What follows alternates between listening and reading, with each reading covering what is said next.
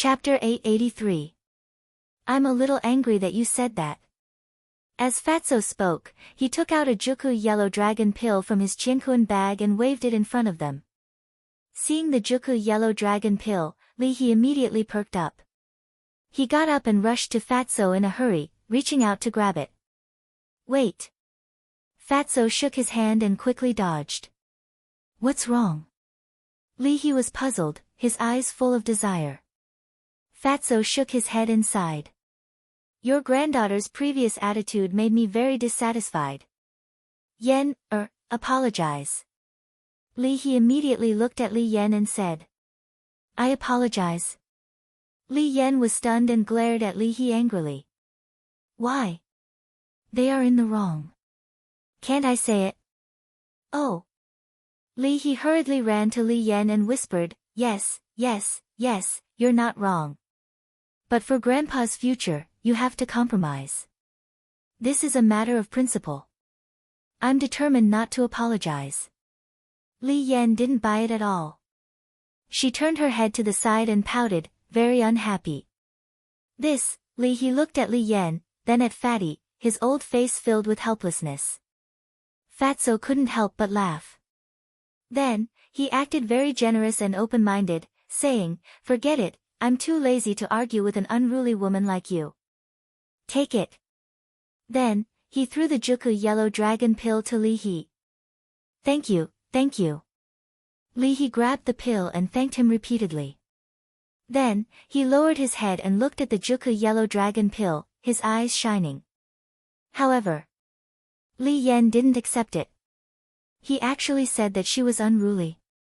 Wasn't this just making trouble for no reason? Seeing that the situation was not good, He hurriedly put away the pill and persuaded, can you say a few words less? Grandpa is begging you. Grandpa.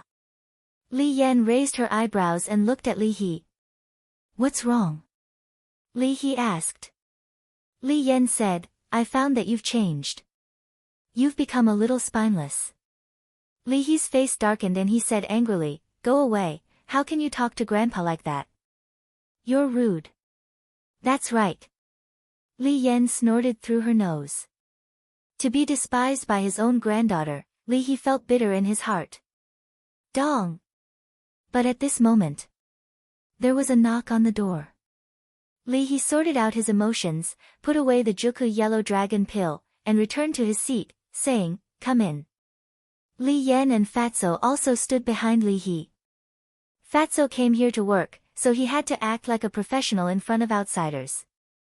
The door was pushed open and a black-clothed guard stood at the door and said respectfully, Sir, Lord Fu Anshan requests an audience. Again? He frowned. In this 1 year, who knew how many times Fu Anshan had already come?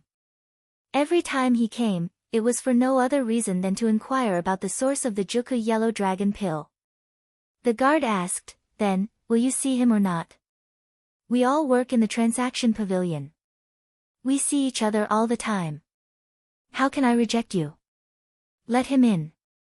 He sighed as a wisp of helplessness appeared between his brows.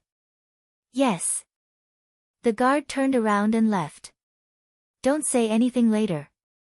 This Fu Anshan is very shrewd. If we're not careful, he might discover something. He turned to look at Fatty and Hay and whispered to them. The two of them nodded. Brotherly, I haven't seen you for a few days. How have you been? Not long after, Fu Anshan came. He stood at the door and looked at He with a smile, as if they were old friends who had met for many years. They were extremely affectionate. In his hand, he was carrying an exquisite gift box. I'm very well. He got up and smiled, saying, Come in and sit. Fu Anshan walked into the lounge, turned around and closed the door. Then, he walked in front of He and placed the gift box in his hand on the desk. This is... He glanced at the gift box, then raised his head and looked at Fu Anshan suspiciously. This must be a gift for your grandfather. Fatso laughed secretly and sent a voice transmission to Li Yan. This person's skin is so thick that it's indescribable. You'll get used to it. Li Yan replied, her tone full of disdain. Brother, don't you like tea? That's why I specially went to prepare some top-grade tea leaves. I picked them myself, and I picked them out piece by piece. Brother, don't mind. Fu Anshan chuckled. How can I accept this? It's too expensive. I can't accept it. Li He hurriedly waved his hand, looking flattered. In fact, he knew in his heart that Fu Anshan must have bought these tea leaves at the market.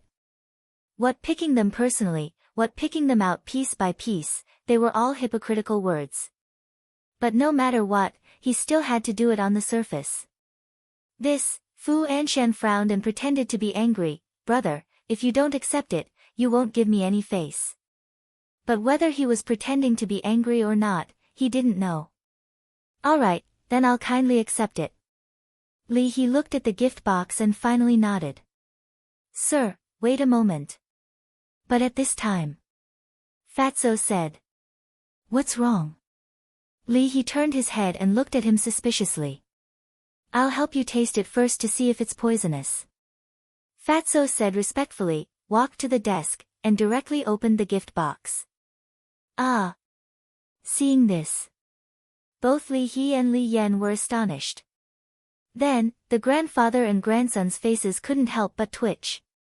Not only did he suspect others, he even directly checked the goods in front of others. How could Fu Anshan endure this? The grandfather and grandson glanced at Fu Anshan. Sure enough. At this moment, Fu Anshan's face was extremely gloomy, and the way he looked at Fatso was as if he wanted to pull out his tendons and skin him. Fatso turned a blind eye to it, took out a piece of tea, put it in his mouth and chewed. A moment later, he spat out the tea and nodded, this tea is indeed good. Then he looked at Li He and bowed, Sir, it's not poisonous, you can rest assured and accept it. Li He couldn't help but want to laugh, but he didn't dare to. He held it in and nodded. But Fu Anshan was about to explode. He stared fixedly at the fatty and said, if this old man remembers correctly, you are the person who was following Qin Dai and his companion a year ago, right? That's right. Fatso nodded. Fu Anshan said in a deep voice, then why are you here now? My talent is not good enough, and the people of the main tower don't like me, so I can only find a job to make a living. What, do you have a problem with that? Fatso teased. Fu Anshan clenched his fists, and his joints made a cracking sound. Seeing this, Li He knew that something was wrong, and hurriedly scolded Fatso, who gave you the guts to speak to Steward Fu like that? Apologize to Steward Fu, or pack up your things and get out of here. Fatso shrunk his neck and hurriedly bowed, it's this little one who doesn't understand etiquette, please be magnanimous and don't bother with this little one. Humph. Fu Anshan snorted and looked at Li He, old Li, let's not beat around the bush. I don't have any other purpose, I just want to know who refined the Juku Yellow Dragon pill. When I worked with that person, I agreed in advance that I couldn't reveal his identity to anyone. Even when the Pavilion Master and Deputy Pavilion Master came to ask me, I didn't say anything. So, I can only apologize to you. Li He said. Fu Anshan raised his eyebrows, and the anger in his heart almost exploded. But he endured it and said, then when are you going to auction the second Juku Yellow Dragon pill? Li He hesitated. He wanted to tell Fu Anshan that he hadn't thought about it yet. But before he could speak, Fu Anshan said, don't tell me you haven't gotten the second Juku Yellow Dragon pill from him? You can't be this efficient. Li He narrowed his eyes and said, what are you trying to say? With the Juku Yellow Dragon pill, the next Deputy Pavilion Master will definitely be you. However, if you don't accumulate enough points, you might become the same as before. Fu Anshan said indifferently. Anyone who knew what was going on would be able to tell that there was a hint of mockery in his words. Thank you for your concern. But in my opinion, it's not a big deal to become the same as before. In short, I won't be like some people, showing a humble face all day long to curry favor with this and that. Li He said with a faint smile. What did you say? Fu Anshan's face darkened, and there was a fierce light in his eyes. He turned hostile. Fatso laughed secretly. You can't be nice to people like Fu Anshan, do you understand? Li Yan sneered secretly. In the face of Fu Anshan's fierce eyes, Li He only smiled indifferently and said, you know what I'm talking about. Okay. We'll see. I'd like to see how you climb to the position of Deputy Pavilion Master without the Juku Yellow Dragon Pill. Fu Anshan smiled coldly and left in a huff. Wait. I really don't have the fortune to enjoy this gift of yours. You'd better take it back. Let me show you something else. You'll definitely be surprised. Li He waved his hand, and the gift box on the table flew toward Fu Anshan. Fu Anshan stopped and turned to catch the gift box. Then, he looked at Li He and immediately saw Li He take out a pill from his Cosmos bag. What? Juku Yellow Dragon Pill. Fu Anshan froze on the spot. I wanted to tell you before that I already got one, but unfortunately, you didn't let me. How is it? How do you feel after seeing this Juku Yellow Dragon Pill? Li He said playfully.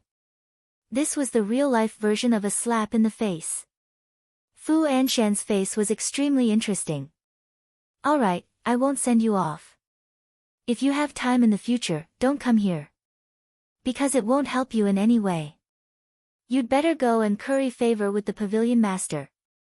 Maybe one day, when he's in a good mood, he'll directly let you succeed the position of Deputy Pavilion Master. When that time comes, I hope you'll take care of me. By the way, I have to thank you properly. Li He put away the Juku Yellow Dragon Pill and said with a smile. There was a reason for him to say thank you. Because back then, the first person Qin Feiyang looked for was not him, but Fu Anshan.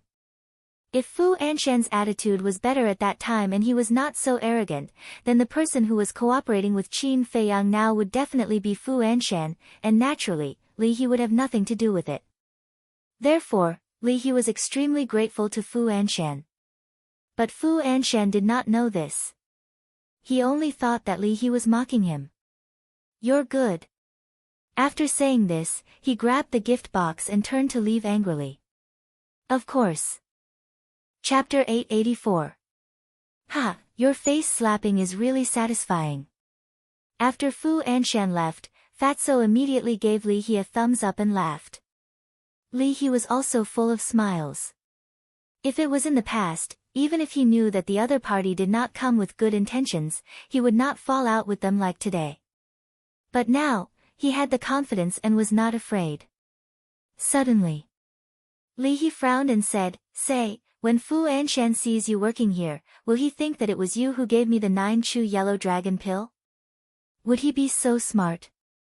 Fatso looked down on him. That's true. Li Yan nodded. You guys. Don't underestimate him. Although he is a little arrogant, to be able to become the manager of the North City Trading Pavilion, it is enough to show that he is not a stupid person. Li He shook his head and smiled, but there was still a trace of worry between his brows. Don't worry, he looks down on us so much, he won't suspect us at all. Fatso said confidently.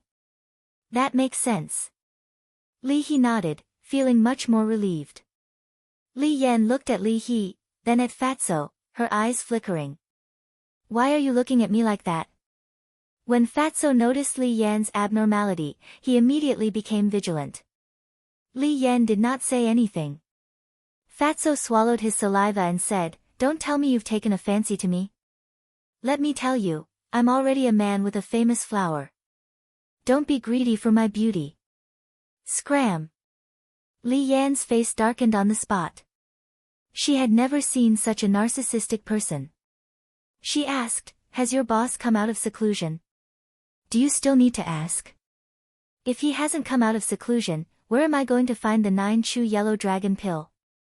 Fatso looked at him as if he was looking at an idiot. Li Yan raised her eyebrows and said angrily, Can't you have a better attitude when you speak? Is there a problem with my attitude? Fatso looked at her seriously. I don't want to talk nonsense with you. I'm going to find your boss. Li Yan snorted, turned around and opened a teleportation gate. Ugh!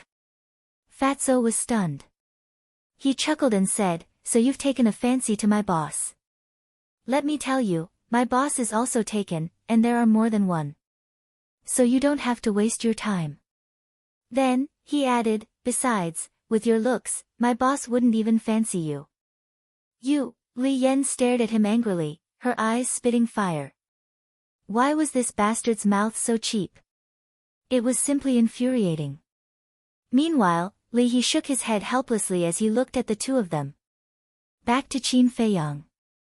After Fatso left with the Juku yellow dragon pill, he also left the alchemy room. "Senior brother, how do I get to the martial arts treasury?" After walking out of the first pagoda, he grabbed a young man and asked with a smile. "It's you."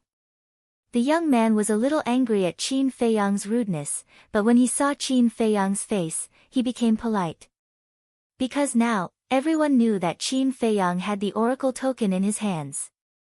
He also truthfully told Qin Feiyang the location of the martial arts treasury. Qin Feiyang thanked him, then rushed into the sky and rushed into the depths. According to the young man, the martial arts treasury was near the fighting arena, adjacent to the resource hall. And the guardian of the martial arts treasury was an old man surnamed Wang, whose strength was unfathomable. Everyone called him Elder Wang. A moment later, a tall stone pagoda entered Qin Feiyang's sight. The stone pagoda was modeled with a total of 10 floors. The door of the pagoda was closed, and Elder Wang was sitting cross-legged in front of the stone door. When he saw Elder Wang in person, Qin Feiyang was quite surprised. Which of the disciples and elders of the main pagoda wasn't dressed in bright clothes? However, this old man was dressed in shabby linen clothes, and his white hair was messy. Not only did he look ordinary, but he also gave people a sense of sloppiness. "Greetings, Elder Wang." In front of the stone pagoda, there was a small square. Qin Feiyang landed on the square, walked in front of Elder Wang, and bowed. Although this old man looked ordinary, he didn't dare to underestimate him in the slightest. Because if he was just an ordinary person, why would the main pagoda master let him guard the martial arts treasury? One had to know. No matter where, the martial arts treasury was the most important place. Elder Wang slowly opened his eyes, looked at Qin Feiyang a few times, and stretched out his hand. "Give me the identity token."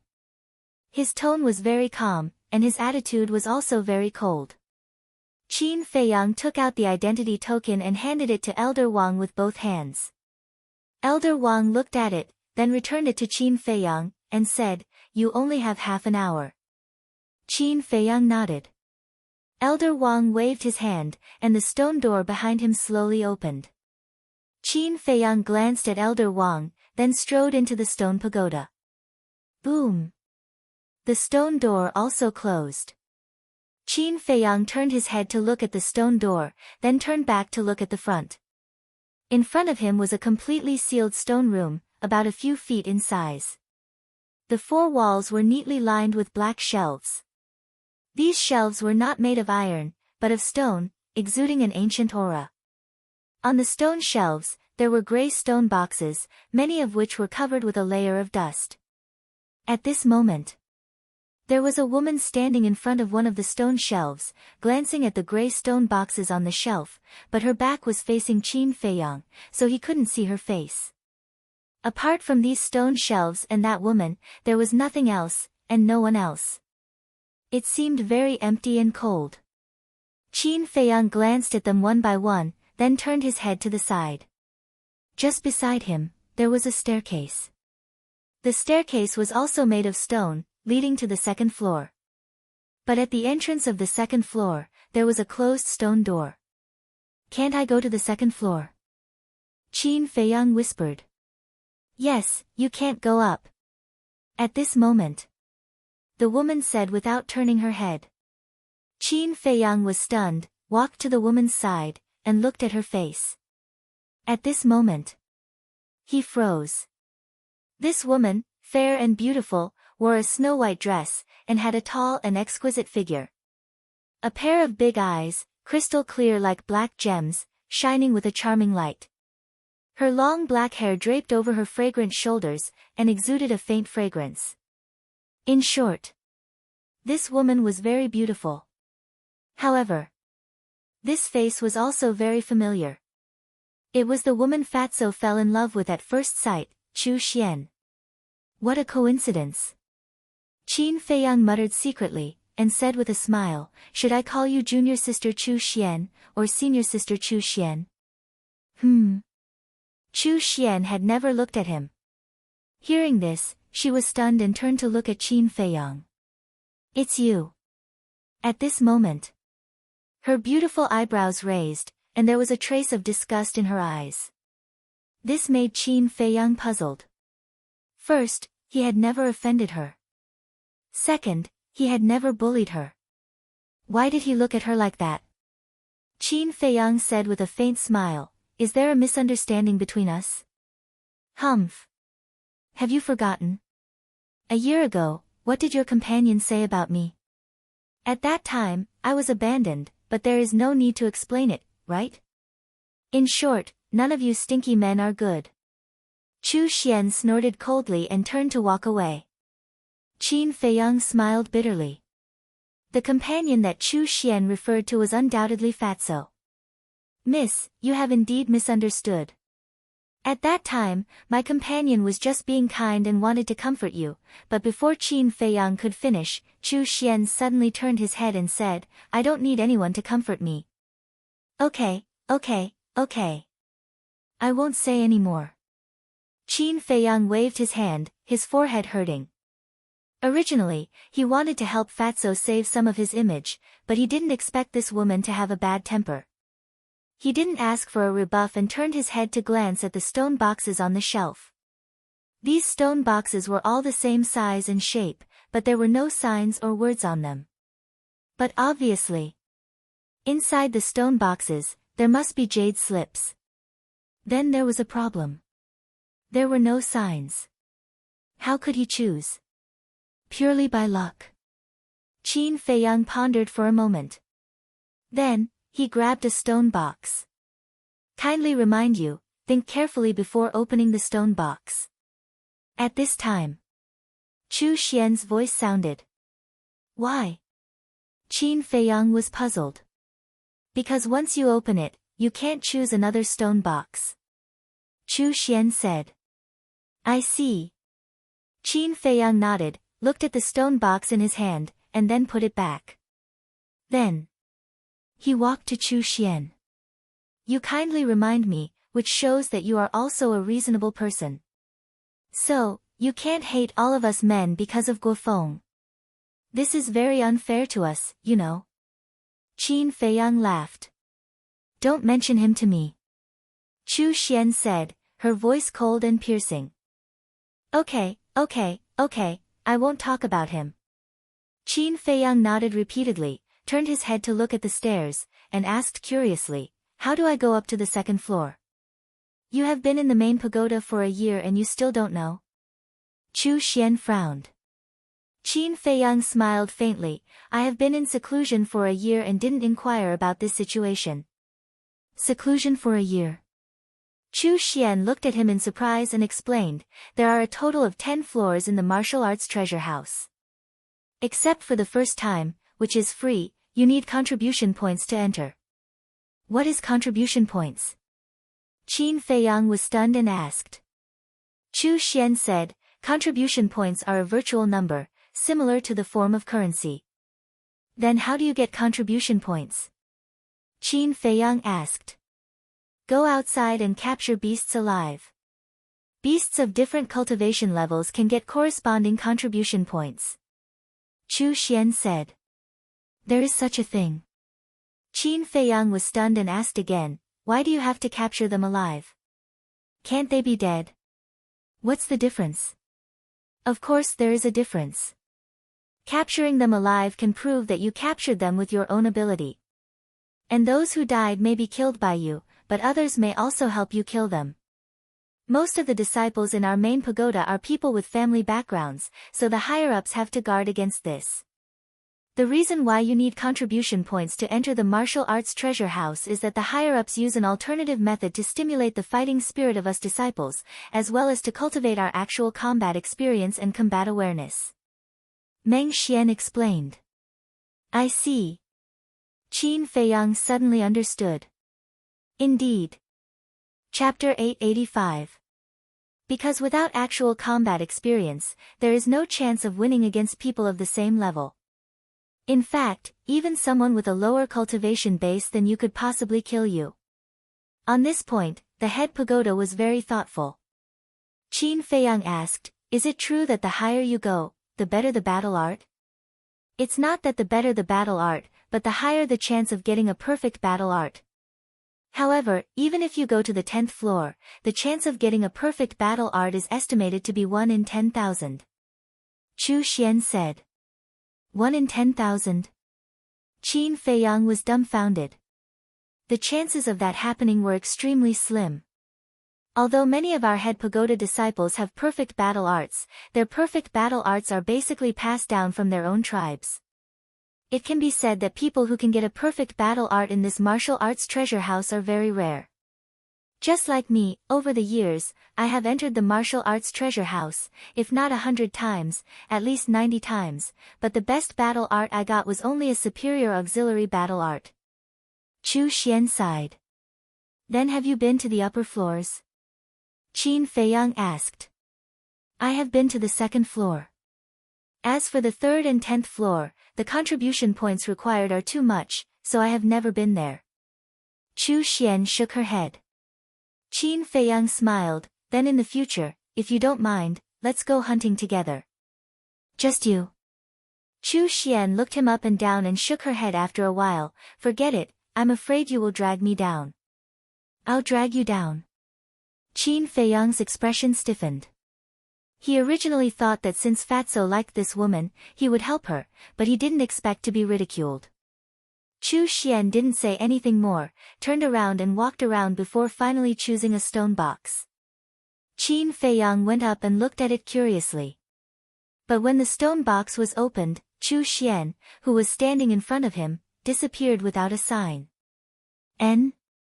Qin Feiyang was shocked and quickly looked around. But in such a big first floor, Chu Xian's figure was nowhere to be found. Where did she go? Qin Feiyang was surprised and also grabbed a stone box and tried to open it. Immediately, he sensed a mysterious power enveloping him.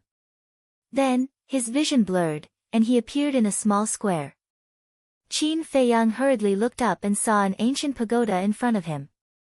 Below the ancient pagoda, an old man sat cross-legged. It was Elder Wang. Chu Xian was there as well. At this moment, she was holding the stone box and standing beside Qin Feiyang. It's out already. Qin Feiyang was stunned. I forgot to tell you that once you open the stone box, the martial arts treasury will immediately send you out. Chu Xian whispered. Qin Feiyang's face twitched, and his heart was filled with bitterness. Previously, he had thought that something bad might have happened to Chu Xian, so he casually took a stone box. But he didn't expect this to be the case. Qin Feiyang looked at Chu Xian helplessly and asked, then what battle art did you get? Low-grade battle art. Chu Xian said disappointedly and walked to Elder Wang. She took out her identity token and handed it to Elder Wang together with the jade slip and the stone box. What's going on? Qin Feiyang was stunned. Although it was a low-grade battle art and was useless, it could be given away or sold. Why did she give it back to the martial arts treasury? After Elder Wang put away the jade slip and the stone box, he waved his hand again and a stream of light entered Chu Xian's identity token. Then, he returned the identity token to Chu Xian.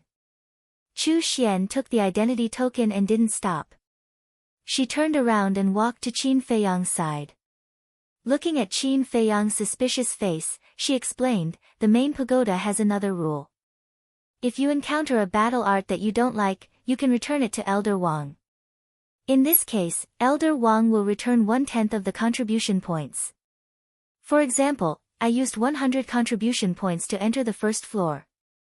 If I return the jade slip to Elder Wang, I will return 10 contribution points. I see. Qin Feiyang nodded in realization. This kind of rule was quite humane. At least he wouldn't lose money. Good luck. Chu Xian said coldly. She then turned into a beam of light and flew towards the warrior mountain range. This woman is cold on the outside but warm on the inside. Qin Feiyang looked at Chu Xian's back with a faint smile on his face. Although they had been together for less than an hour, he knew a little about Chu Xian's character. She wasn't as bad as he first thought. Then he retracted his gaze and opened the stone box. He saw a gray jade slip lying inside. It looked like an ordinary stone without any brilliance. Before looking at it, Qin Feiyang began to feel disappointed. Because generally, high-grade battle arts would have a bright color in the jade slip. However, he couldn't not look at it. He took out the gray jade slip and immersed his mind into it. A stream of information flowed into his mind. Battle art name, soul tampering skill. Level, no grade. What's with no grade? Qin Feiyang was confused. As everyone knew, whether it was martial arts or battle arts, they were divided into 4 grades. Upper, middle, lower, and perfect.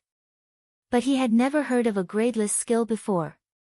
With a stomach full of doubts, he continued to read. In the end, he found that he couldn't understand this soul-tampering skill at all. Overall, it felt like a complete paragraph had been erased so that people would not know what was written. It was the first time he encountered such a situation. He took the jade slip and walked to Elder Wang. He cupped his hands and said, I have doubts in my heart. Elder Wang, please answer. Speak. Elder Wang spoke with his eyes closed.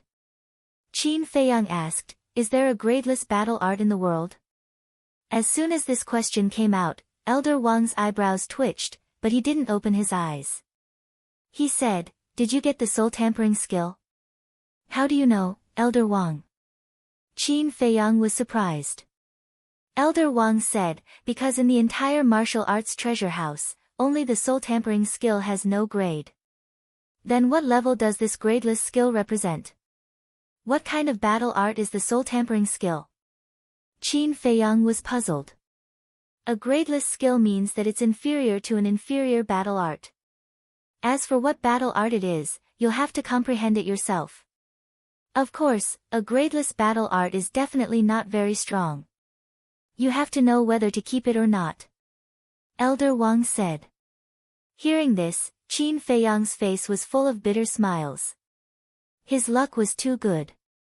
He actually got a battle art that was inferior to an inferior one. If this were to spread, he would be mocked by countless people. After pondering for a moment, Qin Feiyang asked, if I return it to you, will I have to return the contribution points? Then let me ask you, did you ask for contribution points when you went in? Elder Wang asked. No. Qin Feiyang shook his head. That's right. You'll have to use your contribution points to return the contribution points. Elder Wang said. Forget it then, I'll keep it. Qin Feiyang put away the gray jade slip and handed the stone box to Elder Wang. Then, he sighed and got ready to leave. Get lost. But at this moment, an angry shout came from afar. Qin Feiyang looked over and saw 2 figures standing opposite each other in the void half a mile away. One of them was Chu Xian. The other person was a young man in purple. He was quite handsome, but very unfamiliar. The 2 of them seemed to be arguing about something. Qin Feiyang observed for a while. Seeing that the 2 of them had not stopped arguing, he turned into a stream of light and flew over. At the same time, Elder Wang opened his eyes and looked at Qin Feiyang's back. 2 rays of light burst out of his eyes. Then, he took out the image crystal and poured his battle chi into it. Soon, a middle-aged man's shadow appeared. It was the chief pagoda master. Another little guy has obtained the soul refining technique. Elder Wang said, but he did not get up, nor did he bow to the chief pagoda master. The chief pagoda master was stunned and hurriedly asked, who? Elder Wang said, it's the young man who has a good relationship with Lu Xingfeng. His name is a bit strange, called Ancestor Mu. Did he take it? the chief pagoda master asked. Yes. Elder Wang nodded. The chief pagoda master pondered for a moment and sighed, I only hope that he won't be like those people in the past and not know how to cherish it. Not necessarily. After so many years, there have been many people who have obtained the soul refining technique. Among them, there is no lack of talented geniuses, but none of them have been able to comprehend the true meaning of the soul refining technique. In short, it's best not to have too much hope. Elder Wang said. That's true. The chief pagoda master nodded and smiled, but we still have to pay attention. What if he comprehends it? Slim. Elder Wang said casually, then turned off the image crystal and closed his eyes. The place fell into dead silence again. Chu Xian, I was really wrong. Can you forgive me? I swear, I will treat you well in the future and never let you down again. Swear? Guofeng, do you think I'm a 3-year-old child? So easy to fool. Let me tell you, I don't want to have anything to do with you now, because you don't have the qualifications. Get lost immediately, as far as you can. And then there was Qin Feiyang. As the distance gradually shortened, he finally heard the content of the dispute between Chu Xian and the purple-clothed youth. It turned out that the purple-clothed youth was Guofeng. But wasn't Guofeng pursuing Pei Yi's cousin now? Why was he pestering Chu Xian? Qin Feiyang frowned, thought carefully, and soon understood what was going on. Swoosh! The corners of his mouth lifted slightly, and he sped up and landed beside Chu Xian. Seeing his arrival, Chu Xian and Guofeng also stopped arguing. Chu Xian looked at Qin Feiyang, raised her beautiful eyebrows, and did not say anything. However, Guofeng's face darkened, and he said, I know who you are, and I also know that you are related to Divine Emissary Lu, but you'd better stay out of our business. Sorry. This person has nothing wrong with him, except for one bad habit. I can't stand seeing others bully women, especially such a beautiful woman. Qin Feiyang grinned. So, you're here to find trouble? Guofeng said, his eyes flashing with a shocking cold light. Find trouble?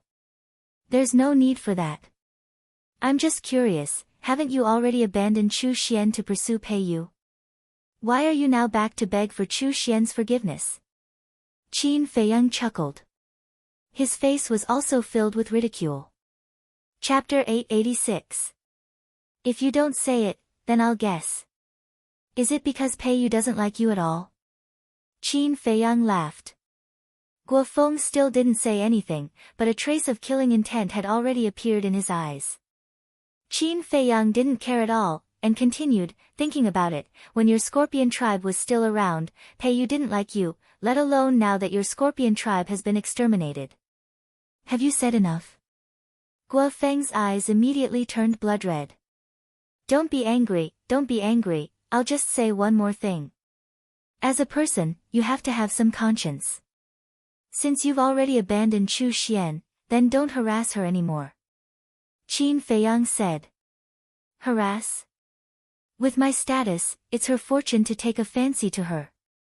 Guofeng roared, somewhat hysterical. Chu Xian was also angry. However, Qin Feiyang reached out to stop her and looked at Guofeng with a smile. If it was in the past, I wouldn't dare to deny what you said. After all, Chu Xian's family is only a small tribe. But now, other than the title of the King of the Third Peak, what else do you have? So get it straight, it's not that Chu Xian isn't worthy of you, it's that you aren't worthy of her. Qin Feiyang said with a smile. Guofeng was about to explode. Don't deny it, it's the truth. Alright, stop pestering me. If others see you, where will you put your face in the future as the King of the Third Peak? Qin Feiyang waved his hand as if he was chasing away flies. Boom! The infuriated Guofeng's aura suddenly erupted as he threw a punch at Qin Feiyang. Qin Feiyang shook his head and grabbed Guofeng's fist. He smiled faintly and said, Don't ask for trouble.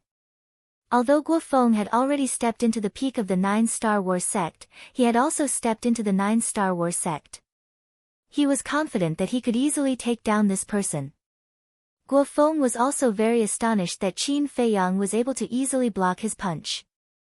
He glanced at Qin Feiyang, then glanced at Chu Xian. In the end, he withdrew his arm and said, "You will regret this sooner or later."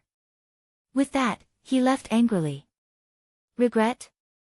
The corners of Qin Feiyang's mouth curled into a meaningful arc. Who? In the meantime, Chu Xian also heaved a sigh of relief. She turned to Qin Feiyang and said, "Thank you. It's a piece of cake." Qin Feiyang glanced at her, turned around and waved his hand with a smile. Then, he walked away. Back to Tower 1. Qin Feiyang happened to meet Mu Qing. But Mu Qing didn't say a word to him. She didn't even look at him. She just brushed past him. Obviously, Mu Qing was still brooding over what happened a year ago. Qin Feiyang naturally wouldn't use his hot face to stick to Mu Qing's cold butt. He directly returned to the alchemy room and was about to continue cultivating, but at this time, Mo Feng came looking for him again.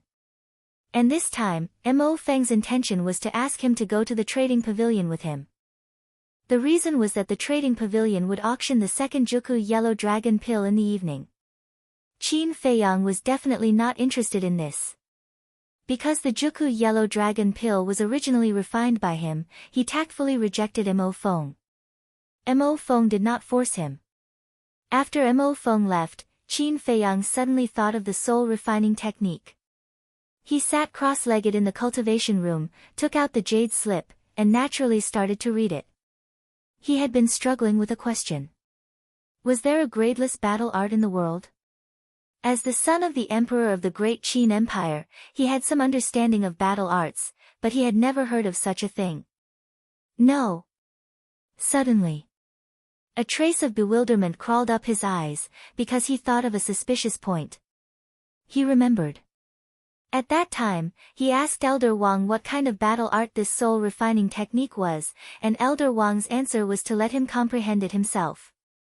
And this answer, at first glance, there was nothing wrong with it, but thinking about it carefully, there was a big problem. Because if this soul refining technique was really a battle art that was worse than a low-grade battle art, then Elder Wang would not let him comprehend it at all. Because it was a waste of time. So he was thinking, could this be Elder Wang hinting at something? Qin Feiyang sat alone in the cultivation room, thinking for a long time. In the end, he still decided to properly comprehend this soul refining technique.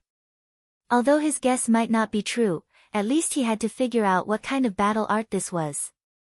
So, he closed his eyes, sank his mind into the jade slip, and calmed his heart to comprehend.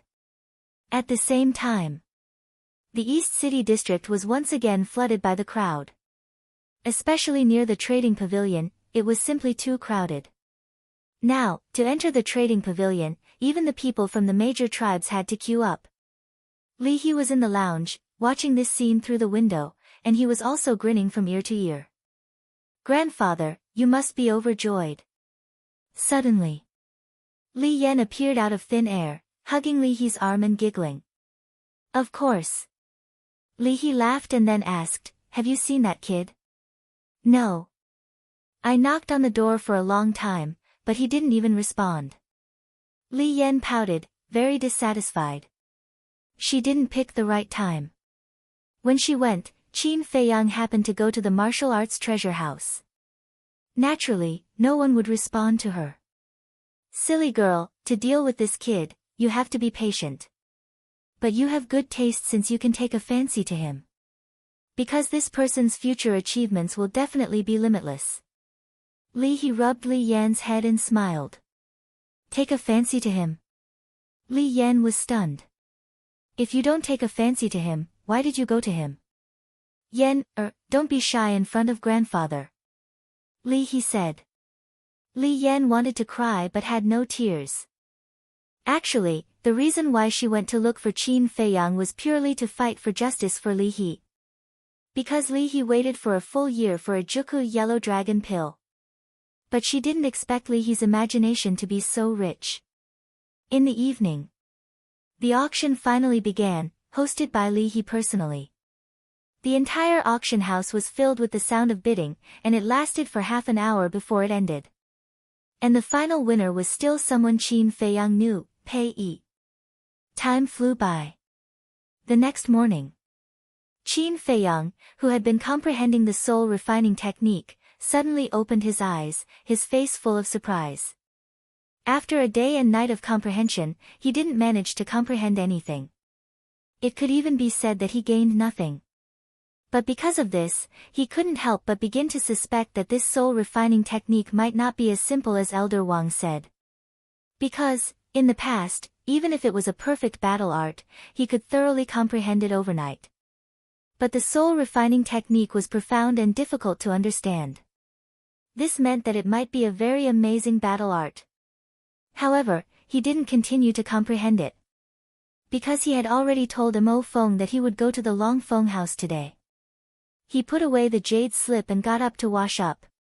The alchemy rooms here all had a special place to wash up in the lounge. After washing up, he took out a brand new white robe and changed into it. This was the uniform of the disciples of the main tower. Immediately after, he walked out of the lounge, opened the stone door, and happened to see Mo Feng and Pei Yi walking out of their respective alchemy rooms. The moment the three of them looked at each other, they were a little stunned. Then, Qin Feiyang and Pei Yi smiled at the same time. As for Mo Feng, there was also a trace of a smile on his face, but it was still very stiff. For someone like him who didn't like to smile, it was too forced to smile. The three of them turned around at the same time and closed the stone door. Then, Pei Yi and Mo Feng took a step forward and landed beside Qin Feiyang. Pei Yi smiled and said, "Where's Qin Day? He should still be cultivating, I'll go call him." Mo Feng walked to the door of the number 9 alchemy room and knocked hard on the door. After a while, Mu Qing came out. However, when she saw the three of them, she only nodded at Pei Yi and Mo Feng with a smile, ignoring Qin Feiyang at the side. Pei Yi noticed this subtle change immediately and looked at the two of them suspiciously, but he didn't ask much. A proud person like him would not casually pry into other people's private affairs. Under Pei Yi's instructions, Mo Feng opened a portal and the four of them walked in one after another. Long Feng Pavilion. On the street in front of the door, there was an endless stream of people. Among the crowd, Qin Feiyang and the other three appeared out of thin air. Qin Feiyang looked around with a surprised expression on his face. It was still early in the morning. Why were there so many people rushing into Longfeng Pavilion? The people rushing in from all the streets basically all entered Longfeng Pavilion. There were rich tycoons. There were people from the various tribes. There were also many disciples of the main tower. In short, those who entered Longfeng Pavilion now were all people of a certain status. As Pei Yi walked towards the restaurant, he smiled and said, "You guys don't know, but today is the day to sell Longfeng wine." Longfeng wine? Qin Feiyang was stunned. Now that he said that, he remembered that Longfeng Pavilion would sell a jar of Longfeng wine every month. It seemed that these people were all here for the Longfeng wine. Mu Qing glanced at Pei Yi and Qin Feiyang and secretly said to Qin Feiyang, "Come with me, I have something to say to you." Qin Feiyang glanced at him and sent a voice transmission. "If you have anything to say, can't you just send me a voice transmission?" "Cut the crap, just go." Mu Qing's gaze turned cold as he said impatiently. Qin Feiyang frowned and looked at Pei Yi and Mo Feng. He cupped his fists and smiled. "Senior brother Pei, senior brother Mo, Qin Day, and I have some private matters to attend to. You guys go in first, we'll be there soon." "Okay. I've already booked the room yesterday. It's in room 3 on the 10th floor. You guys can come up when you're done." Pei Yi stopped and looked at the two of them with a smile. "Okay." Qin Feiyang nodded and then blended into the crowd with Mu Qing. Soon, they disappeared from their sight. "What is it that you have to hide from us?" Mo Feng asked with a frown.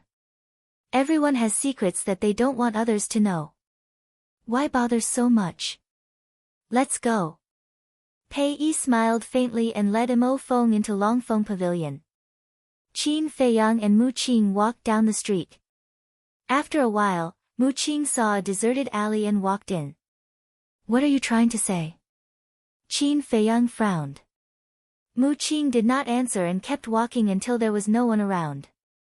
She then stopped and stretched out her hand. Give me my second grandpa's identity token. Just for this. Qin Feiyang was stunned. He took out the pure gold token and threw it to Mu Qing. Chapter 887. What's the matter? Tell me. Seeing that Mu Qing was serious, Qin Feiyang couldn't help but become serious. Master. Mu Qing enunciated each word clearly, her eyes shining brightly. Him. Qin Feiyang was slightly stunned and said in surprise, You also found him? It was Mu Qing who was stunned and said, You already know? Yes. I met him in the 9th zone. It's the restaurant where you and your second grandpa found me last time. Qin Feiyang said. He came at that time. Why didn't you tell me? Mu Qing frowned. Qin Feiyang shook his head and said, Would it make sense to tell you? Mu Qing said, Of course it would make sense. I can send someone to stop him from entering the Central Divine Kingdom. What? You mean, he has already entered the Central Divine Kingdom? Qin Feiyang said in surprise. Mu Qing nodded and said, Yes, I met him at the auction house of the Eastern City Trading Pavilion yesterday. Qin Feiyang was shocked and said, That's impossible. If he really went to the Eastern City Trading Pavilion, Fatso and Yan Wei should have found out. But why didn't I receive any news? Master has changed his appearance. Even if he stood in front of them, they wouldn't recognize him. Mu Qing pursed her lips with a touch of sarcasm. Qin Feiyang's eyes darkened. This was not good news. Now you don't have to worry. Although Fatso and Yan Wei work in the trading pavilion, they have also changed their appearances. As long as they don't show any flaws, Master won't recognize them. As for the Juku Yellow Dragon Elixir, Master will definitely think that it was made by you. But as long as he doesn't say anything, he won't be able to find out your current identity. Now I'm thinking, why did Master come to the Forgotten Land? Just for you? Or do you have other motives? Mu Qing's brows were tightly knitted, and there was an indescribable sense of irritation. Qin Feiyang looked at him in surprise and said, Even if he has other motives, you don't have to be so worried. Nonsense. He is a false god, only half a step away from becoming a god. How can I not be worried? Mu Qing rolled her eyes at him. What about your Mu family? In the Forgotten Continent alone, you've continued for over 10,000 years. Could it be that you haven't given birth to a single fake god? Qin Feiyang asked suspiciously. Do you think it's so easy to create a false god? I might as well tell you the truth. In the Forgotten Continent, the strongest person is the 9-star Combat Emperor. False god? Never heard of it. Mu Qing said. So you're saying that if the Imperial Tutor makes a move, then wouldn't there be no one in the Forgotten Continent who would dare to fight against him? Qin Feiyang frowned. If you say that, then you're underestimating the Forgotten Continent. Although there are no false gods in the Forgotten Continent, we have divine artifacts. If we really fight, it's hard to say who will live and who will die. Mu Qing sneered. Qin Feiyang's eyes narrowed slightly. The divine artifact that Mu Qing was talking about, was it the gate of time and space? I've told you about this. In the future, be careful when you do things.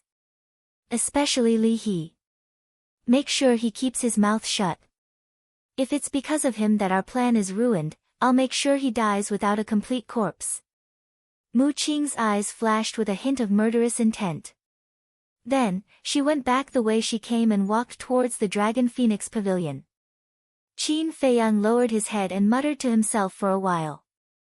Looking at Mu Qing's back, he said, Let me see the Imperial Tutor's current appearance after his disguise. Mu Qing stopped and waved her hand. A shadow quickly condensed. It was an old man in a red robe. He had long fiery red hair and a strong body.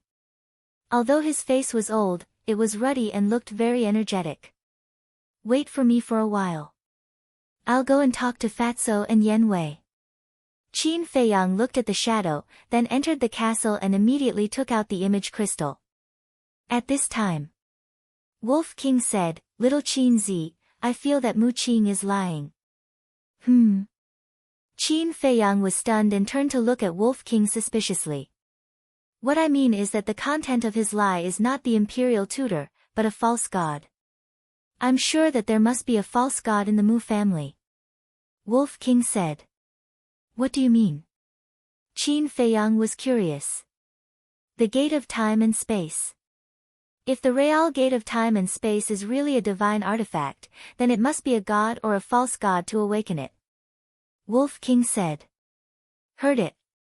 Qin Feiyang's eyes flickered and nodded. "You're right.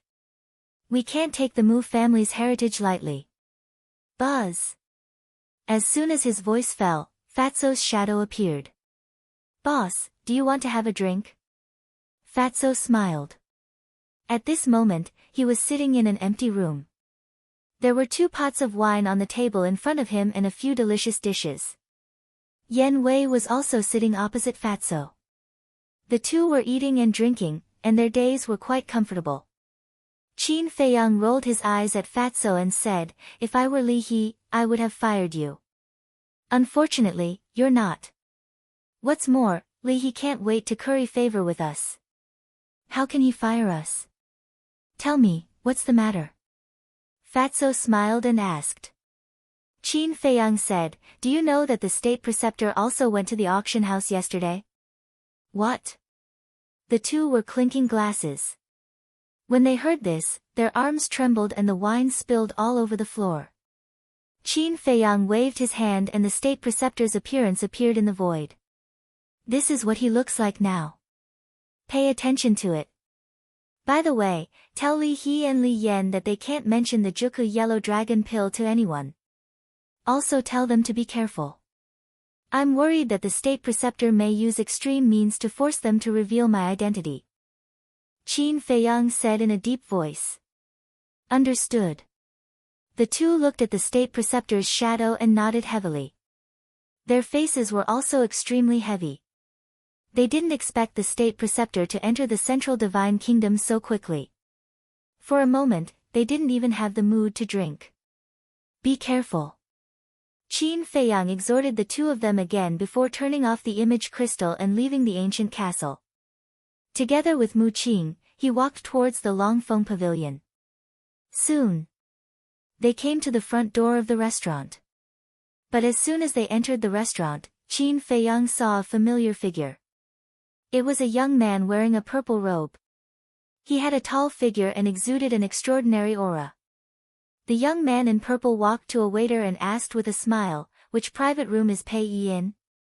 The waiter looked up at the young man in purple and said with a smile, "Oh, it's young Master Gua. Young Master Pei is in private room number 3 on the 10th floor. I'm a little busy now, so you can only go up by yourself. Please forgive me for not serving you well." "It's okay." The young man in purple waved his hand and walked upstairs. "So it's Guofeng," Qin Feiyang muttered. Although the Dragon Phoenix house was very noisy at the moment, he still heard Guofeng's voice clearly. Looking at Guofeng's back, the corners of his mouth gradually curled into a mocking smile. In the past, no matter how busy he was, this waiter would definitely bring Guofeng up personally. But now, although the waiter was rather polite, anyone with a discerning eye could tell that he didn't like Guofeng. "Oh!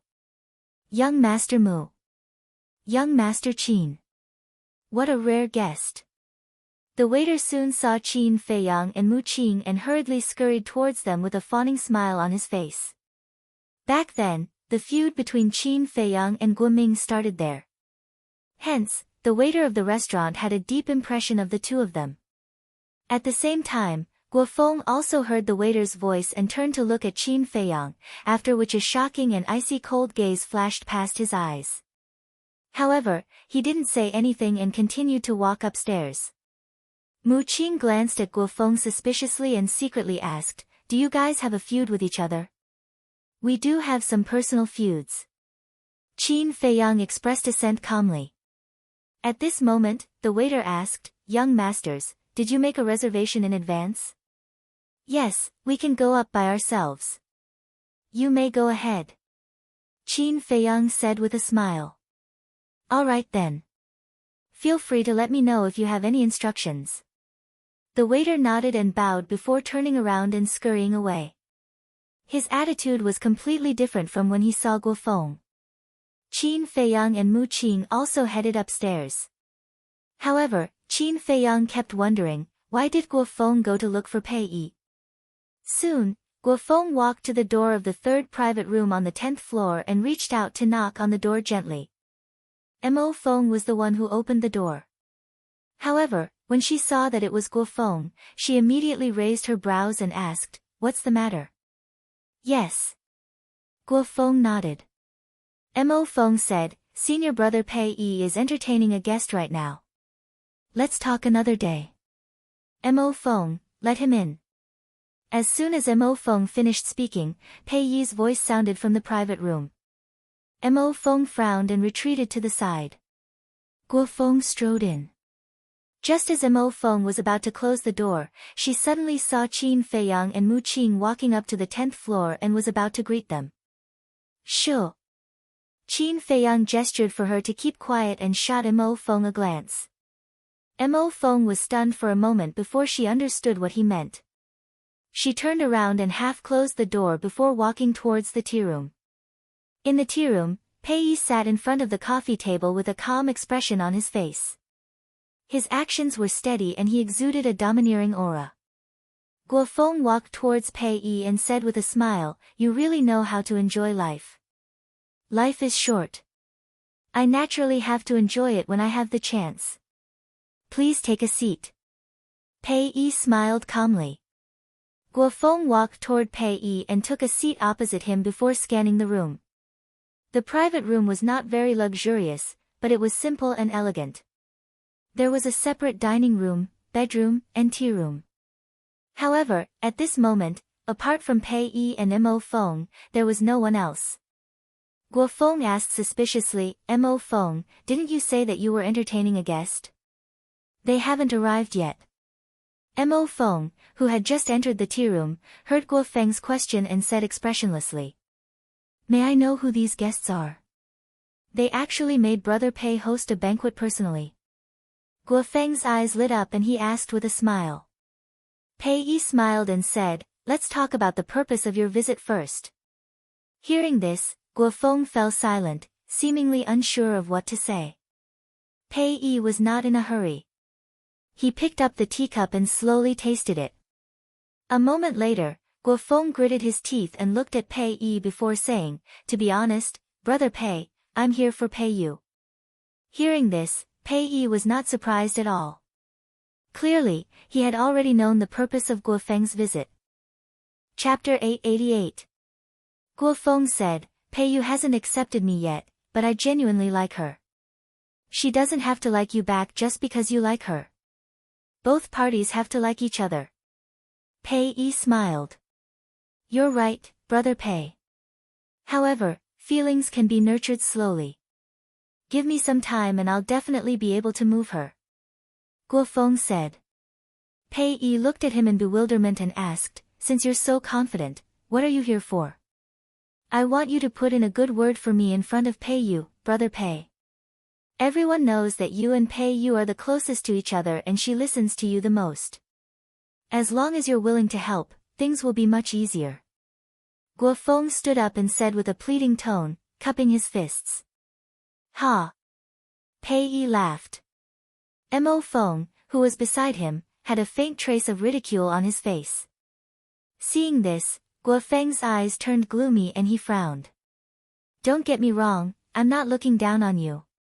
The Heavenly Scorpion tribe may have been exterminated, but I believe that you'll definitely be able to make a name for yourself in the future," Pei Yi said with a smile. Hearing his words, Guo Feng's face finally relaxed. Pei Yi said, I'm just thinking that since doesn't fancy you, we'd better let fate take its course. Don't force it. Guo Feng frowned and said, Brother Pei, you know me well. I've never asked anyone for help before. This is the first time. Then, you should know that I, Pei Qinghan, will never help anyone. Pei Yi chuckled.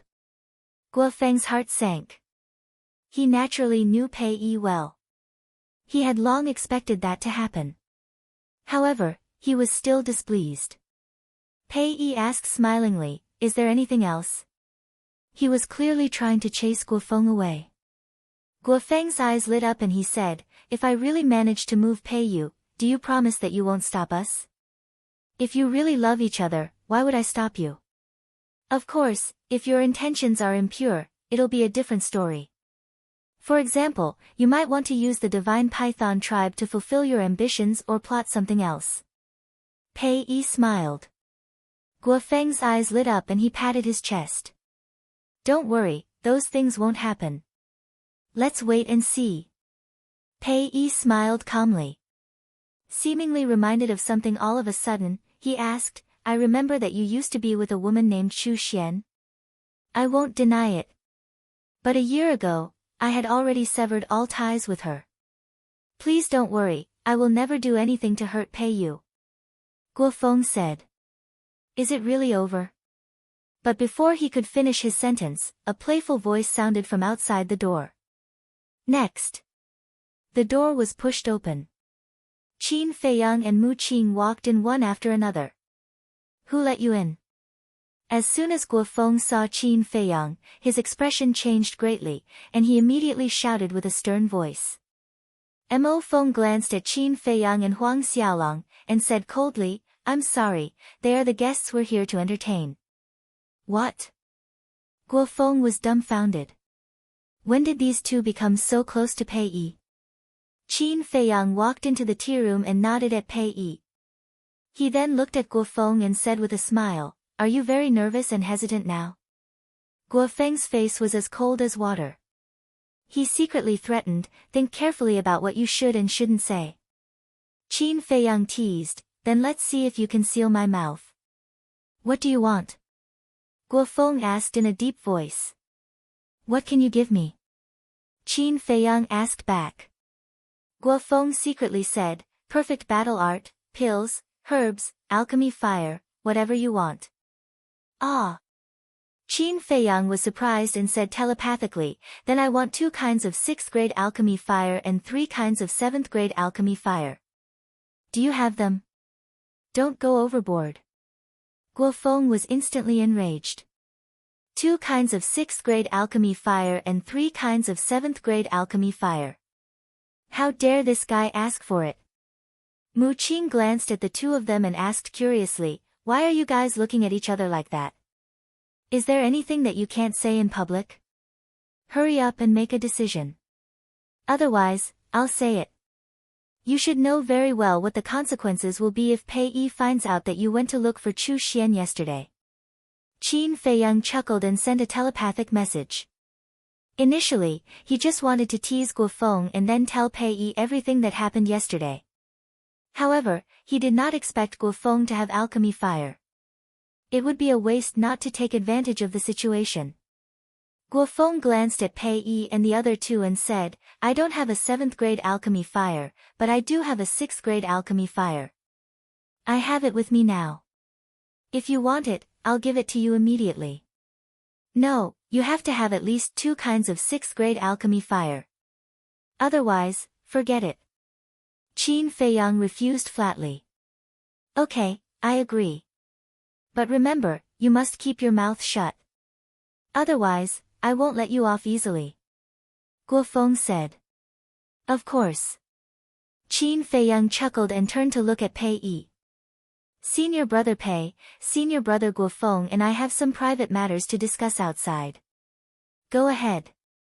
Pei Yi did not ask anything, appearing extremely magnanimous. Senior brother Guo Feng, please. Qin Feiyang turned to look at Guo Feng again and gestured for him to leave. Goodbye, brother Pei. Guo Feng cupped his fists at Pei Yi and turned to leave with Qin Feiyang. Not long after, Qin Feiyang returned to the private room, beaming with joy. Obviously, he had already obtained the alchemy fire. As for the remaining 6th grade alchemy fire, Guo Feng had also promised that he would give it to him within 3 days. After Qin Feiyang closed the door of the private room and entered the tea room, Mo Feng looked at him and asked with a frown, "What exactly did you say to him?" "Definitely nothing good." Mu Qing sneered. "You talk too much." Qin Feiyang glared at him and then glanced at Pei Yi, only to see that Pei Yi was staring at him meaningfully. Qin Feiyang's heart skipped a beat and he wondered, did Pei Yi sense something? Fortunately, Pei Yi soon looked away. Dong! After a while, someone knocked on the door.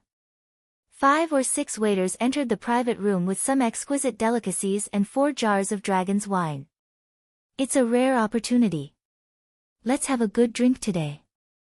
Pei Yi stood up and greeted them. After 3 rounds of drinks, Pei Yi put down his wine glass and looked at Qin Feiyang with a smile. "Junior brother, do you have any thoughts about the position of the leader of the pagoda?" Qin Feiyang was stunned and asked in puzzlement, "Senior brother Pei, what do you mean?" Pei Yi smiled and said, "The Scorpion tribe has been exterminated and Guo Yun is still the leader of the 3 pagodas. Doesn't that seem a little inappropriate?" Qin Feiyang's pupils constricted. Pei Yi's words were obviously laced with sarcasm. It seemed that this person was not as kind as he seemed on the surface. "Senior brother Pei Yi, do you mean that you want me to snatch the position of the leader of the 3 pagodas?" Qin Feiyang asked calmly. "Can you do it?" Pei Yi asked. "I'm afraid not. Although the Scorpion tribe has been exterminated, a starving camel is still bigger than a horse. My mental strength is only at level 11. I'm definitely no match for Guo Yun. Besides, I've already entered the 1st pagoda. It doesn't seem appropriate to snatch the position of the leader of the 3rd pagoda." Qin Feiyang declined with a smile. He could tell that the so-called banquet this time was actually to discuss how to deal with the remaining members of the Scorpion tribe. To be precise, Pei Yi was using him as a tool. "Junior brother, since you don't want to, just take it that I didn't say those words." Pei Yi smiled. In fact, Qin Feiyang had also guessed wrongly. Pei Yi's purpose of doing this was not to use him as a tool, but to test Qin Feiyang's strength. This was because he had always suspected that the mental strength that Qin Feiyang tested by Elder Wu was not real. And if, now that Qin Feiyang had agreed to snatch the position of the leader of the 3rd pagoda, his guess was confirmed. After all, without a certain level of confidence, one would not dare to challenge Guo Yun. However, now, because of Qin Feiyang's rejection, he began to hesitate. Was he really thinking too much? Dong! All of a sudden, a loud and clear bell sound exploded in the Longfeng Pavilion. Ring! Chirp! At the same time, in the sky above the Longfeng Pavilion, a golden divine dragon and a flaming phoenix appeared out of thin air. The dragon roared and the phoenix cried out. The 2 divine beasts danced in the sky and circled, emitting auspicious light. Just at this moment, the noisy Longfeng Pavilion quieted down. What's going on? Qin Feiyang got up and walked to the window. Looking at the auspicious light, his eyes were filled with bewilderment. Pei Yi smiled and said, "When the bell rings, the dragon and phoenix cry together. This is the sign that the Longfeng wine is on sale." Qin Feiyang was stunned. He stuck his head out of the window and looked at the dragon and phoenix in the sky. He was speechless. The gimmick is quite big. The golden dragon and phoenix were not real divine beasts. They were just evolved from battle chi. If the gimmick is not a little bigger, who will pay for the Longfeng wine? However, the taste of this Longfeng wine is indeed not bad. Let's go out and take a look. Pei Yi smiled faintly and got up to walk towards the door. When the 4 of them walked out of the pavilion, the corridors of the various floors were already crowded, but it was very quiet. Everyone's gaze was fixed on the void on the top floor of the restaurant. In the middle of the void, there was a wine jar floating. There were a total of 10 floors in the long foam pavilion. As for Qin Feiyang, he was currently standing on the highest floor. Thus, he was able to clearly see that wine jug. The wine jar was only the size of an adult's palm and was sealed with a layer of beeswax. There was no trace of wine fragrance seeping out and it looked very ordinary. Ding dong. Suddenly, a pleasant sound of a zither drifted out from the opposite room. The sound of the zither was melodious and clear. The rhythm was smooth and neither fast nor slow. It was like a clear stream flowing slowly by everyone's ears, calming them down unknowingly. Who exactly is this person playing the zither? Qin Feiyang looked at the closed door and muttered to himself. Then, he scanned the surrounding corridors. In the end, his gaze locked onto a certain place and he muttered, "He's here too." A young man stood there, wearing a white robe that was spotless. His black hair was like a waterfall. He had handsome facial features and a slender figure. His entire body exuded a unique aura. At the same time, there was a cynical smile on his face. Chapter 889. Qin Feiyang could also clearly see that young Master Hao was looking at the room where the sound of the zither came from with a trace of infatuation in his eyes. It seemed that the son of the chief pagoda master was very fond of the person playing the zither. Not long after the sound of the zither came out, a slightly plump middle-aged man in black walked out from the back hall on the first floor. Then, he soared into the air and stood in front of the jar of Dragon Phoenix wine. Next, he glanced at everyone in the Dragon Phoenix house and said with a smile, "I believe everyone can't wait any longer. But this time, this jar of Dragon Phoenix wine will not be auctioned." Not auctioning? The Dragon Phoenix house was in an uproar. What do you mean? Qin Feiyang also looked at Pei Yi in confusion. In the past, the Dragon Phoenix wine was sold in an auction. The highest bidder would get it. And this time, the rules should have been changed. Pei Yi said in a low voice with a trace of suspicion in his eyes. Everyone, quiet down. The slightly plump man reached out and gently pressed the air. The Dragon Phoenix house quieted down again. Next, the slightly plump man took out a scroll from his cosmos bag. Then, with a slight shake of his arm, the scroll slowly unfolded. On the scroll, there was a vast land of mountains and rivers. There was a verdant forest. There was a towering mountain range. There was a rapid river. There were living creatures struggling to survive, and above the mountains and rivers, there was a lifelike five-clawed golden dragon. It was like an emperor looking down on the world with a ruthless and cold gaze. The rule this time is to write the true meaning hidden in this painting. Whoever's answer can satisfy Miss, this jar of Dragon Phoenix wine will belong to him, and it will be given to him free of charge. In addition, you will have the honor of being personally received by Miss and can make a request to her. The slightly plump man pointed to the room where the sound of the zither came from and smiled. Hearing this, the entire Dragon Phoenix house was in an uproar. Everyone looked at the room where the sound of the zither came from, their eyes filled with desire. Isn't it just a woman? What's there to see? I don't know what they are so excited about. Mu Qing pursed her lips. Of course they are excited. Because it is said that the person playing the zither is as beautiful as a fairy, but no one has ever seen her true appearance. Pei Yi smiled. Even young Master Hao has never seen her before. Qin Feiyang asked. Pei Yi glanced at Mr. Hao and said with a shake of his head, "No, that's what makes her so attractive." Qin Feiyang nodded. Young Master Hao was the son of the chief tower master. He came to the Dragon Phoenix pavilion almost every day. This kind of perseverance was unparalleled. But even so, he was unable to move the heart of the person playing the zither. The others were naturally even more curious and eager to see the woman's true appearance. The chubby man continued, "Everyone, you have to hurry up because you only have an hour." He had heard of it. Everyone looked at the painting again. Five-clawed golden dragon, mountains, rivers, and great earth, what does this mean?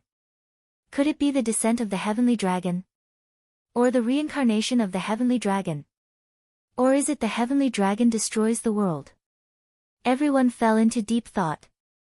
Qin Feiyang was also looking at the painting. But for some reason, his gaze gradually turned cold. Noticing that Qin Feiyang was behaving strangely, Pei Yi turned to look at him and asked, "Junior brother, have you thought of anything?" "Nothing." Qin Feiyang shook his head, and his cold gaze softened. Pei Yi looked at him in surprise and said with a smile, "Why don't you give it a try?" "I'm not very interested." Qin Feiyang smiled faintly. Mu Qing frowned and said, "You have to give it a try." "Why?" Qin Feiyang was puzzled. "Didn't you hear that person say that as long as the answer can satisfy the person playing the zither, you can make a request to her? And that woman is someone that young Master Hao admires. If she helps, young Master Hao will definitely do his best to help you become the disciple of the Chief Tower Master." Mu Qing said. Qin Feiyang narrowed his eyes slightly. Mu Qing's words made some sense. After pondering for a while, he looked at the chubby man and said, "Give me a brush and ink." At that moment, everyone looked at Qin Feiyang, including young Master Hao. At the same time, the chubby man was also quite surprised. Obviously, he didn't expect that someone would come up with the answer so quickly. "Come here. Bring that young master a brush and ink immediately." Following the chubby man's order, 2 waiters hurriedly ran out from the back hall on the first floor. The 2 waiters were holding an exquisite tray in their hands. On one of the trays, there was a brush, ink, and inkstone. On the other tray, there was a blank scroll. The 2 waiters quickly ran upstairs and came to Qin Feiyang. They said respectfully, "Young master, please write your answer in the private room." They did this to prevent others from peeping. Qin Feiyang nodded and turned to enter the private room. The waiters followed him in and closed the door tightly. In the tea room, the 2 waiters put the trays beside the coffee table. One of them ground the ink while the other opened the scroll. Qin Feiyang closed his eyes, and there was a trace of pain between his brows. After a while, the 2 waiters each held one end of the scroll and laid it flat in front of Qin Feiyang. One of the waiters said, "Young master, you can write now." Swish! Qin Feiyang suddenly opened his eyes, grabbed the brush, and waved it on the paper. The whole process was done in one breath without the slightest sloppiness. Finally, 2 lines of vigorous words appeared on the paper. Furthermore, his words were all emitting a threatening aura. The 2 waiters were also shocked by these 2 lines of words. They couldn't come back to their senses for a long time. They never expected that someone would come up with this answer. When the ink was dry, the 2 rolled up the scroll and put it back on the tray. One of the waiters said, "Young master, the final result has to be decided by Mississippi. Please wait for a moment." "Okay." Qin Feiyang nodded. Then, the 2 waiters left the private room with the scroll, brush, ink, and inkstone. Qin Feiyang didn't go out again. He sat alone in the tea room, as if he was thinking of something unbearable. His whole person was immersed in a kind of painful emotion. And outside, seeing the 2 waiters come out, everyone looked at the scroll. They were all wondering what was written inside. Young Master Hao's eyes flashed, and he said, "Prepare brush and ink for me. Men, quickly prepare." The chubby man shouted. Next, one by one, they thought of the most reasonable answer. Soon, half an hour had passed. In the entire Longfeng Pavilion, half of the people had given their answers. After the chubby man announced the end, he brought all the answers and entered the room of the person playing the zither. No one returned to the private room. They stood in the corridor, waiting for the chubby man to announce the results. Time passed breath by breath. After about 2 hours, the chubby man finally walked out of the room. He stood by the corridor and scanned everyone. Suddenly, he looked at the private room where Qin Feiyang was and cupped his hands. "Young Master Mu, please come out and have a chat with my family's young miss." What? It's actually him. He didn't even think about it before giving the answer. How could he possibly obtain the young Miss favor? Everyone was in an uproar, filled with disbelief. Young Master Hao also frowned, obviously very uncomfortable. After a while, the door finally opened. Qin Feiyang slowly walked out, his entire being expressionless.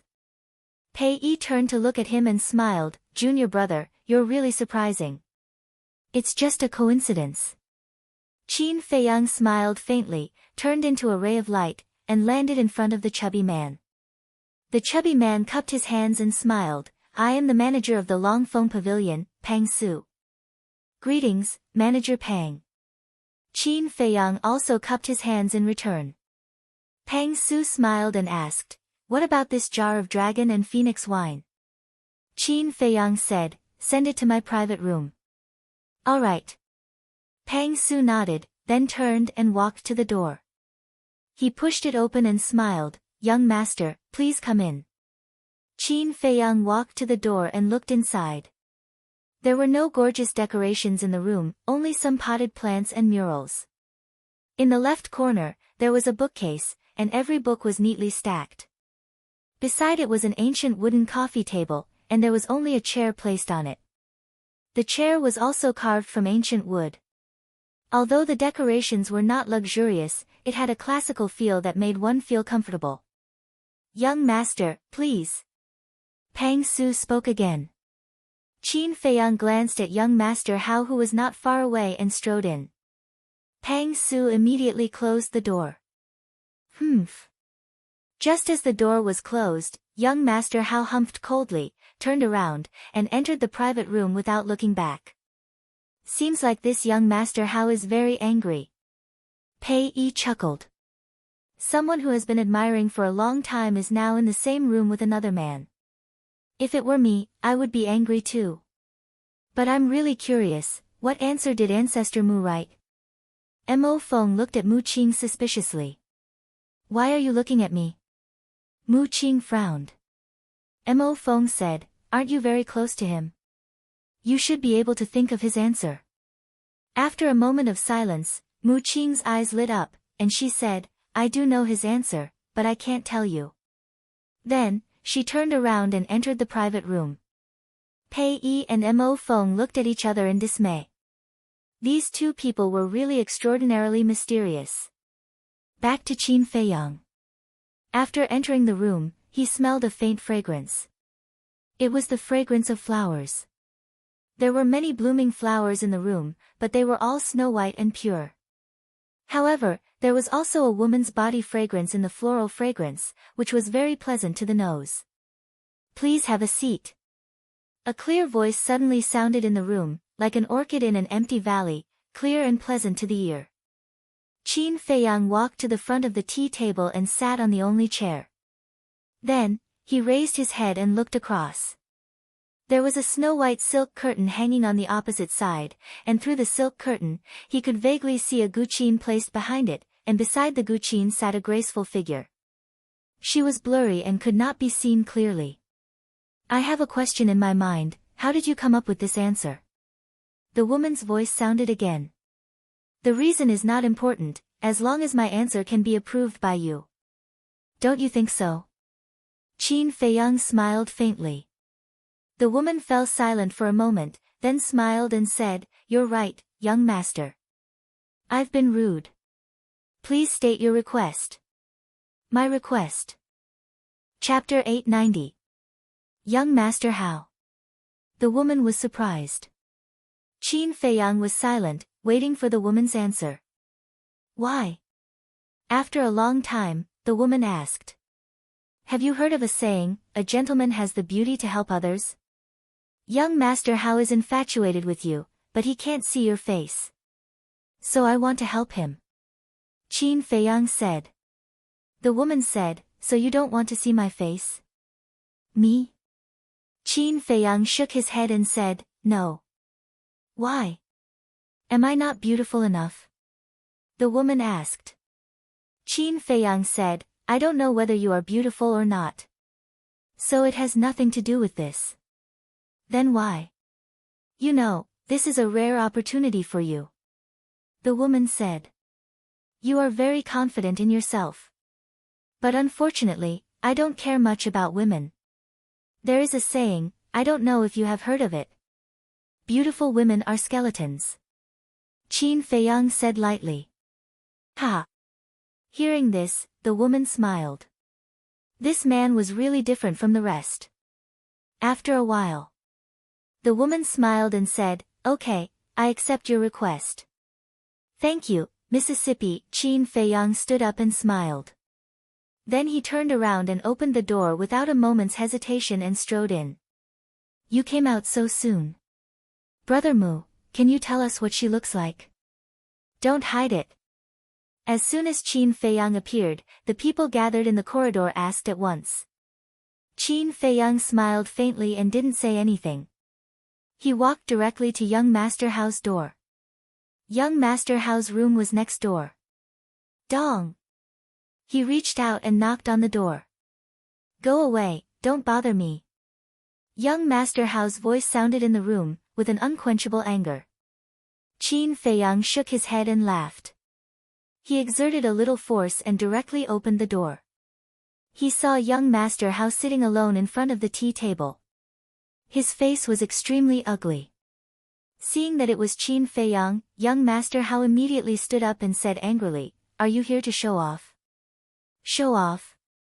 Qin Feiyang was rather speechless. He turned around and closed the door. He smiled and said, What's there to show off? What do you mean? Is she not good-looking? Young Master Hao asked. I don't know. Qin Feiyang shook his head. Don't know.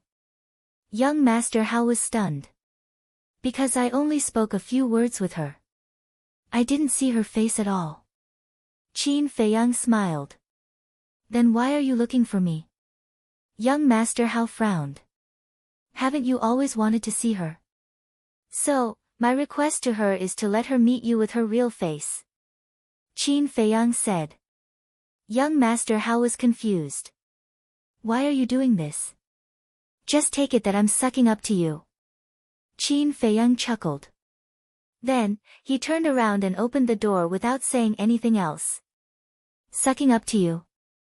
Young Master Hao raised his eyebrows and looked at Qin Feiyang's back. He really couldn't understand what this person was thinking. Sucking up to him seemed to be the most reasonable explanation. After all, he was the son of the chief tower master. However, this person didn't seem to be sucking up to him at all. It's a rare opportunity. You have to cherish it. After Qin Feiyang opened the door, he didn't even turn his head as he said those words and walked out in large strides. Thank you. Young Master Hao shuddered and immediately got up to thank him with cupped fists. Qin Feiyang didn't look back and went straight back to private room 3. In the private room, there was a strong fragrance of wine. The Dragon Phoenix wine had been opened. Pei Yi, Mo Feng, and Mu Qing were tasting it leisurely. Why are you so fast? Seeing Qin Feiyang return, the three of them were a little surprised. I gave this opportunity to young Master Hao. Qin Feiyang didn't explain further and asked with a smile, How does the Dragon Phoenix wine taste? You gave it to young Master Hao. Mo Feng and Pei Yi looked at each other, and an imperceptible light flashed in their eyes. It's quite good. Try it too. At the same time, Mu Qing picked up the wine jar and poured a glass for Qin Feiyang. Qin Feiyang sat next to Pei Yi, picked up the wine glass, put it to his mouth, and took a sip. All of a sudden, he felt as if there was boiling lava flowing down his throat to his lower abdomen. All the blood in his body seemed to be burning, and his skin instantly turned red. This feeling made him very uncomfortable. But soon, the burning sensation disappeared and was replaced by a bone-piercing cold current. At this moment, it was as if his body had been sealed in ice, and even his blood had stopped flowing. He felt that he was about to suffocate. But soon, the bone-piercing cold current disappeared. The burning sensation didn't appear again. Instead, it was replaced by a comfortable warmth, as if they were bathing under the spring sun. How is it? Pei Yi asked with a smile. Qin Feiyang took another sip, tasted it carefully, and said with a smile, to sum it up in 2 sentences, ice and fire, the bitterness is over and the sweetness is over. Yes. The taste of this dragon phoenix wine is the same as our life. Only by tasting the pain in the chaotic world will we understand the tranquility brought by peace. Pei Yi nodded with a smile. Qin Feiyang looked at him meaningfully and was about to say something, but at this moment, the image crystal in his arms made a sound. Why are you looking for me at this time? Qin Feiyang raised his eyebrows. This image crystal was newly bought and only established a contract bridge with Fatso and the others, as well as Mu Qing. Mu Qing was next to him. Lu Hong, Wolf King, and the other beasts were also in the ancient castle. Hence, the ones who were contacting him now must be Fatso and Yen Wei. He raised his glass and drank it in one gulp, then put down the glass, got up, and said, Senior Brother Pei, Senior Brother Mo, I have something to attend to and can't continue to accompany you. Please forgive me. Without waiting for their response, he turned into a ray of light and rushed out of the window. I'll take my leave too. Mu Qing's eyes lit up and she got up to say a few words to Qin Feiyang and quickly chased after him. This, Pei Yi and Mu Qing looked at each other and couldn't help but smile bitterly. These two were really busy people. What's the matter? Mu Qing caught up with Qin Feiyang and asked softly. Nothing. Qin Feiyang shook his head and scanned the area below. When he found an empty alley, he swooped down. Next, he ignored Mu Qing and directly entered the ancient castle. At this moment, the image crystal had stopped vibrating. Qin Feiyang took it out of his arms and his battle chi surged as he took the initiative to send a message to Fatso. The next moment, Fatso's shadow appeared and said angrily, What are you doing? Why are you only replying now? Seeing Fatso's expression, Qin Feiyang had a bad feeling and asked, What happened? Fatso said, Li Yan has been kidnapped. Qin Feiyang raised his eyebrows and said, Is it the state preceptor? Fatso nodded. Qin Feiyang frowned and said, Didn't I tell you to tell them to be careful? Fat Lord said so. But the state preceptor is so powerful. Even if Li Yan is in the main pagoda, it's easy to kidnap her. Fatso said bitterly. Where are you now? Qin Feiyang asked. Fatso said, The trading pavilion's lounge. I'll be right there. Qin Feiyang turned off the image crystal and turned to look at Lu Hong, Wolf King, and the other beasts. Everyone had already opened their eyes and looked at him worriedly. Because it was already obvious that the state preceptor was here for Qin Feiyang. Don't worry, nothing will happen. Qin Feiyang comforted everyone and left the ancient castle, opening a teleportation gate. Where are you going? Mu Qing had been waiting outside and asked when she saw Qin Feiyang come out. Trading pavilion. Qin Feiyang casually said and stepped into the teleportation gate. Mu Qing raised her eyebrows and followed him into the teleportation gate. Because from Qin Feiyang's expression, she knew that something big must have happened. Trading pavilion. In the lounge, Fatso stood in front of the desk, frowning. Yen Wei, on the other hand, sat beside the coffee table and comforted Li He. Whoosh! 2 figures appeared out of thin air. They were Qin Feiyang and Mu Qing. Coming. Fatso immediately went up to them. Qin Feiyang glanced at Li He and asked, What's going on? We had something to do just now, so we left Li Yan alone in the lounge. She also said that she would go back to the main tower immediately.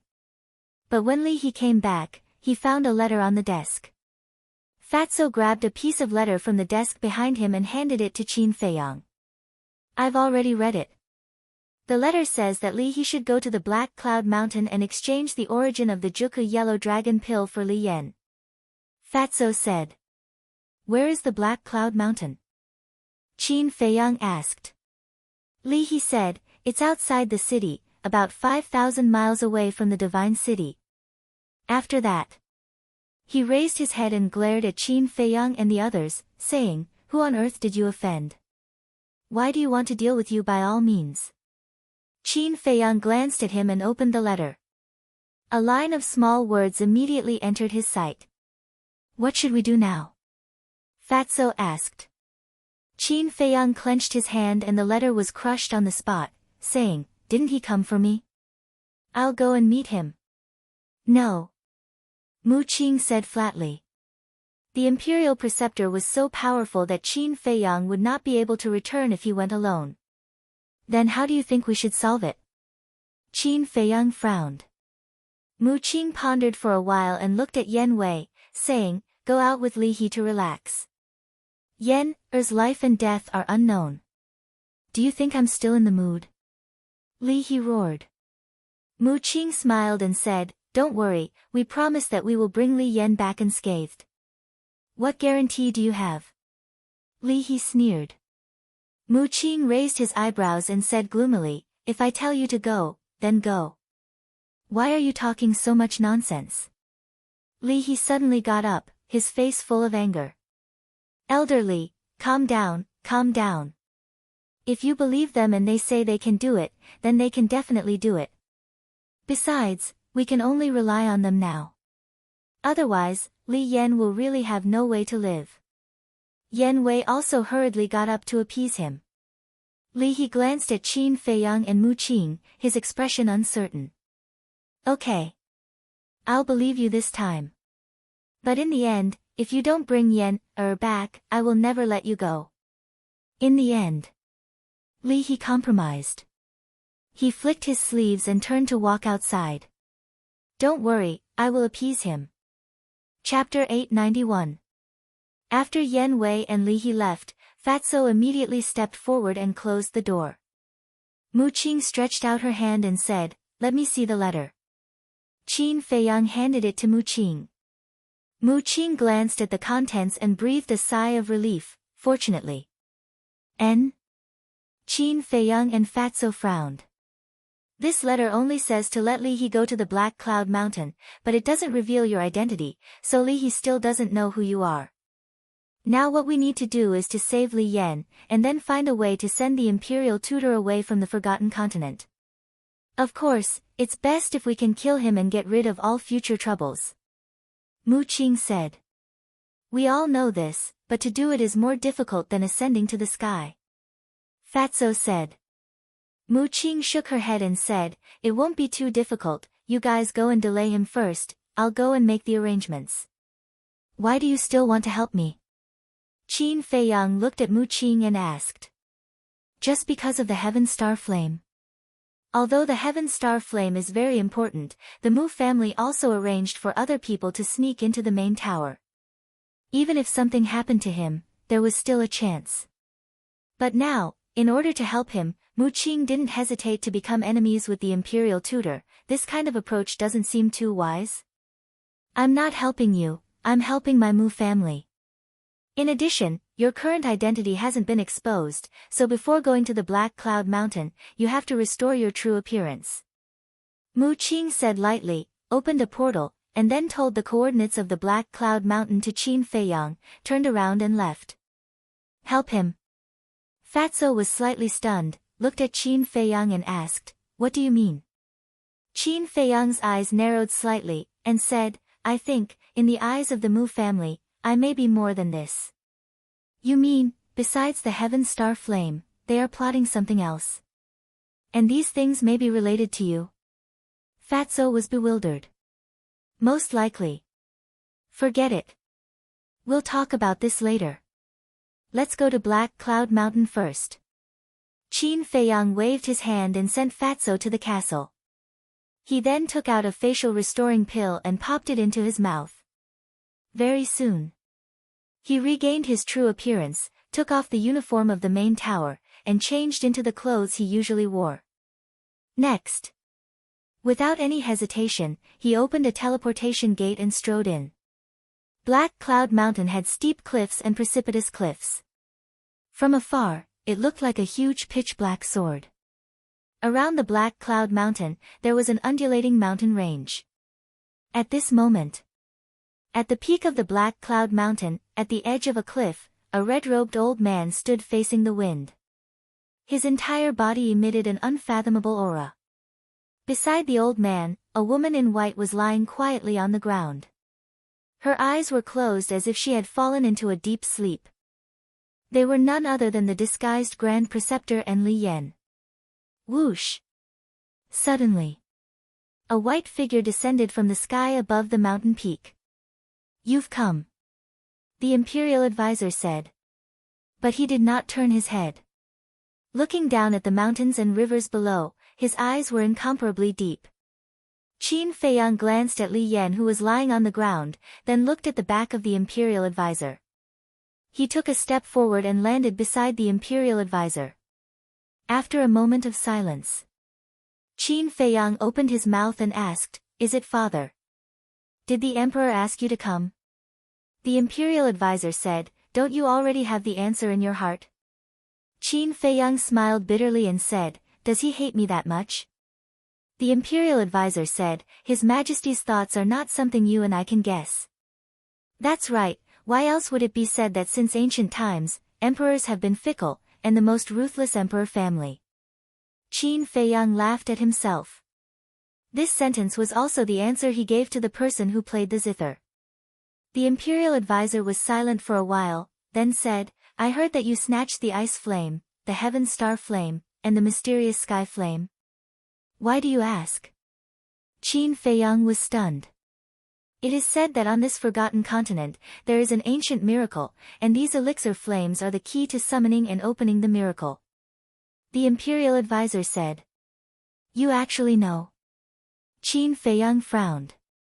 The Imperial Advisor said, "This is not a secret in our Imperial Palace, because your ancestor, the first emperor, has been to this miracle." "What?" Qin Feiyang's eyes trembled. "Let me tell you one more thing, this miracle is not an ordinary place. The disappearance of the first emperor is related to this miracle." The Imperial Advisor said. "Really?" Qin Feiyang suddenly turned his head and stared at the Imperial Advisor. "Yes." The Imperial Advisor nodded and finally withdrew his gaze. He turned to look at Qin Feiyang and said, "But this time I'm not here for this miracle, but for the Changshui and the castle on you." The Imperial Advisor's eyes were very calm, and his tone was also very calm. However, Qin Feiyang couldn't help but feel his scalp tingle. He decisively took a few steps back, keeping a distance from the Imperial Advisor. "You don't have to do this. This old man is not here to kill you. As long as you are willing to hand over Changshui and the castle, and swear never to return to the great Qin Empire, this old man will immediately turn and leave." The Imperial Advisor said with sincerity. "Impossible." Qin Feiyang shook his head. "In this world, there is nothing impossible." The Imperial Advisor chuckled and said, "Don't forget, your mother is still in my hands." Qin Feiyang's eyes flashed with killing intent, and said in a deep voice, "If you dare to touch a single hair of hers, I will never let you go." "You are still so naive. If you really have the ability, why would you watch your mother suffer endless pain in the divine prison? You don't seem to have been in the divine prison. This old man might as well tell you that there is a thunder tribulation that can shatter mountains and rivers, a sea of fire that can burn everything, a cold current that can penetrate the bone marrow, and a storm that can strangle everything. An ordinary person would have a mental breakdown and commit suicide in less than a day.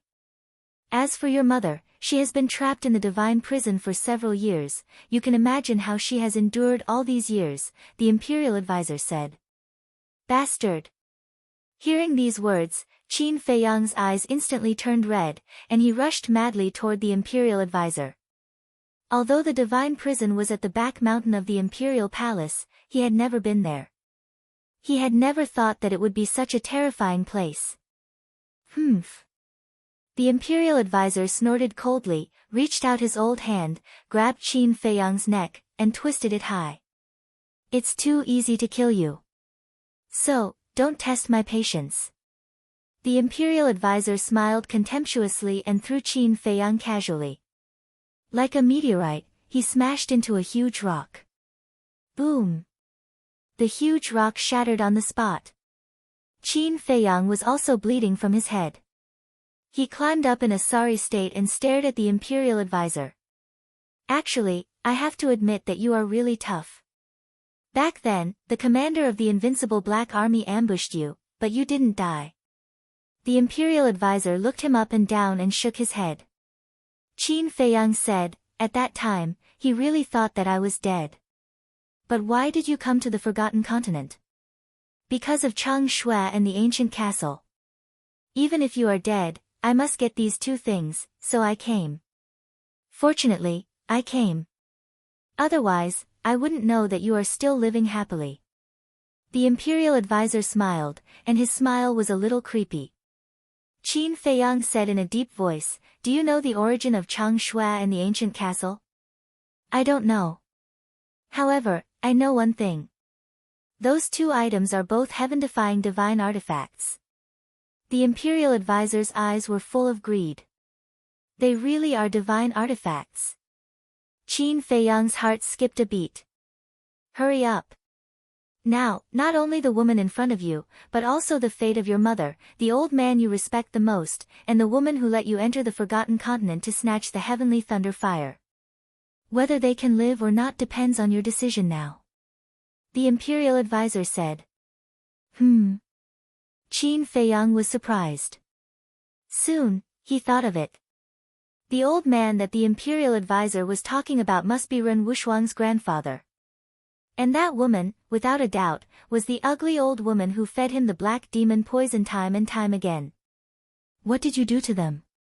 Qin Feiyang roared, almost going crazy. They let you come to the Forgotten Continent behind His Majesty's back. This is a great crime of deceiving the Emperor, so they are now in the God's prison. As for the others, such as Ren Wushuang, Lu Xingqian, and those who are close to you, they are fine for now. But if you are stubborn, I'm afraid that you will also taste the pain of the God's prison. The Imperial advisor said with a smile. You are an inhumane old bastard. Qin Feiyang roared angrily. His heart was bleeding. He was also blaming himself. He did not expect that he would implicate so many people. Ha! Inhumane? Then tell me, what is the use of being humane? In this world, only with a strong fist can you control the fate of others, do you understand? In general, you are still not mature enough, too naive. The Imperial advisor mocked. Do you remember that I only gave you a year's time? However, before the Imperial advisor finished speaking, a cold voice suddenly came from the distant sky. This was a woman's voice, with a great majesty. Boom! Following closely. A magnificent aura swept across the sky and approached from the distance. Damn it! The Imperial advisor's face changed. Qin Feiyang was also very surprised, that pressure was even stronger than the Imperial advisor's. Whoosh! The next moment. The Imperial advisor took a step forward, raised his big old hand, like an eagle's claw, and grabbed at Qin Feiyang. How amazing was the Imperial advisor's speed! Even if Qin Feiyang was prepared, he could not hide in the castle in time. Boom! In the nick of time. That pressure roared and slammed into the Imperial advisor's body. Puff! The Imperial advisor spurted out a mouthful of blood on the spot, and his whole body was directly blasted out. However, that oppressive might actually did not harm Qin Feiyang and Li Yan. Qin Feiyang hurriedly ran to Li Yan and sent her to the castle. Then, he turned around and saw a white flowing light, breaking through the sky like lightning. That was a snow python, which was dozens of meters long.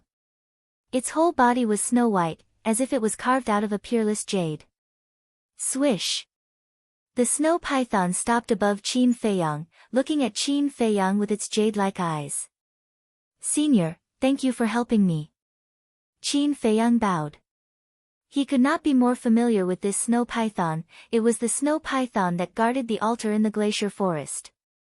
The snow python looked at the Imperial advisor and said coldly, I am not helping you, his time is up. Time? Qin Feiyang was stunned, what did it mean? I will give the people of the Great Qin Empire a time limit to enter the Forgotten Continent. The last time the commander of the Invincible Black Army came, I only gave him a month. As for the imperial tutor, I gave him a year's time. When the time is up, he must return to the great Qin Empire. And now, it has been more than a year. Chapter 892. There is such a thing. Qin Feiyang was a little confused. At the same time, the imperial preceptor was also stable in the void, pointing to Qin Feiyang and roaring, I don't accept it, why is there no time limit for him to enter the Forgotten Continent?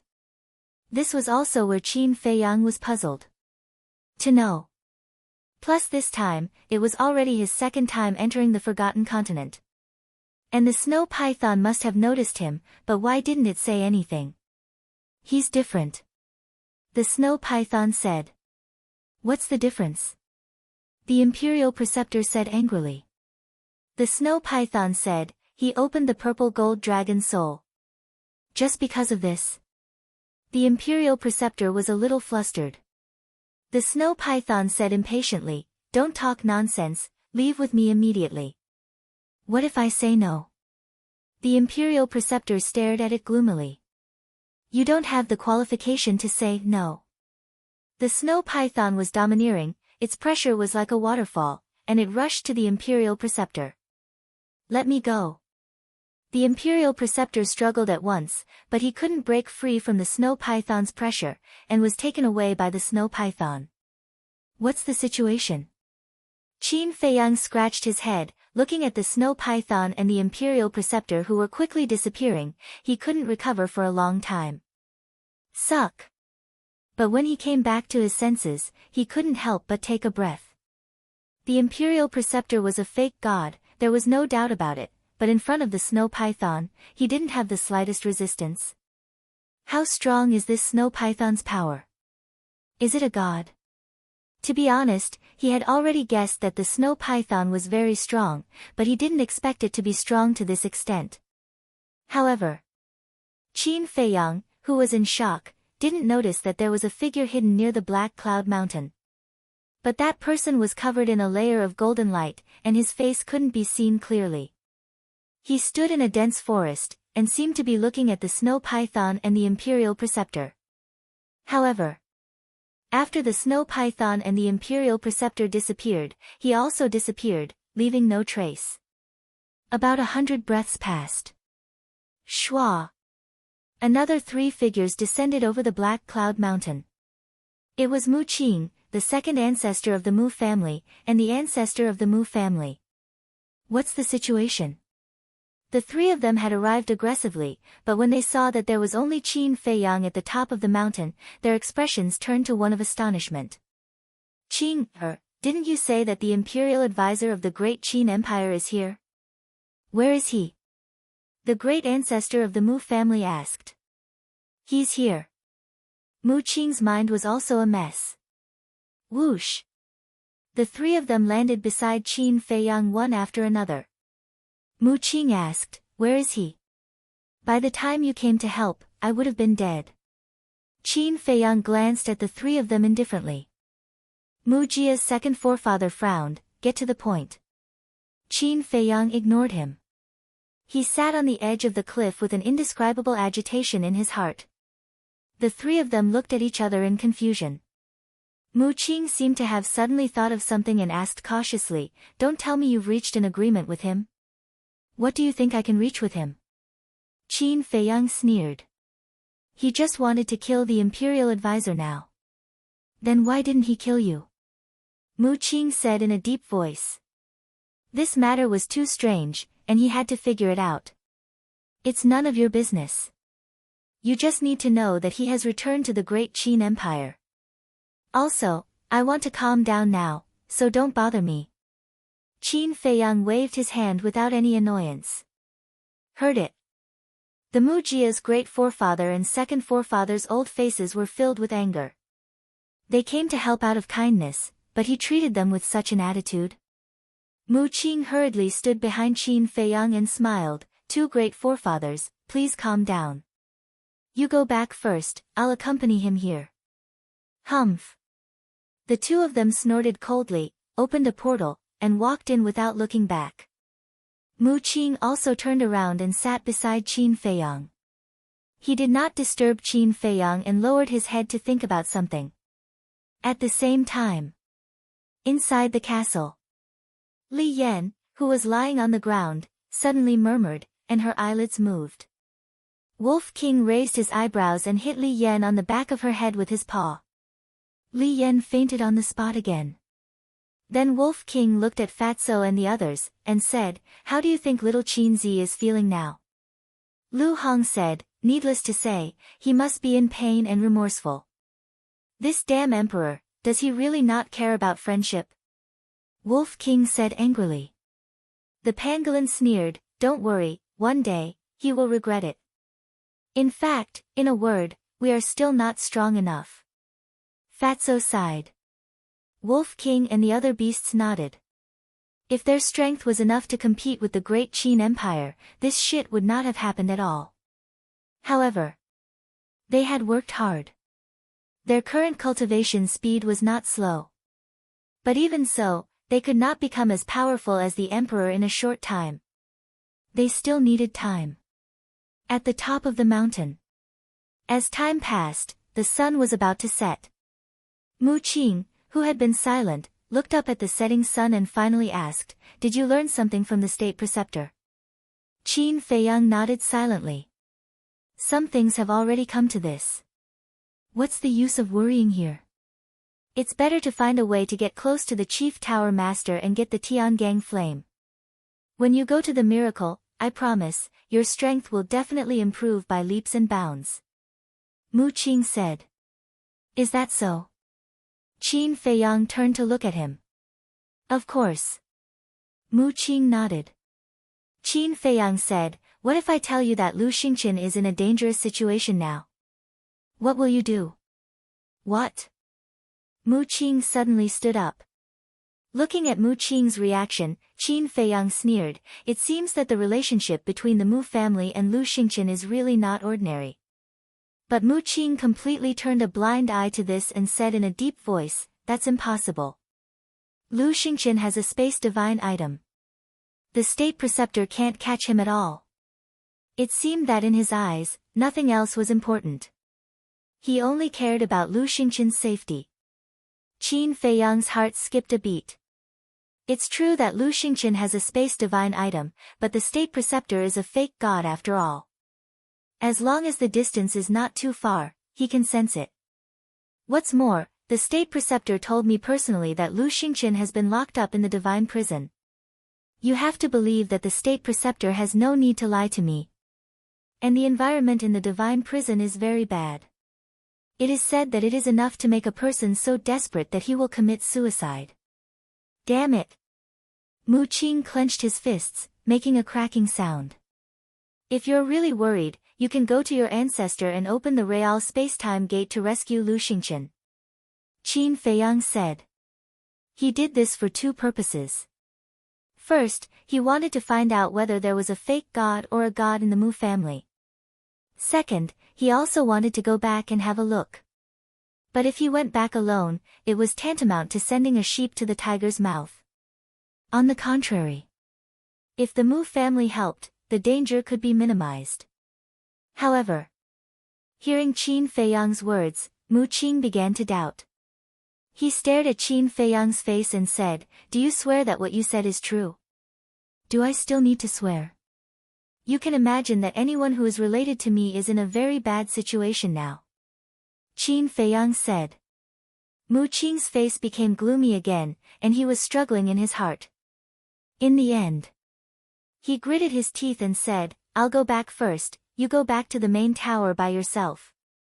After saying that, he opened the portal and quickly rushed in. "You can't beat me after all." Looking at the dissipating portal, Qin Feiyang smiled coldly and followed to the castle. When he saw Li Yan lying on the ground, his body suddenly stiffened. He saw that on Li Yan's head, there were 4 or 5 pebble-sized meat bumps. What's going on? He looked at Fatso, Lu Hong, and Wolf King. It's all because of you. Wolf King rolled his eyes. Me? Qin Feiyang pointed to his nose, stunned. It's not your fault, after all, you know so many things, you really need to calm down. But this woman, we definitely can't let her see us and the castle, otherwise she will guess your identity. So, every time she woke up, Brother Wolf went up and gave her a claw. See, it's like this now. Lu Hong laughed. Qin Feiyang couldn't help but smile bitterly when he heard this. Wolf King said, "Don't talk about her, let's talk about you, are you really going to go back?"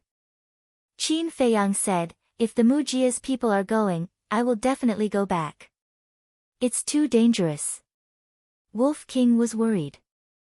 "I understand. But knowing that my mother and grandfather are suffering in the prison, how can I be indifferent? In fact, I didn't lie to Mu Qing. Lu Xingqian's situation is really dangerous now." Qin Feiyang sighed. "What do you mean?" Wolf King was suspicious. This time, the state preceptor didn't get Chang Shua and the castle. When he returns to the Great Qin Empire, he will definitely be angry. At that time, Lu Xingqian and Ren Wushuang will inevitably become the target of his anger. Qin Feiyang said. "That makes sense." Lu Hong nodded. "The road ahead is long, and the safety is unpredictable. Let's take it one step at a time. I will send Li Yan back first."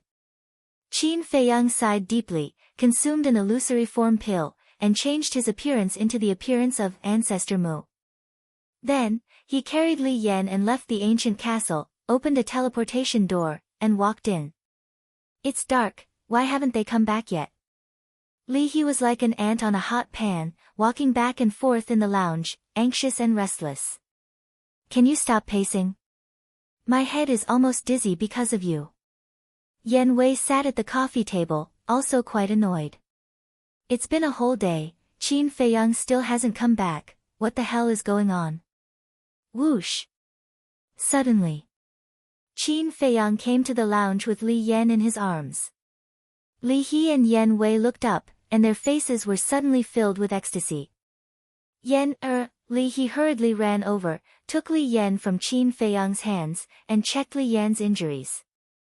Yan Wei also walked to Qin Feiyang's side, looked at the dried blood on Qin Feiyang's body, and asked, "Did anything happen?" "No." Qin Feiyang smiled. Yan Wei finally let out a sigh of relief. "Kid, what's going on?" Suddenly, Li He turned his head to look at Qin Feiyang, pointed to the bulge on Li Yan's head, and frowned. "I don't know, it's like this when I went. She should have been beaten by that old man." Qin Feiyang said without blushing and directly pushed the blame to the imperial preceptor. "Damn bastard, don't let me catch him." Chapter 893. Qin Feiyang glanced at Li Yan, then looked at Li He and said, "The person has been safely handed over to you, I should go back." "Wait." Li He hurriedly said, "Who is that person?" "Don't worry, he won't appear again." Qin Feiyang did not answer directly, nor did he continue to stay. He took Fatso out of the castle and opened the teleportation door to leave. Li He frowned, looked at Fatso and Yan Wei, and said, "Who are you guys, why are you so mysterious all day?" "Of course we are good people." Fatso chuckled. Returning to the first pagoda, Qin Feiyang felt that something was wrong. In the past, the disciples of the first pagoda were basically in seclusion in the alchemy room, and it was difficult to see anyone. But now, everyone had basically come out and crowded in the corridor. At the same time, when these disciples saw Qin Feiyang, their eyes also changed, with envy, jealousy, and a trace of respect. "What's the situation?" Qin Feiyang was full of doubts. Soon, he came to the bottom of the patio, which was even more crowded. And everyone's eyes were fixed on the top floor. Qin Feiyang looked over and saw a familiar figure standing in front of the railing outside his alchemy room. Him. Qin Feiyang was quite surprised. This person was none other than young Master Hao. He finally understood why everyone ran out of the alchemy room. It turned out that young Master Hao had come to the first pagoda. "What are you still doing here? Young Master Hao has been waiting for you for half an hour." Suddenly, Mo Feng's voice sounded in Qin Feiyang's ears. Waiting for me? Qin Feiyang turned his head to look. He didn't know when Mo Feng came to his side. You still don't know? Mo Feng frowned. I don't know. Qin Feiyang said. Mo Feng rolled his eyes and said speechlessly, You're the first person who dares to make young Master Hao wait for so long. Quickly go up. Qin Feiyang's eyes flashed. He jumped to the top floor and landed in front of young Master Hao. He cupped his hands and smiled, Greetings, young master. Young Master Hao sized him up and frowned. I didn't expect it to be so difficult to meet you. There was a hint of dissatisfaction in his tone. It's my fault. It's my fault. Qin Feiyang smiled embarrassedly and apologized repeatedly. Young Master Hao glanced at him helplessly and said, Let's talk inside. Yes. Qin Feiyang nodded, turned around and opened the stone door of the alchemy room, then stepped aside.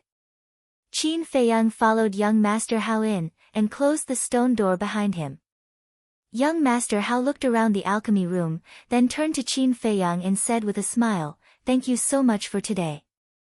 Qin Feiyang was startled, then said with a faint smile, It's nothing. It's nothing.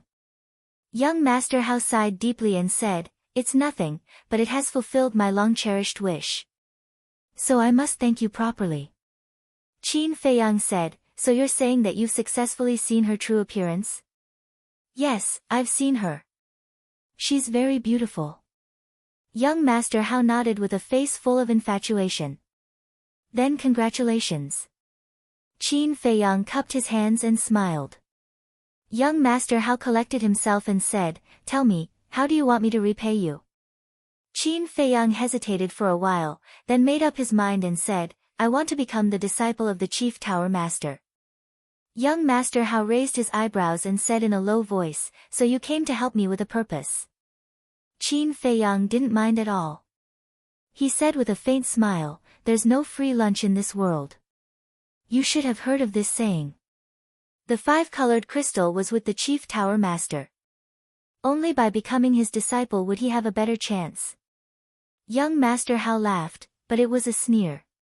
I've also learned about your situation. Level 11 mind power. And in the Chief Tower, there are plenty of people with stronger mind power than you. What qualifications do you have to become my father's disciple? These words could be said to be merciless. My qualifications, Qin Feiyang smiled faintly, took out a pill from his pocket, and threw it to young Master Hao. Young Master Hao caught it in his hand and looked down. His eyes were full of surprise. It was actually the Juku Yellow Dragon pill. Whoosh! He suddenly raised his head and stared at Qin Feiyang, saying, The Juku Yellow Dragon pill auctioned in the trading pavilion was made by you? Qin Feiyang nodded. This, young Master Hao was so shocked that he couldn't speak. The appearance of the Juku Yellow Dragon pill not only alarmed others, but also the Chief Tower Master, including him. He had also been investigating the source of the Juku Yellow Dragon pill, but he had been unable to find any clues. Of course. He had also sent someone to ask Li He, but Li He was also tight-lipped. However, he didn't expect that the mysterious person who refined the Juku Yellow Dragon pill was right in front of him. After a while, young Master Hao came to his senses and looked at the 5 patterns on the Juku Yellow Dragon pill, saying, So, your mind power is not only at level 11. Isn't this obvious? Qin Feiyang smiled. Why hide it? Young Master Hao frowned. I want to keep a low profile. Qin Feiyang said. Haha, hearing this, young Master Hao couldn't help but laugh, saying, You just entered the Central Divine Kingdom, humiliated Guoming in public, and fell out with Fu Anshan. Is this what you mean by keeping a low profile? Qin Feiyang touched his nose and said, Some people just like to take the initiative to put their face forward. If you don't hit him, he will feel uncomfortable. Young Master Hao was stunned and shook his head with a smile, saying, You are very interesting, but even if you can refine the Juku Yellow Dragon pill, it will be very difficult to become my father's disciple. Then what else do you need? Qin Feiyang asked. Answer me first. Since you want to keep a low profile, why do you still want to become my father's disciple? Young Master Hao said. After becoming the disciple of the Chief Tower Master, his identity would be different, and he would be respected by thousands. This was completely against this person's wishes. Qin Feiyang said, I want to become stronger and get better cultivation resources. Your ambition is not small. Young Master Hao looked at him meaningfully. If a man doesn't have any ambition, is he still a man? Qin Feiyang smiled faintly. That's true. But I can't help you much in this matter, because my father is very arrogant. He may not listen to me. I can only recommend you. As for whether you can succeed in the end, it depends on your luck. Young Master Hao said. Qin Feiyang was secretly happy and cupped his hands, saying, Thank you, young master. Okay. It's time for me to go. As for this Juku Yellow Dragon pill, I have to take it to my father. Maybe it will help you. Young Master Hao said, opened the teleportation door, and walked in without looking back. After watching young Master Hao leave, Qin Feiyang also put on a bright smile on his face. Fortunately, he went to the Dragon Phoenix house today. Otherwise, he didn't know when he would be able to make friends with young Master Hao. Buzz. At this moment, the image crystal in Qin Feiyang's arms made a sound. Qin Feiyang was slightly stunned, and then his eyes flashed. It was most likely Mu Qing. He took out the image crystal, and his battle chi surged, and a shadow quickly condensed. It was indeed Mu Qing. What's wrong? Qin Feiyang asked with a smile. We're going to the Great Qin Empire. Do you want to go back with us? Mu Qing asked. Qin Feiyang's eyes flashed, and he said, Who are the people? Mu Qing said impatiently, Don't ask so many questions. Just tell me if you're going or not. It's very dangerous. Qin Feiyang frowned. Of course he had to go back, but he had to be more tactful. Otherwise, with Mu Qing's mind, he would definitely find some clues. Mu Qing said, We're just going to check out the situation. We won't do anything. What danger can there be?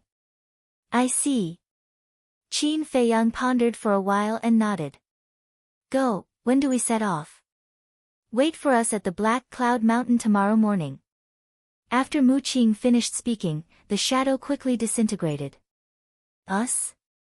Qin Feiyang was stunned, and then he smiled. These two words revealed a lot of information. Because, if Mu Qing was alone, he would definitely say, Wait for me at the Black Cloud Mountain. Instead of saying, Wait for us at the Black Cloud Mountain. In other words, Mu Qing was not the only one on this trip to the Great Qin Empire. Next, Qin Feiyang walked into the cultivation room, took out the soul refining technique, sat cross-legged on the ground, and continued to comprehend. A day passed quickly. The next day. Early morning. Qin Feiyang opened his eyes, and there was a trace of confusion in his eyes. Another day and night of comprehension, but he still did not gain anything. He could not help but start to wonder if this soul refining technique was really what he thought it was. Or was it just like what Elder Wang said? This was a kind of battle art that was even worse than a low-grade one and had no value at all. Sigh. Forget it for now. He sighed deeply, put away the soul refining technique, got up, washed up, and prepared to go to the Black Cloud Mountain. Dong! But at this moment, there was a knock on the door.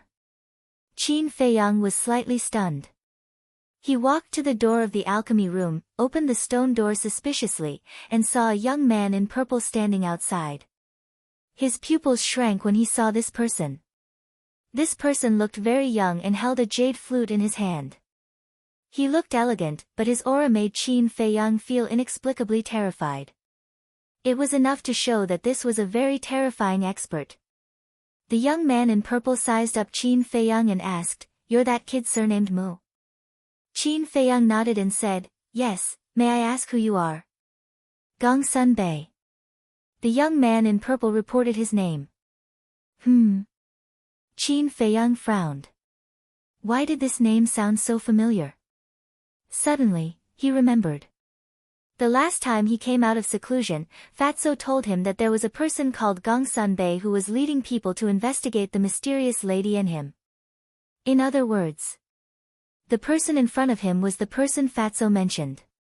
Qin Feiyang's expression immediately became respectful. He cupped his hands and said, "May I know why you're looking for this disciple?" Gong Sunbei walked into the alchemy room, closed the stone door, and said, "Did you really refine the Juku yellow dragon pill?" Qin Feiyang nodded. He didn't expect young master how to be so efficient. Seeing Qin Feiyang admit it, Gong Sunbei's face also had a hint of surprise. He asked, "Then your spiritual energy?" Level 20.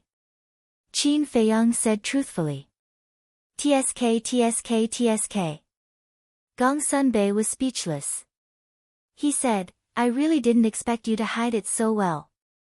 Level 20 spiritual energy, this is the first time I've seen it." "Thank you for the compliment," Qin Feiyang said. "I'm not complimenting you. In the history of the Forgotten Continent, only one person's spiritual energy has exceeded level 20. Gong Sunbei said. "Who?" Qin Feiyang was surprised. Exceeding level 20, this meant that the spiritual energy was higher than his. Who was so monstrous? Why hadn't he heard of it? Our previous chief tower master, but he has already passed away. Chapter 894. Step into the Battle Saint realm in 2 years. Qin Feiyang was stunned. "I know it's difficult and almost impossible, but to become the disciple of the chief pagoda master, you have to do it," Gong Sunbei said. "Difficult?" Qin Feiyang couldn't help but laugh in his heart. Stepping into the Battle Saint realm in 2 years was indeed an impossible task for others. But for him, it was simply too easy. Don't force yourself. In fact, with your alchemy talent, even without the guidance of the chief pagoda master, you can still make some achievements. Gong Sunbei laughed. Seeing Qin Feiyang not speak for a long time, he thought that Qin Feiyang was not confident. "Okay. Disciple will definitely step into the Battle Saint realm in 2 years. Qin Feiyang nodded and said solemnly. "Ah." Gong Sunbei was stunned. He thought Qin Feiyang would give up, but he didn't expect him to agree. He really couldn't figure out where this kid's confidence came from. "In that case, work hard. There's one more question, where did you get the Juku yellow dragon pill recipe?" Gong Sunbei asked, his eyes shining. "This is disciple's personal privacy, maybe, it's not convenient to disclose." When young Master Hao took away the Juku yellow dragon pill, Qin Feiyang had already thought that the chief pagoda master would definitely ask about the origin of the pill. So, he had already thought of a way to deal with it. The only thing he was worried about now was whether the chief pagoda master would force him to hand over the pill recipe. Hearing this, Gong Sunbei also fell silent. A pair of eyes stared straight at Qin Feiyang. The atmosphere at the scene gradually became solemn. He. Suddenly, Gong Sunbei laughed and said, "I already guessed that you would answer me like this. Don't worry, my chief pagoda will not force any disciple to do anything." "Thank you, Lord." Qin Feiyang bowed and thanked him. "Work hard." Gong Sunbei patted him on the shoulder and opened a teleportation door. Qin Feiyang cupped his hands and said, "Lord, I can refine the Juku yellow dragon pill, I hope you can keep it a secret." "We know that. Apart from me, the chief pagoda master, and the young master, no one else will know." Gong Sunbei smiled faintly, turned around, and entered the portal, quickly disappearing. What he was worried about didn't happen. Qin Feiyang was finally relieved. Next, he took out an image crystal and sent a message to Fatso. As soon as Fatso's shadow appeared, Qin Feiyang asked, "Do you want to go back?" "Back to where?" Fatso looked at him suspiciously. "Great Qin Empire." Qin Feiyang enunciated every word clearly. Fatso said, "So, Mu Qing has taken the bait. Don't waste time. Make a decision quickly. Qin Feiyang urged. Fatso said, I do want to go back, but what if the person who bought the herbs appears? Isn't there still Yan Wei? Tell him to keep an eye on them. Qin Feiyang said. Okay, I'll go tell him right away. Wait for me. Fatso nodded and turned off the image crystal. Black Cloud Mountain. As the sun rose, everything came back to life. Swoosh. Two figures descended above Black Cloud Mountain. One of them was Mu Qing. The other person was wearing a black robe with a hat on his head that covered his entire body. On his face, there was also a black mask that covered his entire face. Only a pair of eyes were exposed. It was very mysterious. Why isn't he here yet? Mu Qing looked around and didn't see Qin Feiyang's figure. She couldn't help but frown. Qing, I don't understand. Why did you specially bring Qin Feiyang along? The black-robed man asked. His voice was slightly hoarse. It was obvious that he was an old man. Mu Qing said, we brought him along just in case. The Emperor of the Great Qin Empire and the Grand Tutor want him. If Lu Xingqian is really trapped, we'll hand him over. That's a good idea, the black-robed old man nodded thoughtfully and said, however, he's still very useful to us. I know. However, compared to Qin Feiyang, Lu Xingqian is more important, Mu Qing said in a low voice. However, before she finished speaking, the black-robed old man's eyes flashed. He looked up at the sky and said, someone's coming. Mu Qing immediately stopped talking and looked up. Whoosh! In the next moment, two figures appeared in the sky at the same time. They were Qin Feiyang and Fatso.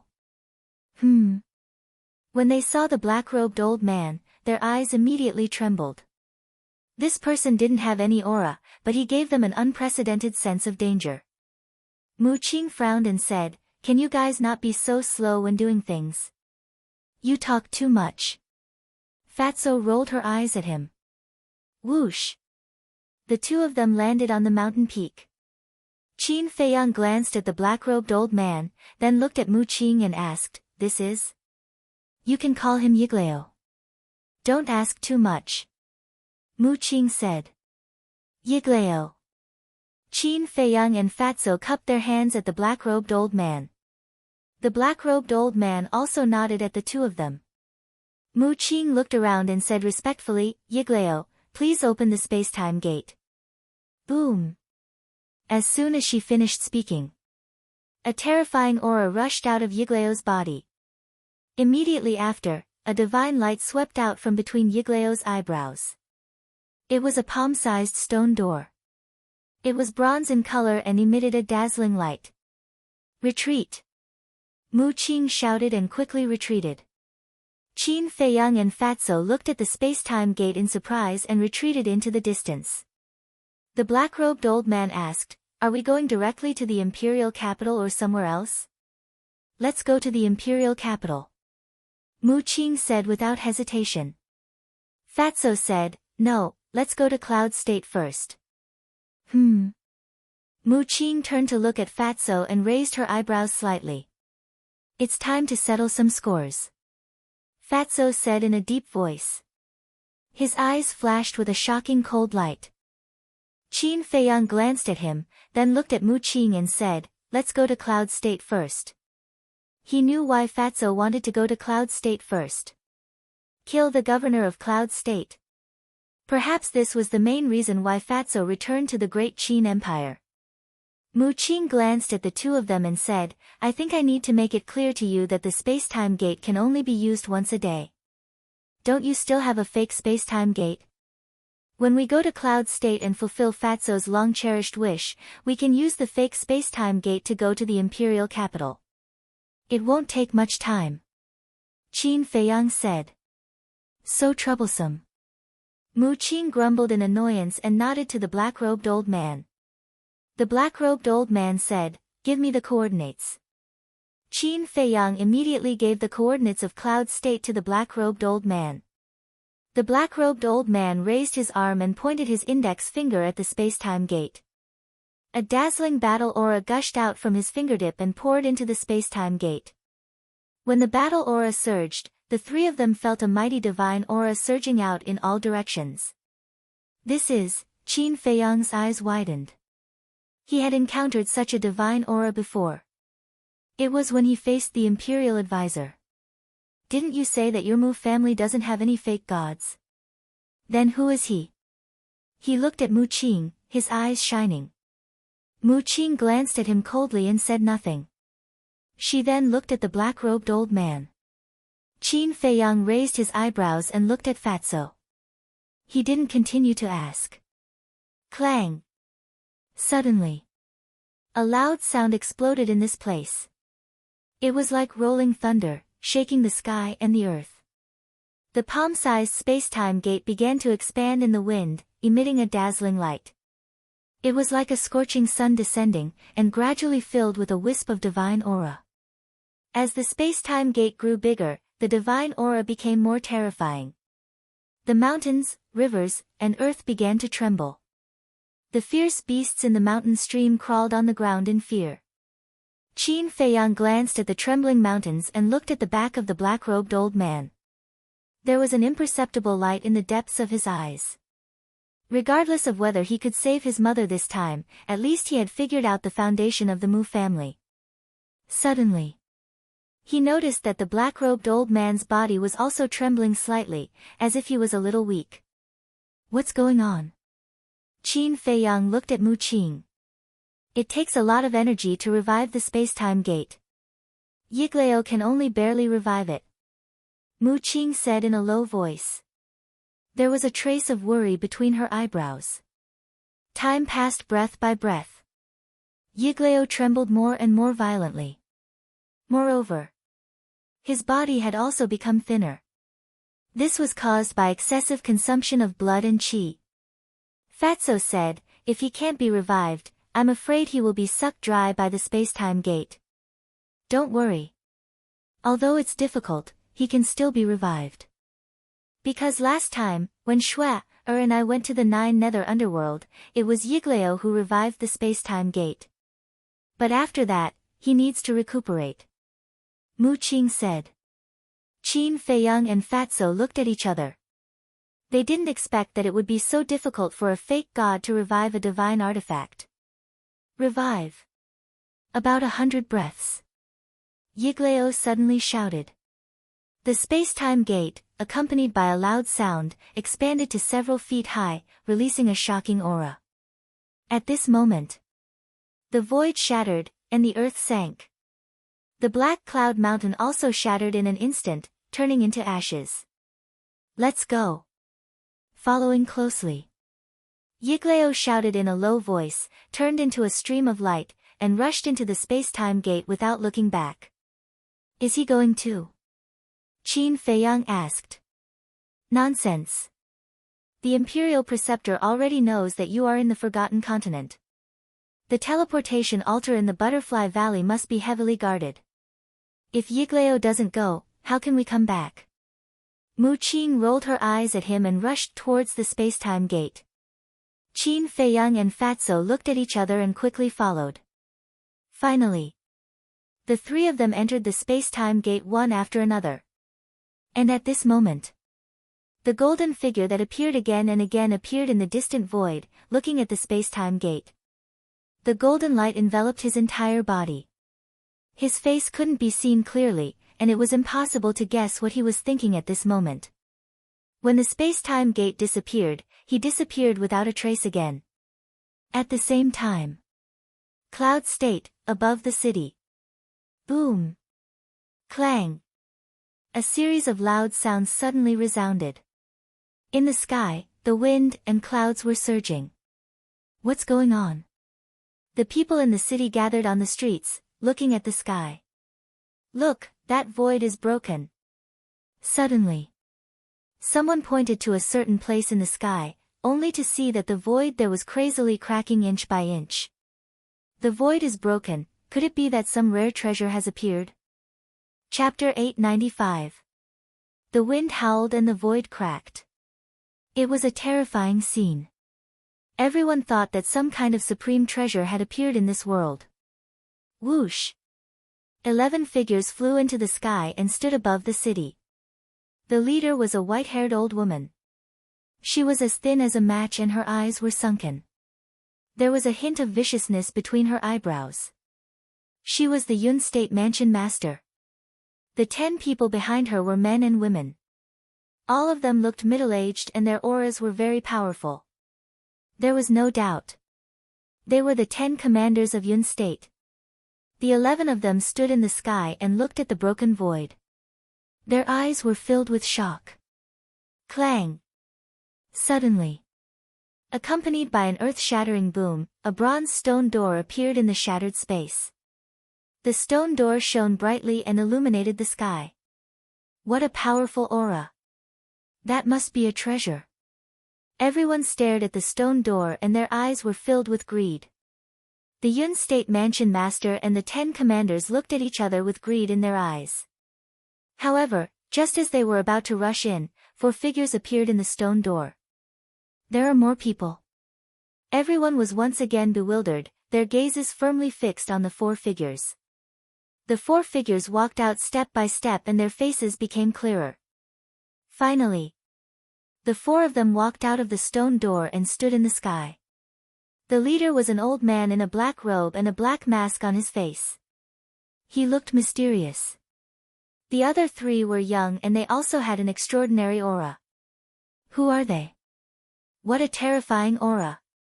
Everyone's pupils shrank when they looked at the 4 of them. The Yun State Mansion Master and the 10 commanders were even more shocked. Due to the fact that they were stronger than the others, they were able to sense the danger brought forth by those 4 people even more. Especially the old man in the black robe.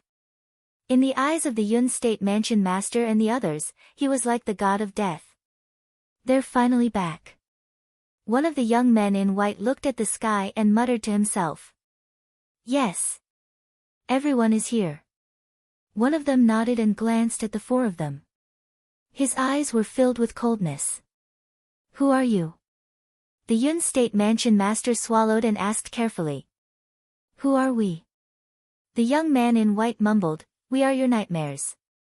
The Yun State Manor Lord frowned. What did he mean by that? Why couldn't he understand? Don't worry. You'll understand soon. The white-robed young man grinned. He took out a facial restoration pill and threw it into his mouth. The young man next to him chuckled and swallowed a facial restoration pill. Immediately, their appearances quickly changed. A short while later, 2 familiar faces and 2 familiar figures appeared in the sight of the Yun State Mansion Master. Qin Feiyang. Situ Tianyu. It's you. The Cloud State Mansion Master's expression changed drastically. The 10 commanders also turned pale with fright. The city was in an uproar. They still remembered clearly that when Qin Feiyang and his group broke into the Cloud State, they destroyed the 3 super families of the state capital, the Xia family, the He family, and the Yuan family. That battle had even alarmed the prefecture lords of the various states. The past was still vivid in his mind. Everyone thought that these people would never come back. Who would have thought that a few years later, they would actually appear again? The most important thing was, now, all of the 9 states and 18 counties already knew that Qin Feiyang was the son of the emperor. Although he had been abolished as a prince, the blood of the emperor flowing in his body was indelible. Such a person was not someone they could afford to offend. Fatso sized up the Yun State Mansion Master and shook his head with a smile. I thought you were very strong, but I didn't expect you to only be an 8-star war sect. An 8-star war sect was already very strong back then, okay? Qin Feiyang rolled his eyes at him. Back then, not to mention the prefecture lords of the 9 states, even the commanders were like gods in their eyes. However, 30 years in the east, 30 years in the west. Now, it was these people's turn to look up to them. The Yun State Mansion Master's heart sank. She had long thought that this day would definitely come, but she didn't expect it to come so soon. What was even more unexpected was that Qin Feiyang and the others' cultivation base had advanced so quickly. Now, even she, as the prefecture lord, was powerless to fight against these people. We have already explained what happened back then, and I have also publicly apologized. What else do you want? The Yun State Mansion Master said. Fat Lord didn't say anything. Yun State is Fat Lord's home. Can't Fat Lord come back? Fatso said. Yes. But now, you are wanted criminals. The Yun State Mansion Master said. Fat Lord knows that those old things in the imperial capital will definitely want us, but so what? Fatso smiled disdainfully. The Yun State Mansion Master's pupils contracted. Thinking back, this man was just the most mediocre descendant of the Situ family. Even the head of the Situ family, Fatso's biological father, didn't think highly of him. But now, he dared to challenge those big shots in the imperial capital. It was really hard to imagine that a person with mediocre aptitude could grow to this point. This was really like the old saying, don't bully a poor young man. Since you're back, we will naturally welcome you. Yun State will always be your home. At this moment, a burly man behind the Yun State Mansion Master said with a smile. This person was about 1.9 meters tall. His upper body was exposed, and his bronze-colored skin and bulging muscles were filled with a valiant aura. The fatty looked at the burly man, and the corners of his mouth lifted slightly. If I remember correctly, you are Mo Wushan's grandfather, Mo Jun. Am I right? Yes. Mo Jun nodded. We killed your grandson. Don't you hate us? Fatso teased. Mo Jun sighed deeply and said, the past is the past. What's there to hate? Of course, he hated them. But now, he had to suppress this hatred. Because this was the only way to save his life. This was the only way to appease these people. As long as he could appease them temporarily, they would have a chance to report this matter to the imperial capital. When the people from the imperial capital arrived, the new and old grudges would be settled together. You sound sincere, but why doesn't Fat Lord believe you? Fatso looked at him mockingly. Mo Jun said, it doesn't matter if you believe me or not. I've already let go of this matter. But I haven't. Fatty suddenly roared. Like a mad beast, he stared deadly at the Cloud State Manor's lord and the others. Every time I sleep, I hear the screams and pleas of my clansmen, my father, my mother, my grandfather. Those familiar faces always appear in front of my eyes, their faces are filled with helplessness and unwillingness, they seem to be asking me why the Sita clan is so loyal to Yun State, the Mansion Master, and the Great Qin Empire. But why did they end up like this? Do you know how I've been through all these years? Every day feels like a year, and I'm living a life worse than death. I've been thinking, why is the heavens so unfair? Not only were the good people framed and slaughtered, but they also had to bear the infamy for more than 10 years while the bad people were able to live freely in the world. In the end, I finally found the answer. This is the way of the world. You can't blame others, you can only blame yourself for being too useless. That's why I have to learn to be strong and become stronger. I want to trample all those who humiliated me under my feet. Fatso muttered to himself as a terrifying murderous aura gradually emanated from his body. Looking at Fatso, the Yun State Mansion Master and the 10 great commanders could not help but feel a sense of panic that could not be dispelled. The Yun State Mansion Master said, I'm very sorry about what happened to your Sita clan. But at first, I didn't know it was the He clan who framed you. Then why didn't you investigate clearly before giving the order? Fatso roared. The Yun State Mansion Master panicked. Fat Lord, let me tell you, why didn't you investigate? Because you are the high and mighty Mansion Master, and no matter how strong my Sita clan is, we are just a dog by your side. We are dispensable. Is that right?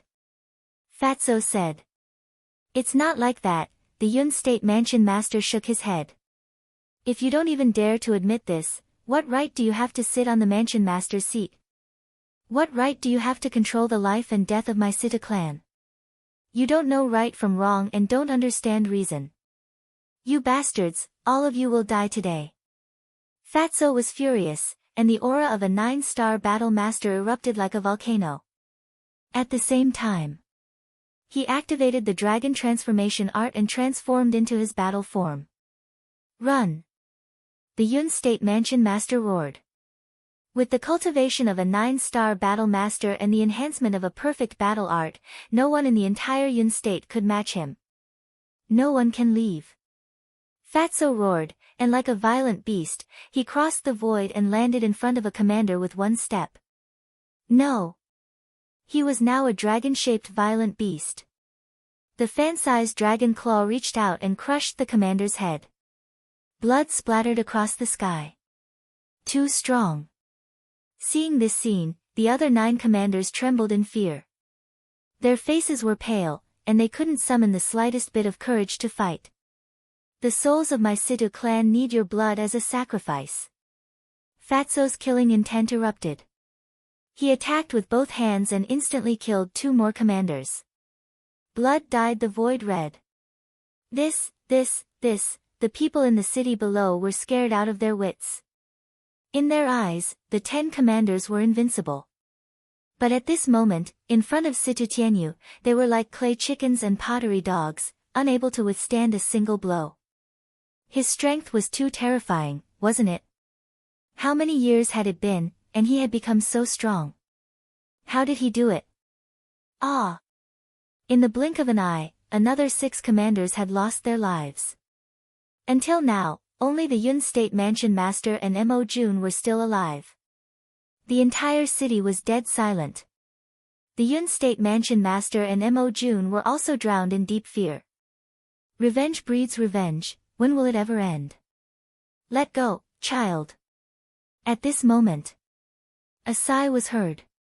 An old man with mottled white hair flew over from afar and landed in front of Fatty. He looked even older than the Yun State Mansion Master, but his aura was stronger than the Yun State Mansion Master. 9-star Battle Master. You are. Fatso frowned. Chapter 896. So it's you. Fatso suddenly realized and said, are you planning to help them? The old man said, I won't help anyone, I'm just here to resolve this hatred. The seed of hatred has already sprouted, it's not something you can resolve just because you say so. Fat Lord also wants to ask you, what were you doing when they massacred my Situ family? Since you're so kind, shouldn't you come out and stop them? Fatso said. This old man did stop them, but when this old man received the news and rushed over, it was already too late. The old man sighed. Ridiculous. Fatso was so angry that he laughed and landed in front of Mo Jun. Mo Jun's body and mind tightened. Just as he was about to escape, Fatso's arm shot out and grabbed his neck. Lord, save me. Mo Jun hurriedly called for help. No one can save you now. Fatso sneered and looked at the old man. Back then, you didn't help my Situ family. Now, I advise you, it's best not to interfere. After saying that, his 5 fingers began to close, and Mo Jun gradually entered a suffocating state. Lord, I don't want to die yet, save me. Mo Jun looked at the Yun State Mansion Master and screamed. However, the Yun State Mansion Master did not have any reaction. If there was a way, she would have done it long ago and would not have waited until now. Oh right, I still have a trump card in my hand. Suddenly, she seemed to have thought of something and hurriedly looked at Fatso and shouted, let him go immediately, or I'll kill Situ Hai. Uncle Hai. Fatso was shocked, he stared at the Yun State Mansion Master and said angrily, what did you do to Uncle Hai? Back then, when you went to the capital, I guessed that this day would come. So I asked Mo Jun to investigate Situ Hai's hiding place. Heaven will not let down those who work hard. Last year, we finally found his whereabouts and found the cemetery where your clansmen were buried. At that time, we caught him. As for his safety, it's fine now, but if you dare to continue to be presumptuous, then it's hard to say. The Yun Prefecture Master sneered coldly. Fatso's eyes darkened as he let go of Mo Jun. Mo Jun immediately ran towards Yun State's manor lord, his entire body drenched in cold sweat.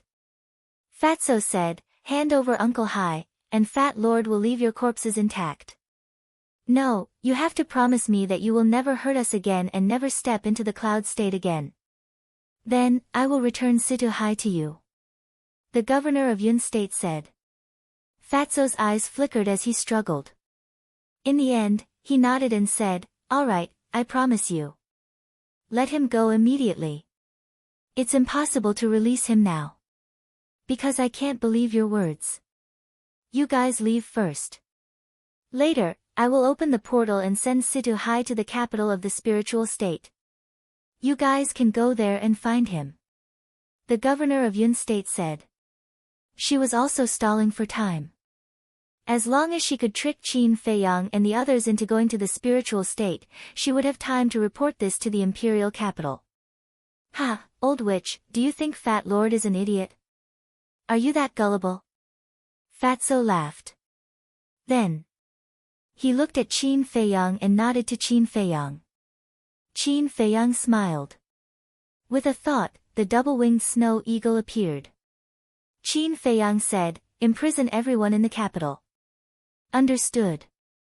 The double-winged snow eagle chuckled. The terrifying Saint Aura was like a raging wave, instantly enveloping the entire capital.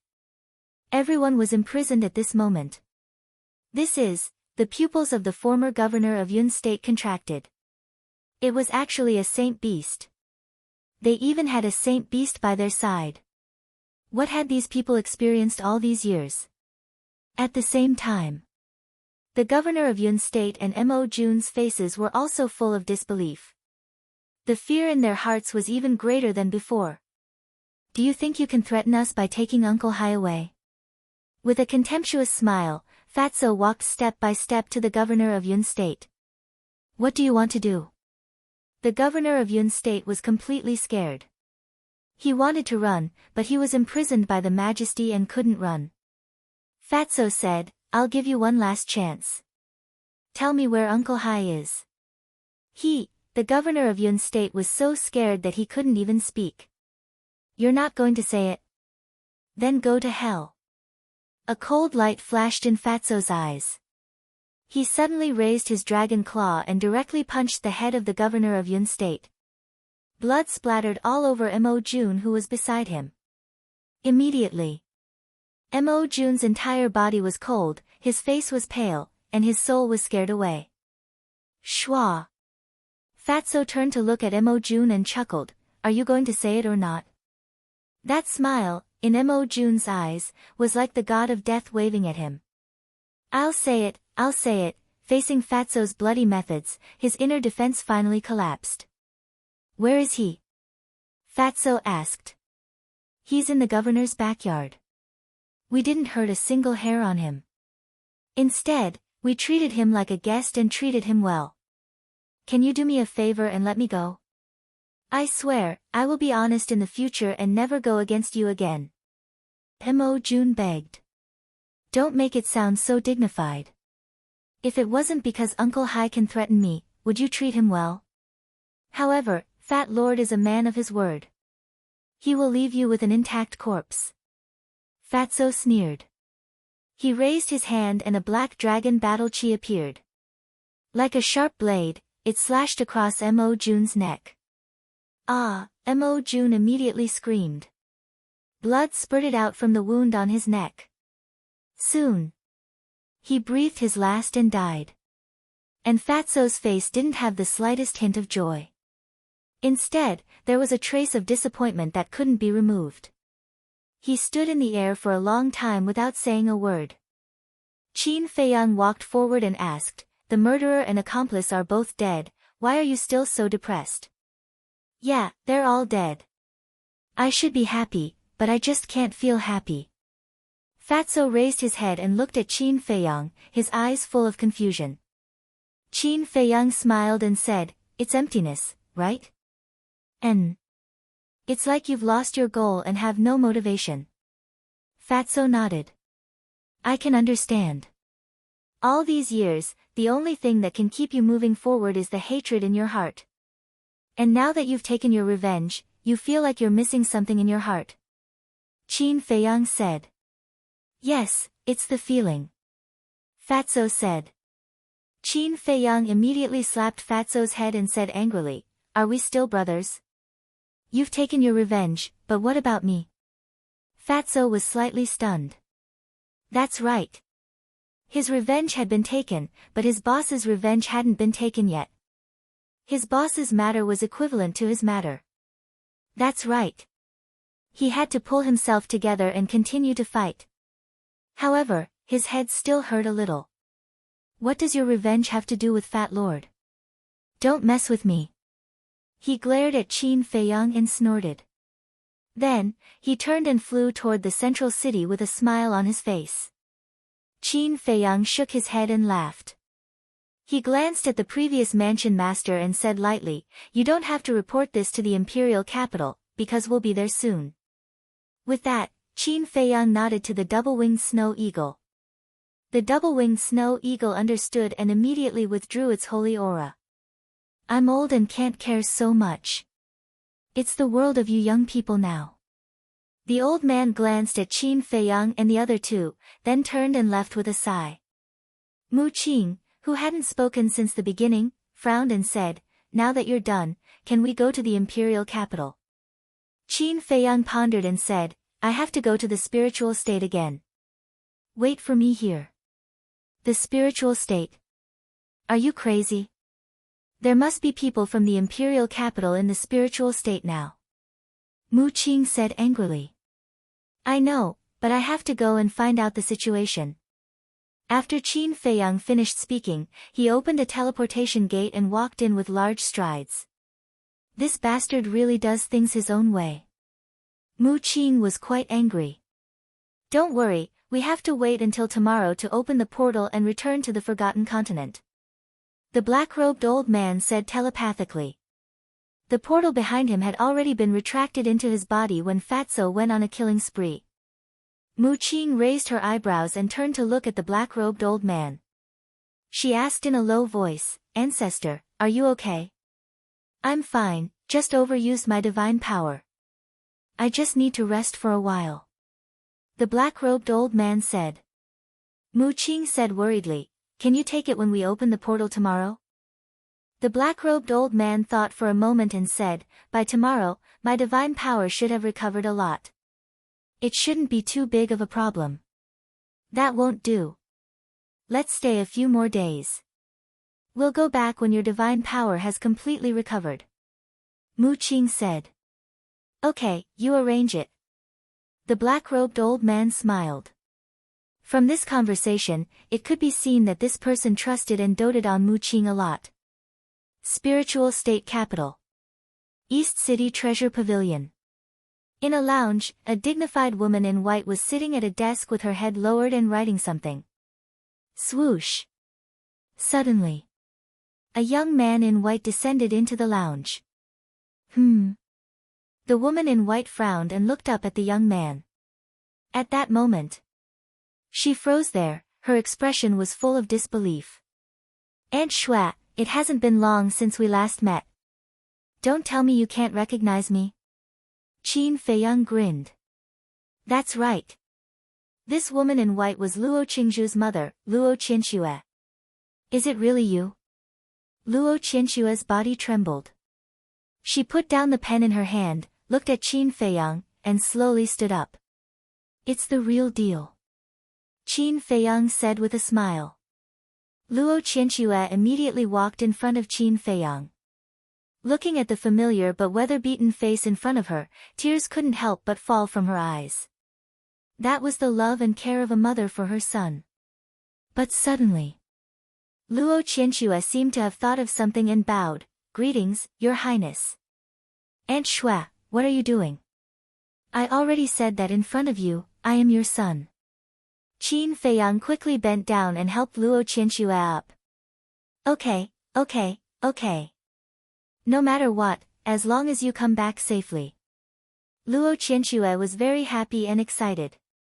She took Qin Feiyang's hand and walked to the side of the coffee table to sit down. Feiyang, Luo Qianxue was about to ask something when Qin Feiyang shook his head and said, Aunt Shua, I can't stay too long this time.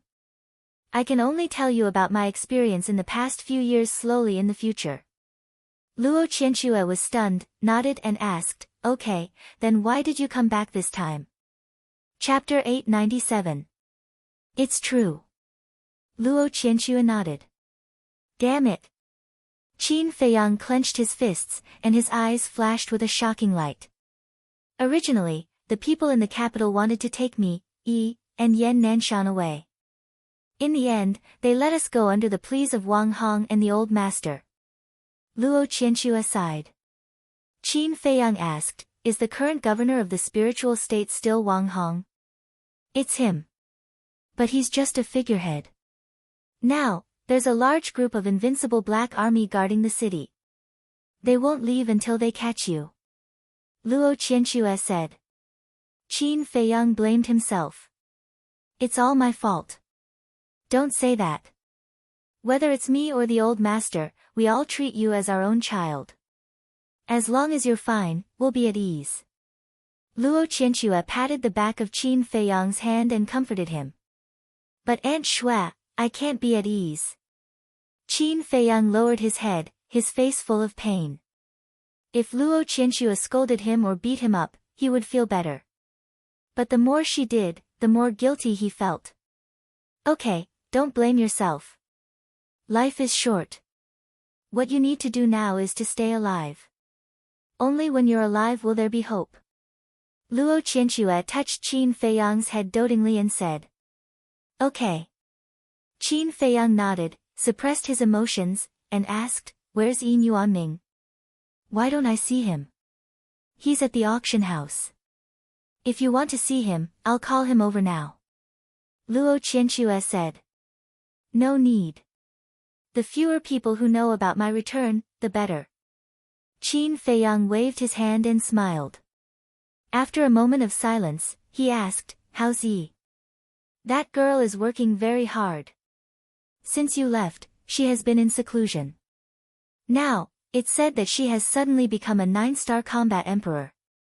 Oh right, there's another little girl. She's on very good terms with Yi now. Yan Nanshan likes her a lot too. I asked Yan Nanshan last time. He said that the girl was your little girlfriend. Is that true? Luo Qianxue looked at Qin Feiyang curiously. Little girlfriend? Qin Feiyang was stunned. Why didn't he know that he had a little girlfriend? Suddenly, a peerless beauty appeared in his mind, and he hurriedly asked, What's her name? What does he look like? She's called you, She has long golden hair and always wears a light golden dress. Anyway, she's very pretty. Luo Qianxue said. That's her. Qin Feiyang smiled bitterly.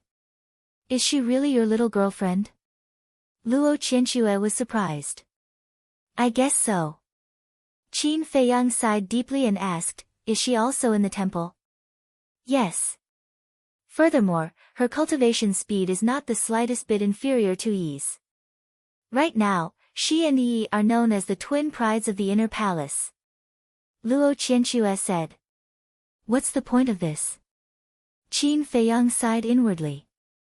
The person that Luo Qianxue was talking about was definitely the mermaid princess.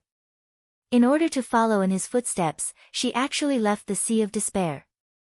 Didn't she know how dangerous it was for people on land? If her identity was exposed, not only would she suffer, but the entire mermaid clan would also be implicated. Was it worth it to take such a huge risk for him? What a silly woman. I can't tell. He's usually an honest child, but he's actually hiding a little beauty in the dark. How is it? When are you going to bring her to see me personally? Luo Qianxue didn't know about this and teased. She's in the city now. You can see her anytime you want. Do you still need me to bring her here? Qin Feiyang smiled bitterly. How can it be the same? Luo Qianxue said with a straight face. Yes, yes, yes.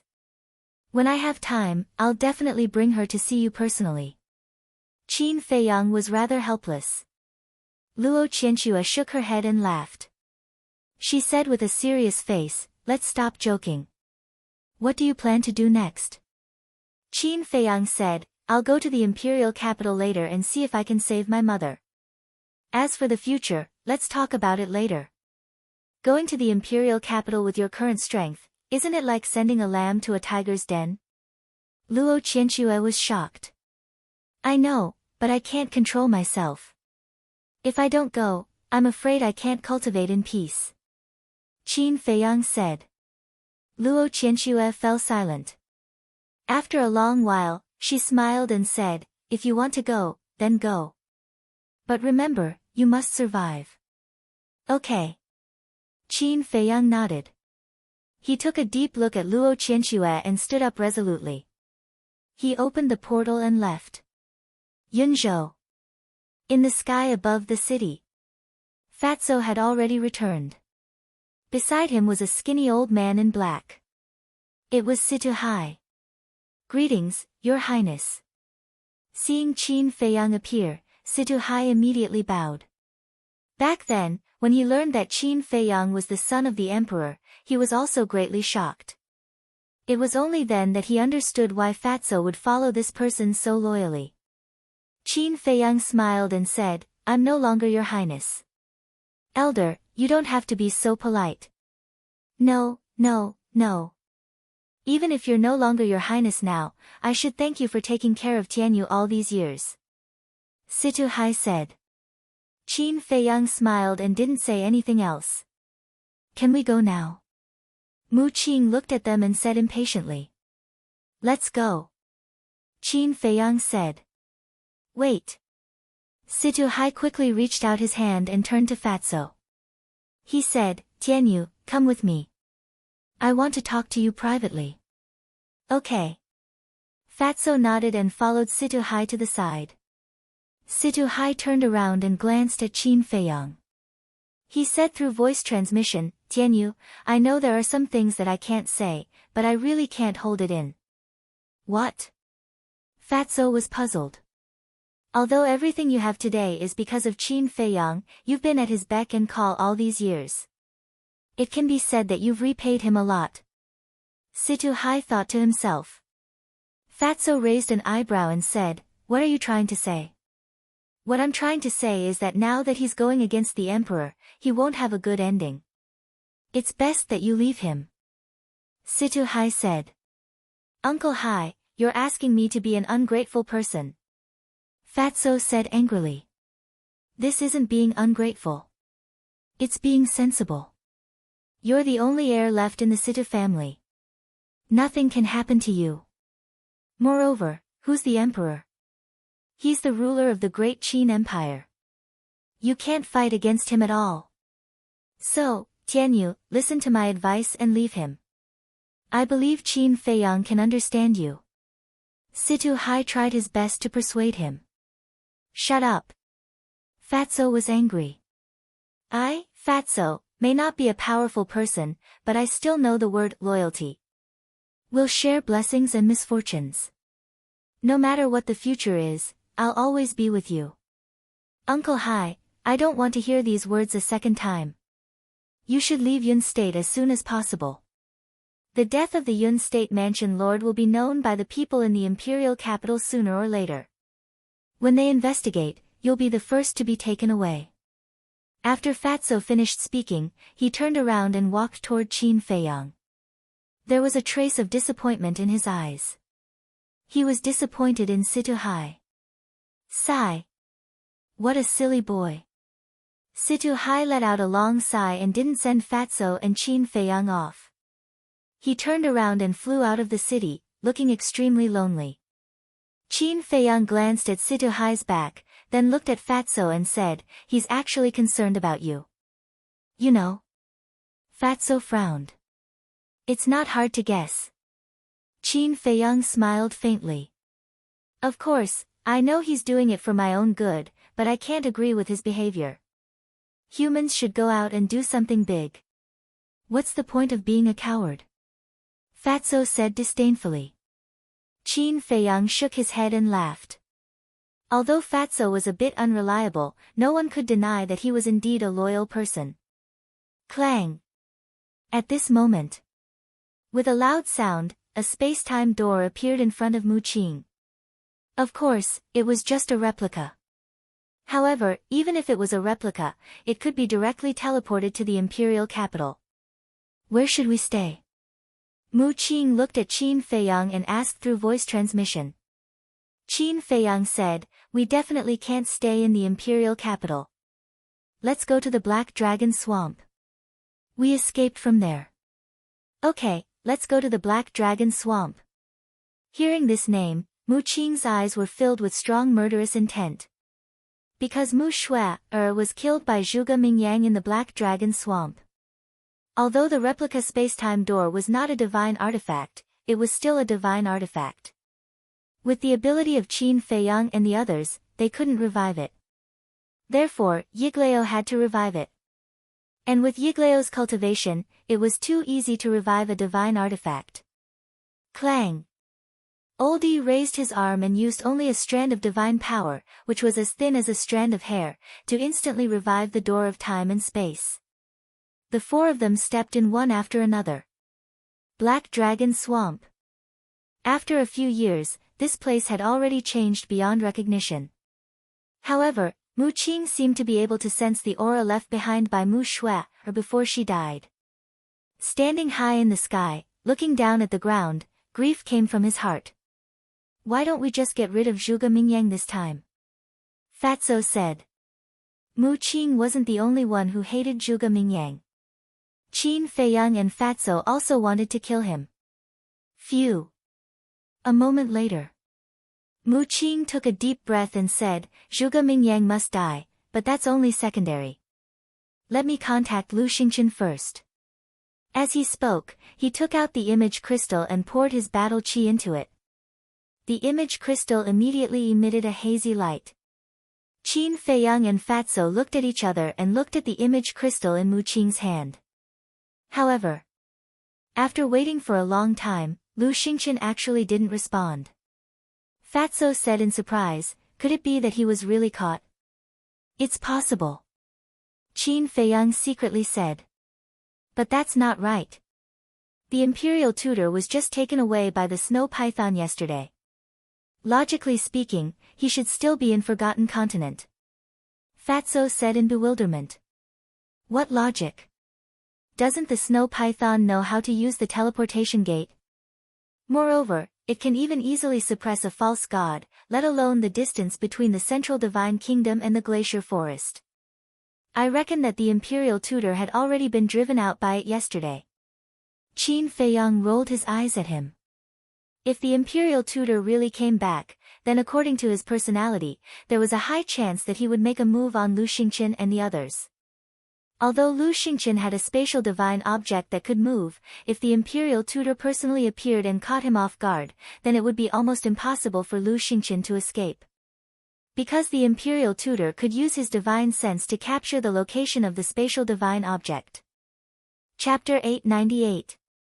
While Qin Feiyang and Fatso were secretly talking, Mu Qing and Yiglao were also secretly communicating. Mu Qing said in a deep voice, "It seems that as Qin Feiyang said, Lu Xingqian has met with an accident. He can't have an accident. But now, I have to find a place to recover my divine power, so I'll leave it to you to gather information." Yiglao said. "Okay." Mu Qing responded, put away the image crystal, looked at Qin Feiyang and said, "Let's go into the city to find out the situation first." "Okay." Qin Feiyang nodded, and then sent Fatso to the castle. Seeing this, Mu Qing's eyes flashed, and said, "Why don't we let Yiglao go to the castle to recover his divine power? In this way, if anything happens to us in the city, he can help us in time." "That's not necessary. As long as we are careful, there shouldn't be any big problems," Qin Feiyang said. What kind of joke was this? Letting a fake god go to the castle, wouldn't he be able to do whatever he wanted? Mu Qing frowned and said helplessly, "We are now grasshoppers on the same rope. Is there a need to be so careful?" Qin Feiyang said with a faint smile, "It's hard to know what's in a person's heart. It's better to be careful. Mu Qing was seething with anger. Don't force me. I can find a place anywhere. Yiglao said with a smile. Okay. Mu Qing took a deep look at Qin Feiyang, took out a phantom elixir, and changed into a sallow and emaciated young man. Qin Feiyang also took the phantom elixir and turned into a thin and sickly young man. Where are we going? Mu Qing looked at Qin Feiyang and asked. Fragrant Moon Tower. Qin Feiyang's eyes flashed as he opened the portal. The two of them walked in one after another. The Fragrant Moon Inn was located in the first district. Qin Feiyang was not unfamiliar with this place at all because Qin Yu and Qin Shi had stayed in the Fragrant Moon brothel before.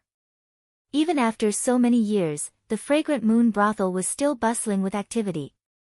On the street in front of the door, there was an endless stream of people and carriages. One by one, young men and women in luxurious clothing walked in and out. Many of them had a small sword symbol embroidered on their clothes. These were the disciples of the Temple of Gods. Swish! Qin Feiyang and Mu Qing appeared in the crowd. There were all kinds of people on the street, so even if there were two more people, no one would care. The two of them scanned their surroundings and entered the Fragrant Moon brothel. Are the two of you having a meal? A waiter came up to greet them. He looked at Qin Feiyang and Li Wuyo with a lukewarm attitude.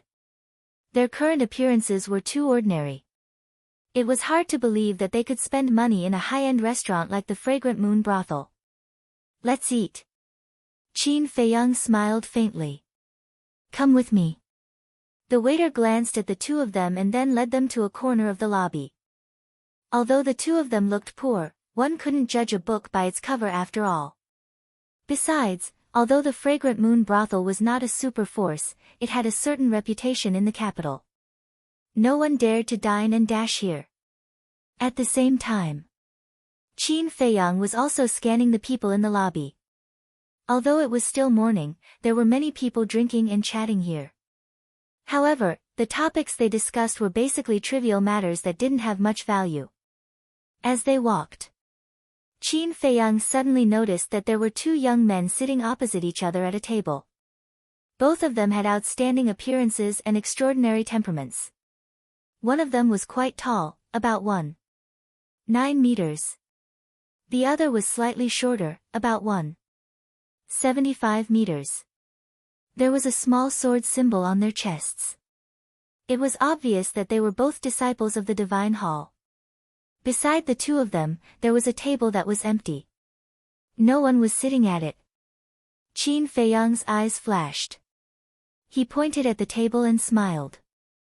Let's sit there. Mu Qing glanced at the table and then looked at the two disciples of the Divine Hall next to it. He immediately understood Qin Feiyang's intention. He shrugged and said indifferently, anything is fine. The waiter led the two of them over. What would you like to order? After Qin Feiyang and Mu Qing took their seats, the waiter asked with a smile. Qin Feiyang smiled and said, 2 pots of wine first and a few dishes to go with the wine. That's all. Okay. Wait a moment. The waiter shouted, then turned around and ran away in a hurry. Mu Qing glanced at the two disciples of the Divine Hall and then looked at Qin Feiyang. He smiled and said, I haven't been to the capital for many years. I wonder if there have been any changes. As he spoke, he winked at Qin Feiyang. Qin Feiyang understood and whispered, I heard that all the princes were killed. I don't know if it's true or not. Although he deliberately lowered his voice, the two disciples of the Divine Hall next to them still heard it clearly. The two of them couldn't help but turn to look at Qin Feiyang and Mu Qing, frowning slightly. Qin Feiyang and Mu Qing pretended not to see it and continued their discussion. After a while, the waiter brought 2 pots of wine and 4 dishes. He put them on the table and then turned to leave. The two disciples of the Divine Hall were still paying attention to Qin Feiyang and Mu Qing. Qin Feiyang and Mu Qing looked at each other with an imperceptible smile in their eyes.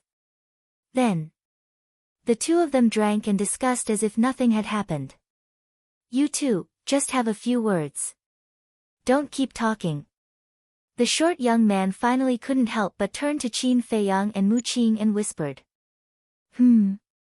Qin Feiyang and Mu Qing looked at the man suspiciously. The short young man said, I'm doing it for your own good. If you continue to talk, you may die. Qin Feiyang and Mu Qing looked at each other, their eyes full of surprise and doubt. Mu Qing whispered, Brother, what do you mean? The tall young man rolled his eyes and said, It means that the topic you are talking about is already a taboo in the capital. Taboo? So the princes were really killed? Qin Feiyang said in surprise. Sure. The two disciples of the divine hall suddenly changed their faces and hurriedly made a gesture to Qin Feiyang to keep quiet. Qin Feiyang also immediately covered his mouth, pretending to be frightened and glancing around. Let me tell you, the short young man wanted to say something, but he stopped and waved his hand. Forget it, I won't say anything. If you want to die, continue your discussion. Brother, what's going on? Don't keep us in suspense. Qin Feiyang transmitted his voice with a curious expression. How about this? A few days ago, we happened to get a spiritual sea pill. If you two are willing to tell us, we'll give it to you for free. Mu Qing offered a tempting offer. A spiritual sea pill. The two disciples' eyes lit up. Although they were disciples of the divine hall, the spiritual sea pill could repair their sea of qi. It was extremely precious for them. The two disciples looked at each other and pondered for a moment. The tall young man asked, Do you really have a spiritual sea pill? Mu Qing took out a spiritual sea pill from his qiankuan bag, shook it, and quickly put it away. The spiritual sea pill only had one stripe. Even so, the two disciples were still tempted. The short young man looked around and whispered, We can't talk about this here. After all, there are too many people here. Understood, understood. Mu Qing nodded repeatedly. Then, he and Qin Feiyang looked at each other. A glint flashed in their eyes. Then, they looked up at the busy waiter and waved at him. Come here. The waiter trotted over and asked with a smile, Sir, what can I do for you? Arrange a private room for me. In addition, the previous expenses of the two guests here will also be charged to me. Mu Qing pointed at the two disciples of the divine hall and smiled. They had heard of it. The two disciples were overjoyed. The two of them were disciples of the sacred hall, so this sort of expenditure was nothing to them. However, they were very satisfied with Mu Qing's attitude. A private room? But the waiter was stunned. Are you afraid that we don't have the money to pay? Mu Qing raised his eyebrows. He took out the spiritual sea pill and shook it in front of the waiter. No, no. The waiter shuddered and quickly shook his head. A flattering smile appeared on his face. What a joke. How could he be poor if he even had a spiritual sea pill? This was also true to the saying, you can't judge a book by its cover. Fortunately, they did not offend them before. Otherwise, they would be in trouble. Then why don't you hurry up? We still have to entertain our distinguished guests. Mu Qing said with a sullen face. Hearing the words, distinguished guests, the two disciples of the divine hall also stood up. The smiles on their faces were even brighter. The waiter also looked at the two people with a surprised look. They actually knew disciples of the divine hall. All the more reason to treat them with respect. For young masters, please follow me. The waiter smiled flatteringly and quickly led the four people upstairs. Soon, they entered a private room on the 4th floor. Qin Feiyang said a few words to the waiter and then let him leave. Mu Qing immediately took out the spiritual sea pill and handed it to the two people with both hands. The short young man took it with a smile. He shook his head and said with a smile, I didn't know that the two of you were rich.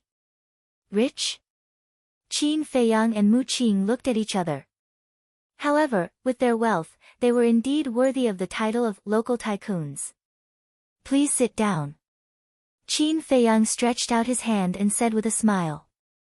The four people sat in a circle. After a while, The waiter brought 4 jars of the fragrant Moon restaurant's best wine and more than a dozen delicious dishes. How generous! The 2 disciples of the Divine Hall looked at the dishes on the table and laughed happily. The dishes on the table were estimated to cost at least hundreds of thousands of gold coins. Come, come, come. Don't be polite. Let me propose a toast to the 2 of you. Next.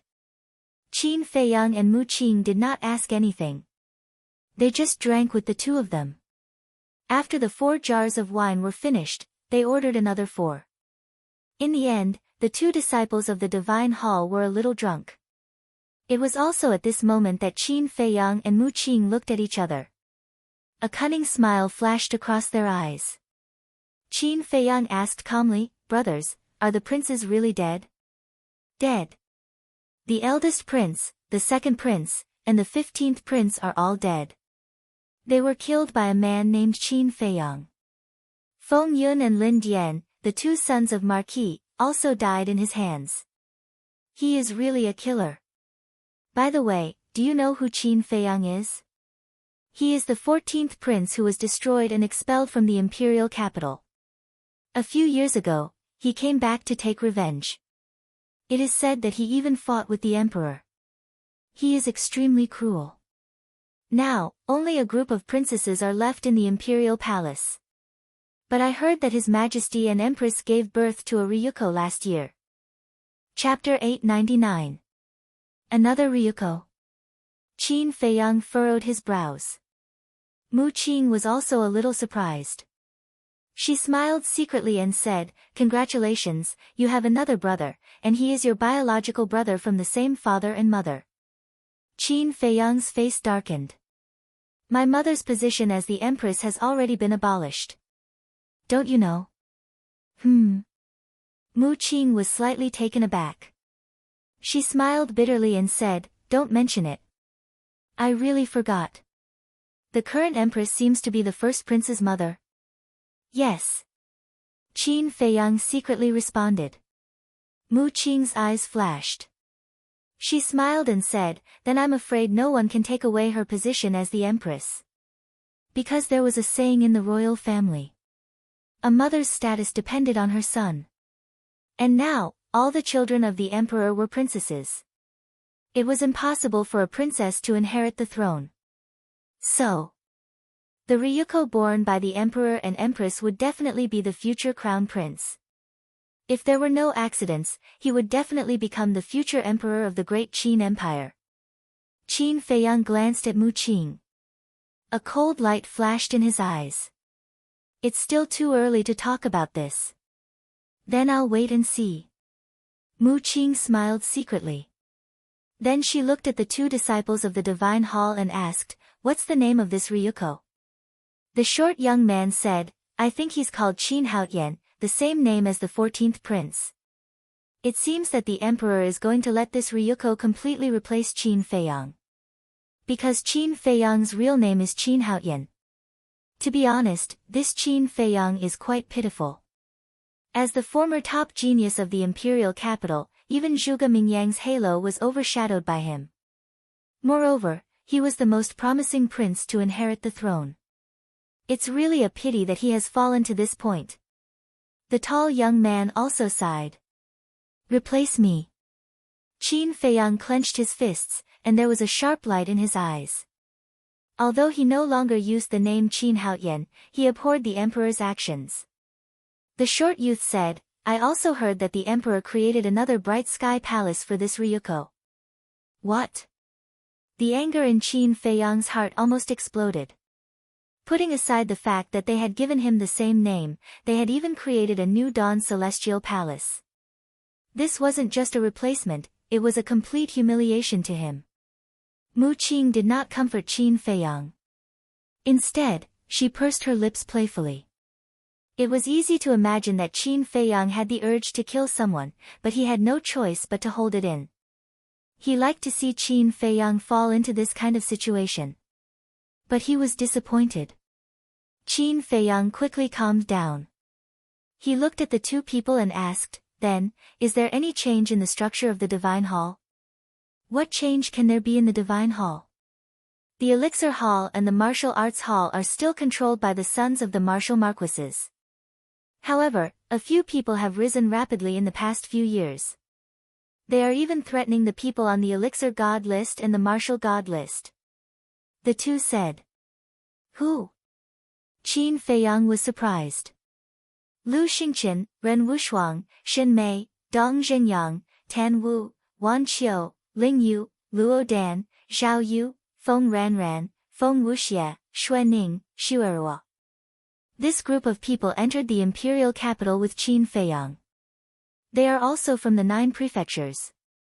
We originally thought that only Qin Feiyang was terrifying, but we didn't expect that these people were also monstrous. The two frowned and couldn't figure it out. This Wan Qiu is still alive.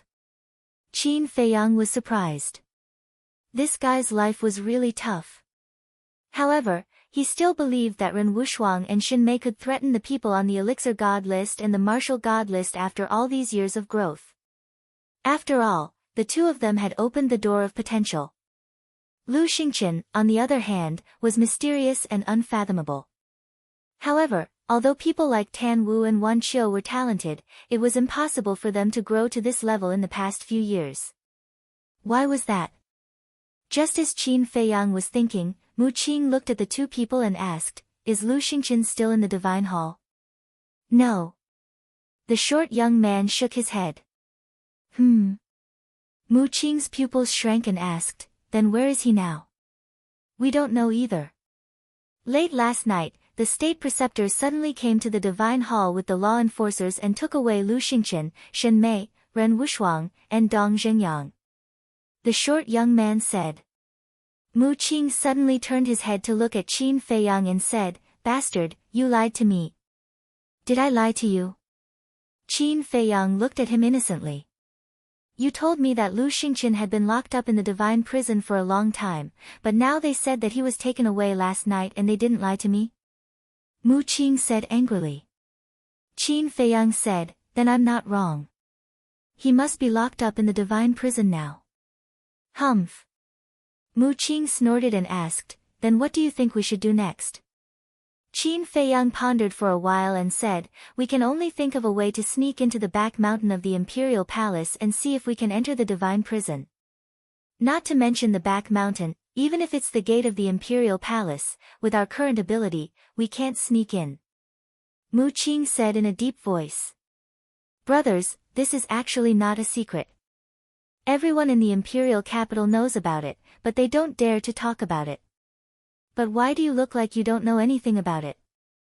The two disciples of the divine palace looked at Qin Feiyang and Mu Qing suspiciously. Qin Feiyang said with a faint smile, "We have been cultivating in the mountains all these years and have not inquired about the situation outside." "I see." The two of them nodded in realization.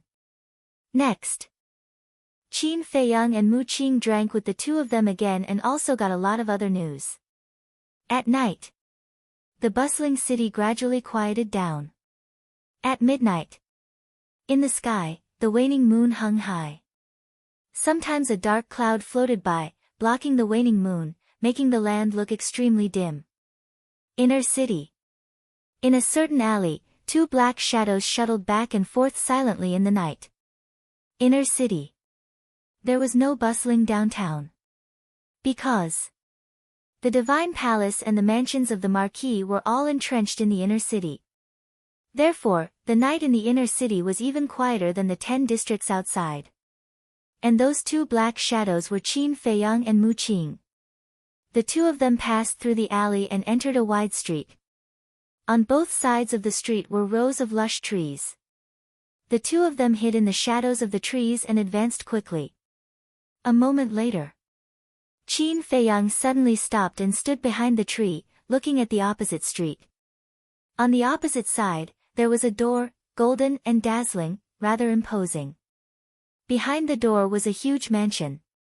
At the door, two large lanterns were hanging, emitting a bright candlelight. Through the candlelight, one could clearly see that there was a plaque made of gold hanging above the door. On it, there were 3 bold and powerful words engraved. Qianwu Marquis. On both sides of the door, 4 guards stood upright, emitting a strong aura. What's wrong? Mu Qing stopped and looked at the mansion opposite, then looked suspiciously at Qin Feiyang. Nothing. I just remembered some things from the past. Qin Feiyang shook his head and continued to rush forward. He was no stranger to Marquis Qianwu. That year, Marquis Qianwu set up a banquet and invited him to his mansion. In the end, the two of them fell out. It was Lu Xingqian who saved him. And with the help of Lu Xingqian, they even killed Marquis Qianwu's son, Feng Yun. In order to take revenge on Marquis Qianwu, he even specially sent Feng Yun's corpse to Marquis Qianwu. At that time, Marquis Qianwu was extremely angry. It was estimated that Marquis Qianwu hated him to the bone. However, he did not put a mere martial marquis in his heart. Although the various martial marquis had a high status in the Great Qin Empire, their overall strength was not very strong. There were even some martial marquis manor that were not as strong as those superfamilies. And the reason why they were able to occupy the inner city and have such a high status was completely because of their ancestors. Their ancestors were all people who accompanied the first-generation emperor to conquer the world. About an hour later, Qin Feiyang and Marquis Qianwu passed through the inner city and stopped behind a big tree and looked ahead. In front of them was a wide street and opposite the street was a plaza. The plaza was very big and brightly lit, but there was no one in sight. And at the end of the plaza, there was a tall city wall. The city wall was completely black and tens of meters tall. It emitted a cold aura like a black python that extended to the ends of the earth. And in the middle of the plaza, there was a city gate with two grand words above it. Imperial Palace. That's right. This was the gate of the Imperial Palace. But at this moment, the city gate was tightly shut and there were 10 black armored guards standing on both sides. It was the Invincible Black Army. Judging from the aura they emitted, they were all battle saints. Moreover, on the city wall, there was an invincible black army soldier every 5 meters. And in the middle of the city gate, one could clearly see a tall and sturdy man sitting cross-legged. He was also wearing black armor, but the aura he emitted was more than 2 times stronger than the other soldiers of the Invincible Black Army. Do you see that?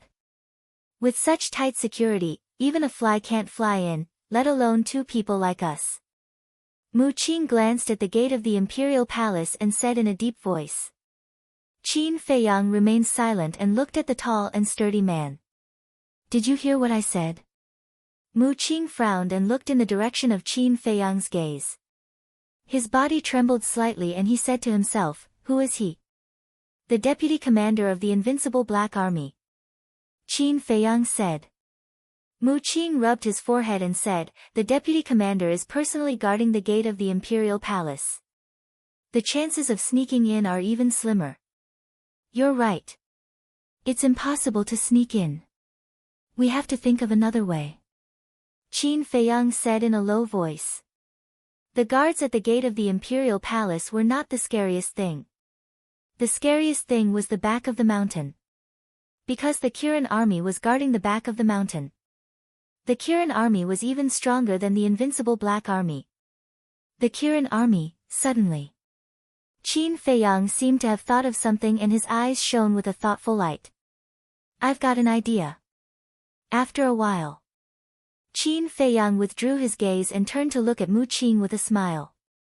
What idea? Mu Qing looked at him expectantly. In the back of the Imperial Palace, other than the Emperor and the State Preceptor, the Commander and Deputy Commander of the Kirin Army can also enter freely. And they don't have to report to anyone. If we can persuade one of them, it will be easy to enter the back of the mountain. Chapter 900. Convince them. Mu Qing was speechless. It was not hard to imagine that the Commander and Deputy Commander of the Kirin Army were the confidants of the Emperor. To convince them, it was better to just barge in. Qin Feiyang laughed. I know it will be hard to convince them, but I am confident. Are you sure? Although Qin Feiyang looked confident, Mu Qing was still doubtful. Follow me. Qin Feiyang turned and walked down the left side of the street. Mu Qing chased after him and asked suspiciously, where are we going? The commander and deputy commander of the Kirin army, although they have been staying in the imperial palace, they still have family. Qin Feiyang said. So that's how it is.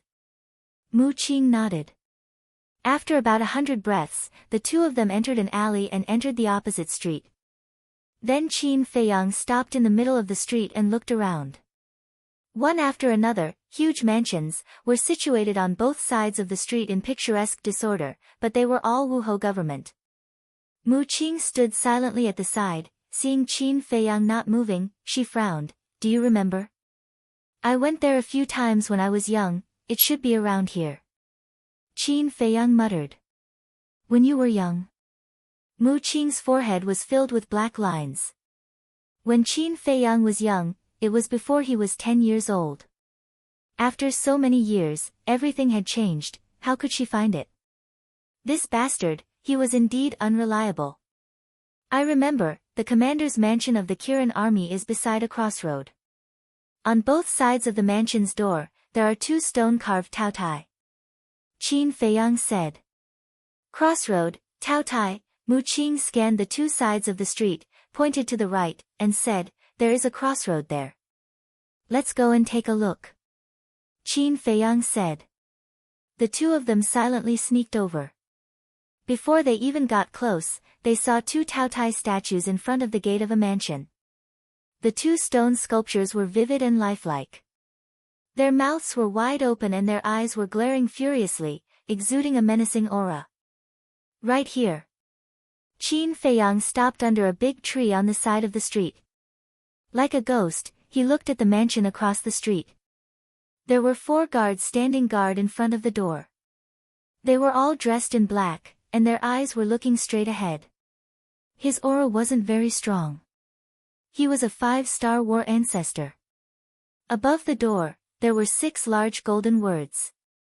The Kirin Army Commander's Office. Every stroke of the words was like an iron hook, emitting a shocking murderous aura. Mu Qing swallowed and sent a voice transmission. How's the commander's cultivation? I don't know. But one thing is for sure, it's definitely a battle emperor. So, remember to be careful. Qin Feiyang secretly warned. Mu Qing nodded. However, as if he suddenly thought of something, his expression changed slightly, and he said in surprise, Are you going to break in like this? Do you think I'm stupid? Qin Feiyang rolled his eyes at him. Although the Qilin army's commander wasn't in the mansion, one didn't need to think to know that there was definitely a powerhouse keeping watch inside the mansion. Breaking in like this was simply courting death. Then what are you going to do? Mu Qing asked. I remember that the Kirin army commander has a daughter who is about the same age as me. What's her name? I don't have a deep impression. I forgot. In short, if we can get her, the Kirin army commander will naturally take the initiative to come to us. I just don't know if she's in the mansion now. Qin Feiyang said. Mu Qing's eyes lit up, and he asked, Do you still remember where she lives? I've only met her a few times. How would I know where she lives? Qin Feiyang rolled his eyes at him. Mu Qing said, Then let's sneak in first, and then slowly look for her. Qin Feiyang glanced at the wall of the mansion, and then looked at the 4 guards at the door, and whispered, Be careful. Don't let them find us. Mu Qing nodded. The two of them slowly retreated. They didn't stop until they were out of the sight of the 4 guards. Then, the two of them quietly rushed to the opposite side of the street and came to the bottom of the wall. Mu Qing directly prepared to climb over the wall without saying a word. What's the hurry? Let's observe first.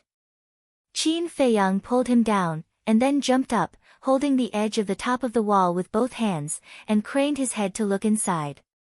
What came into sight was a garden with lush vegetation and hundreds of flowers in full bloom, filling the air with a strong floral fragrance. There were also several rockery and a clear stream. The stream flowed slowly, making splashing sounds. On the narrow path in the garden, there were black-clothed guards standing there.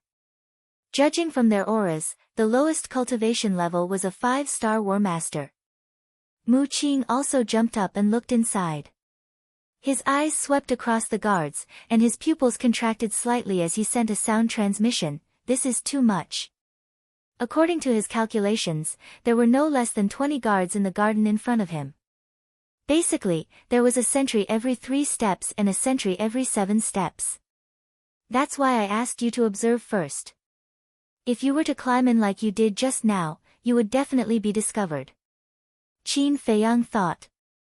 Then, his aura was restrained to the extreme, and his movements were abnormally careful. He climbed up the wall and gently landed on the grass below. Mu Qing also climbed in, and was also extremely careful. Even his breathing and heartbeat were controlled to the minimum. Then, the two of them hid behind a small tree and looked at the guards. Mu Qing thought, we haven't been discovered, let's go. The two of them were about to take a step forward.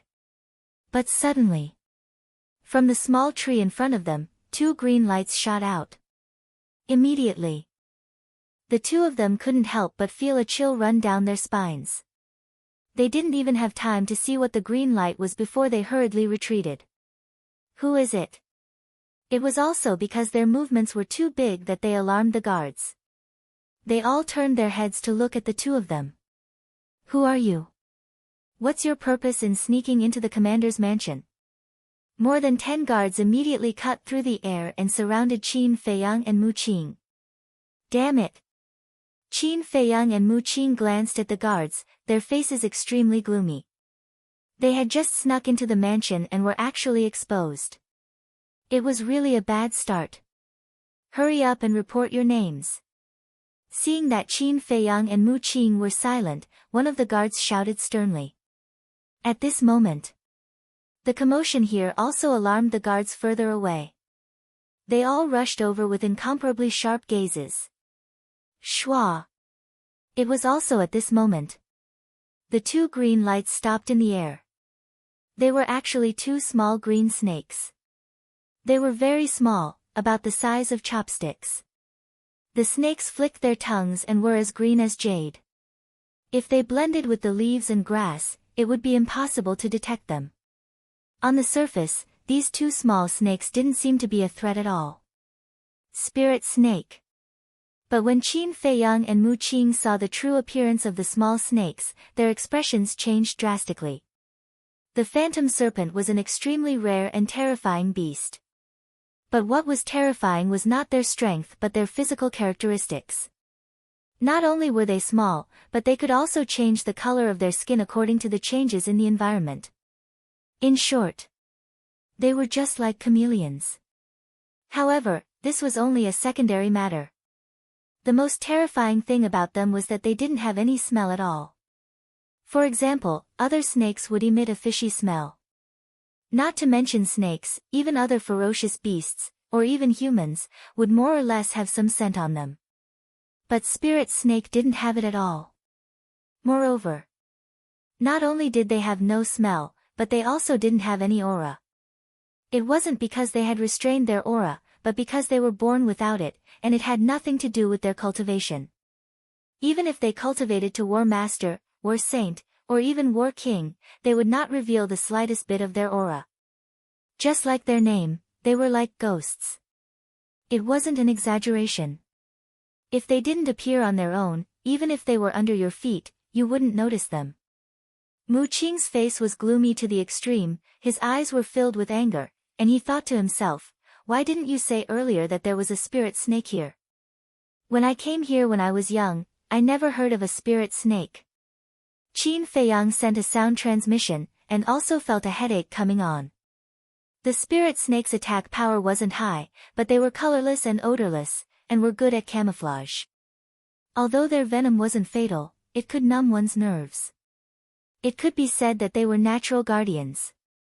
This Kirin army commander was also smart, to actually let them guard the mansion. Then what should we do now? Mu Qing was burning with anxiety. It was no longer realistic to hide in the castle at this time. Because once they disappeared into thin air, what would the guards think? Don't worry, there will be a way.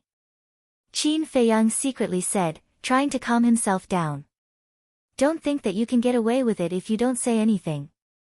I'm telling you, If you don't make it clear today, you will all die. Don't even think about escaping, our mansion has more than these 2 spirit snakes.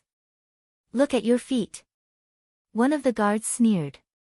And more guards surrounded them, and now there were more than 30 people. Feet? Qin Feiyang and Mu Qing were stunned, and they quickly looked down, and their faces suddenly turned pale.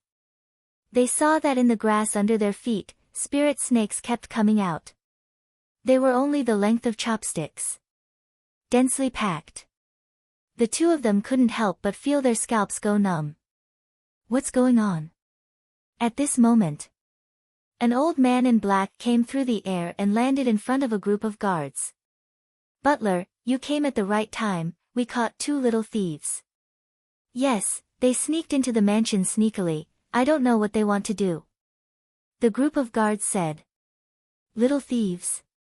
Qin Feiyang was slightly stunned, and suddenly a plan came to his mind. Hearing this, the butler was also stunned, looked at Qin Feiyang and Mu Qing, and sneered, You are bold, do you know where this place is? No. Qin Feiyang shook his head. The butler and the group of guards were stunned. They didn't even know where the Kirin army commander's mansion was. Where did these 2 little thieves come from?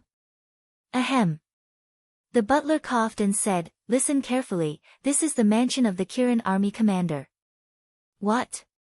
Qin Feiyang's face changed greatly, and his body trembled, looking very scared and desperate. What? Cramps? Mu Qing looked at him suspiciously. Screw you. If you want to live, do it with me.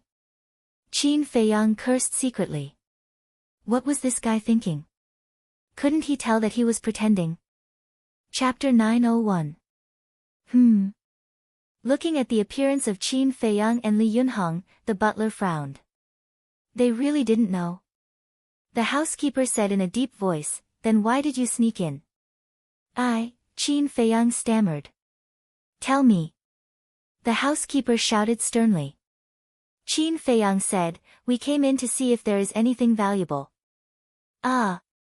Hearing that, the housekeeper and a group of guards looked at each other. It should be known that the status of the commander of the Kirin army in the capital, even Marquis had to be respectful to him. These 2 little thieves actually dared to come here to steal. Their guts were too fat. Your cultivation is not weak. You can casually find a place to make a lot of money. Why did you do this kind of sneaky business? The housekeeper asked. Obviously, he didn't believe Qin Feiyang's words. It's too troublesome to make money. Qin Feiyang lowered his head and said in fear. The housekeeper frowned and said, So you stole? Qin Feiyang nodded. Stealing is indeed a way to make money quickly, but do you know the consequences of being caught? The housekeeper looked at the 2 of them in disgust. He believed it. It was not that he was stupid. It was that Qin Feiyang and the others' pretense was too real. I know. Qin Feiyang nodded, looked up at the housekeeper, and begged, We didn't do anything outrageous. Can you let us go? Let you go? Humph. Let me tell you, the people I hate the most are lazy people like you who reap without sowing. The housekeeper's eyes turned cold. Whoosh. At the same time, on the grass, 2 phantom snakes suddenly jumped up and bit Qin Feiyang and the others' legs. At that moment, Qin Feiyang and the others felt a venom seeping into their bodies and then turning into terrible toxins, spreading to their limbs and bones. The first place to be paralyzed was their legs. Now, it was a little difficult for them to take a step. This is bad. Mu Qing mumbled. If he didn't get rid of the poison quickly, it wouldn't be long before his entire body would be paralyzed. At that time, not to mention these guards in front of him, even a 1-Star Wars sect would be able to easily deal with them. The steward glanced at the 2 of them, and a ferocious look flashed in his eyes. He said, Send them to the Snake Emperor. What? The expressions of the group of guards changed. His eyes were filled with fear. He seemed to be very afraid of the so-called Snake Emperor. Four bodyguards stepped forward and escorted Qin Feiyang and Qin Haodong out of the garden. They are the two little thieves. You look so weak, yet you actually dare to come to our governor's manor to steal? Why don't you just kill them? The guards they met along the way all looked curiously at Qin Feiyang and Bai Yunfei. When they found out that Qin Feiyang was going to be given to the Snake Emperor, all of them turned pale with fright. Looking at the expressions of these people, Qin Feiyang and Bai Yunfei became more and more bewildered. The four guards carried the two of them through layers of halls and arrived outside a dark forest. There were no guards here. The poison in Qin Feiyang and Bai Yunfei's body had already spread to their arms. Mu Qing glanced at the small forest and asked, "For big brothers, what is the Snake Emperor?" "You'll know later." The four of them sneered and carried the two of them into the small forest. Ding dong. Walking and walking. A burst of melodious zither music floated into the ears of Qin Feiyang and Bai Yunfei. The sound of the zither came from behind the small forest. "Who's playing the zither?" The two of them were surprised. "Mississippi," one of the guards said expressionlessly. "N?" Qin Feiyang and Bai Yunfei looked at each other. This was really a case of wearing out iron shoes in a fruitless search, only to find it without any effort. Soon, they walked out of the small forest and a lake entered their line of sight. The lake was about a few hundred feet in front of the small forest. The light of the waning moon spread down, and the lake was rippling with layers of light. Except for the melodious zither music, there was no other sound here. It was dead silent. But the sound of the zither was still farther across the lake. The four guards didn't continue to move forward. They stopped in front of the lake and looked at it. By now, Qin Feiyang and Bai Yunfei had been paralyzed except for their heads. If they weren't held by the four guards, they might not be able to stand steadily. Mu Qing said anxiously, "For big brothers, we really know we're wrong. Please have mercy on us, okay? The moment you stepped into the mansion, your fate was already decided." One of them said expressionlessly. "Dong!" Immediately, the four of them lifted Qin Feiyang and Mu Qing and threw them directly into the lake, splashing water. Then, the four guards turned around and left quickly. They looked very anxious. They felt that there was a man-eating beast lurking in the lake. In the lake, the lake water was very clear, but a little cold. Qin Feiyang and Bai Yunfei's bodies were paralyzed and kept sinking. "Bastard, why don't you think of a way?" Mu Qing secretly transmitted her voice and glanced below vigilantly. Her face was full of anxiety. Without a doubt, the Snake Emperor must be in this lake. Splash! Before her voice died away, at the bottom of the lake below, a shocking undercurrent emerged. Qin Feiyang and Bai Yunfei were shocked. They hurriedly looked down and were dumbfounded. Although there was an undercurrent below, they didn't see any trace of a beast. And they didn't sense the aura of a beast. What's going on? The two of them were surprised. The undercurrent was getting fiercer and fiercer. They also felt a strong sense of crisis that was rapidly approaching. No! There must be something in here. Mu Qing's face was gloomy. Could it be? Qin Feiyang suddenly seemed to think of something, and his eyes trembled slightly. "What is it?" Mu Qing asked. "They are all talking about the Snake Emperor. I think it should be a spirit Snake Emperor," Qin Feiyang said. Yes, it must be." Mu Qing quivered and nodded repeatedly. The spirit snake could change the color of its skin at will. In the water, it could also change the color of its skin to the same color as the water. In this way, it mixed with the lake water and it was difficult to see it with the naked eye. However, even if the two of them discovered this, they couldn't do anything to the Spirit Snake Emperor. Because the Spirit Snake Emperor didn't have any aura, they didn't know how strong it was or where it was. They could only pay attention to the undercurrent. Generally speaking, the water in the lake was still. There was only one situation where there would be an undercurrent. That was, something was swimming in the water. In other words, this undercurrent was generated when the spirit snake emperor was swimming. Therefore, as long as they paid attention to the undercurrent, they could distinguish the approximate location of the spirit snake emperor. However, even if they found the location of the spirit snake emperor, they were helpless now. Because their whole body was paralyzed, they couldn't fight back at all. Suddenly, that undercurrent was heading straight for them. The crisis was getting stronger and stronger. Without a doubt, the spirit snake emperor was swimming towards them. Mu Qing struggled for a while. His numb body made him feel despair. At the same time, Qin Feiyang stared at the surging undercurrent, his expression uncertain. Schwa. Just as the undercurrent was about to engulf the two of them, Qin Feiyang's mind stirred, and the dual-winged snow eagle appeared out of thin air.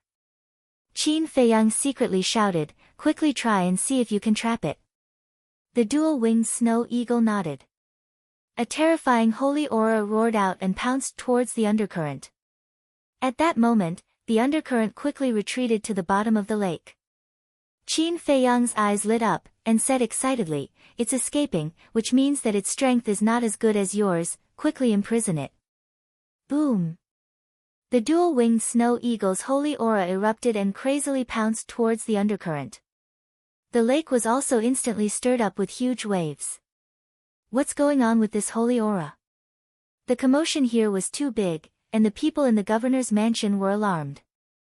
Even the entire inner city could feel the holy aura of the dual-winged snow eagle. In the lake, Qin Feiyang and Mu Qing were like fallen leaves in the wind, bobbing up and down with the waves. "Someone's coming, quickly," Qin Feiyang urged. He could clearly sense that there were a few powerful auras rushing towards them. The dual-winged snow eagle's eyes darkened slightly, and its battle aura surged. The water in the lake instantly evaporated.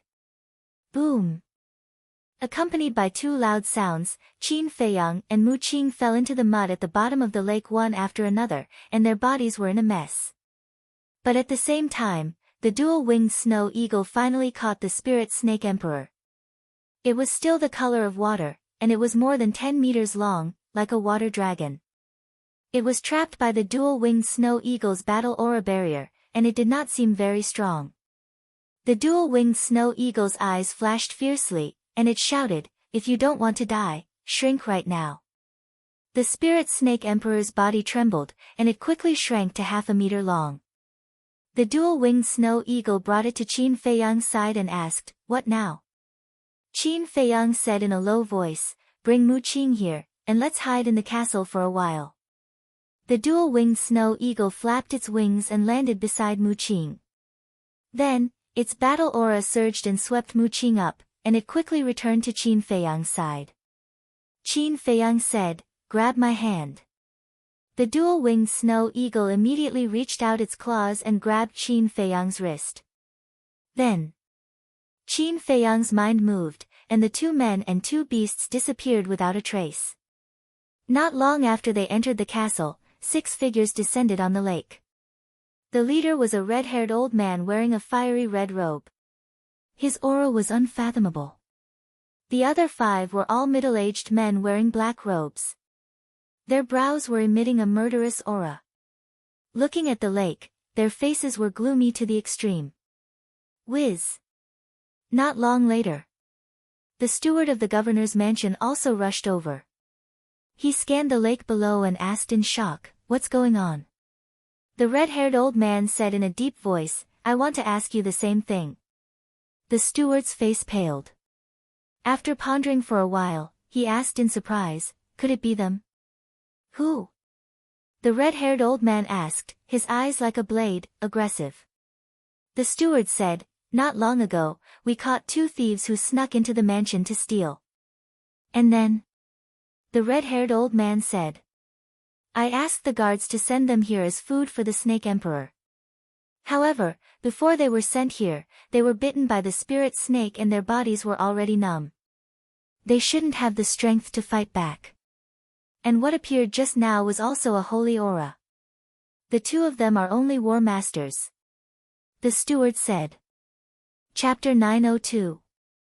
The Spirit Snake Emperor had no aura and could change the color of its skin, so he didn't know if the Spirit Snake Emperor was still here.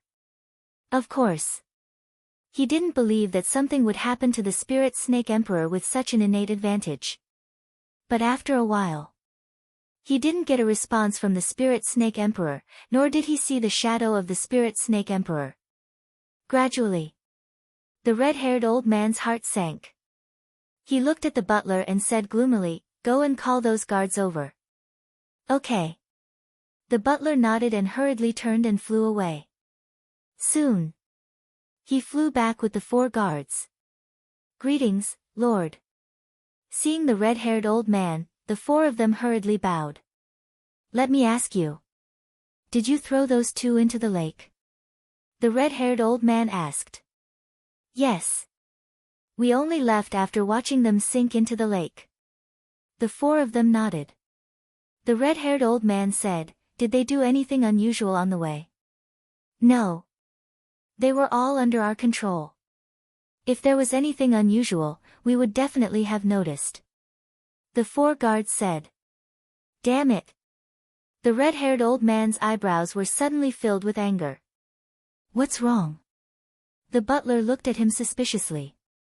"I don't think they are here to steal at all. They are here specifically for the Spirit Snake Emperor," the red-haired old man said in a deep voice. The butler said, "You mean, the Spirit Snake Emperor has been taken away by them?" "That must be the case." The red-haired old man nodded. His eyes flashed coldly as he ordered, "They shouldn't have escaped in such a short time. Immediately seal the mansion and don't let anyone suspicious go." The butler asked, "Should we report this matter to the commander?" Of course. The Spirit Snake Emperor was tamed by the commander with great difficulty. How can it be taken away by others? The red-haired old man said coldly, then looked at the 5 burly men and said, "You guys stay here." The 5 of them nodded. Then the red-haired old man turned and left. The butler immediately led the 4 guards to make the arrangements. The peaceful commander's mansion suddenly became lively. At the same time, it was filled with an aura of mutual hostility. Soon, another white figure came from the opposite side of the lake and stopped in front of the 5 middle-aged men. "Greetings, Mississippi," the 5 of them bowed respectfully. This was a girl in the prime of her youth. Her pure white dress was like snow, and her black hair danced in the wind. Her facial features were exquisite, and her skin was like jade. She was like a fairy that had descended.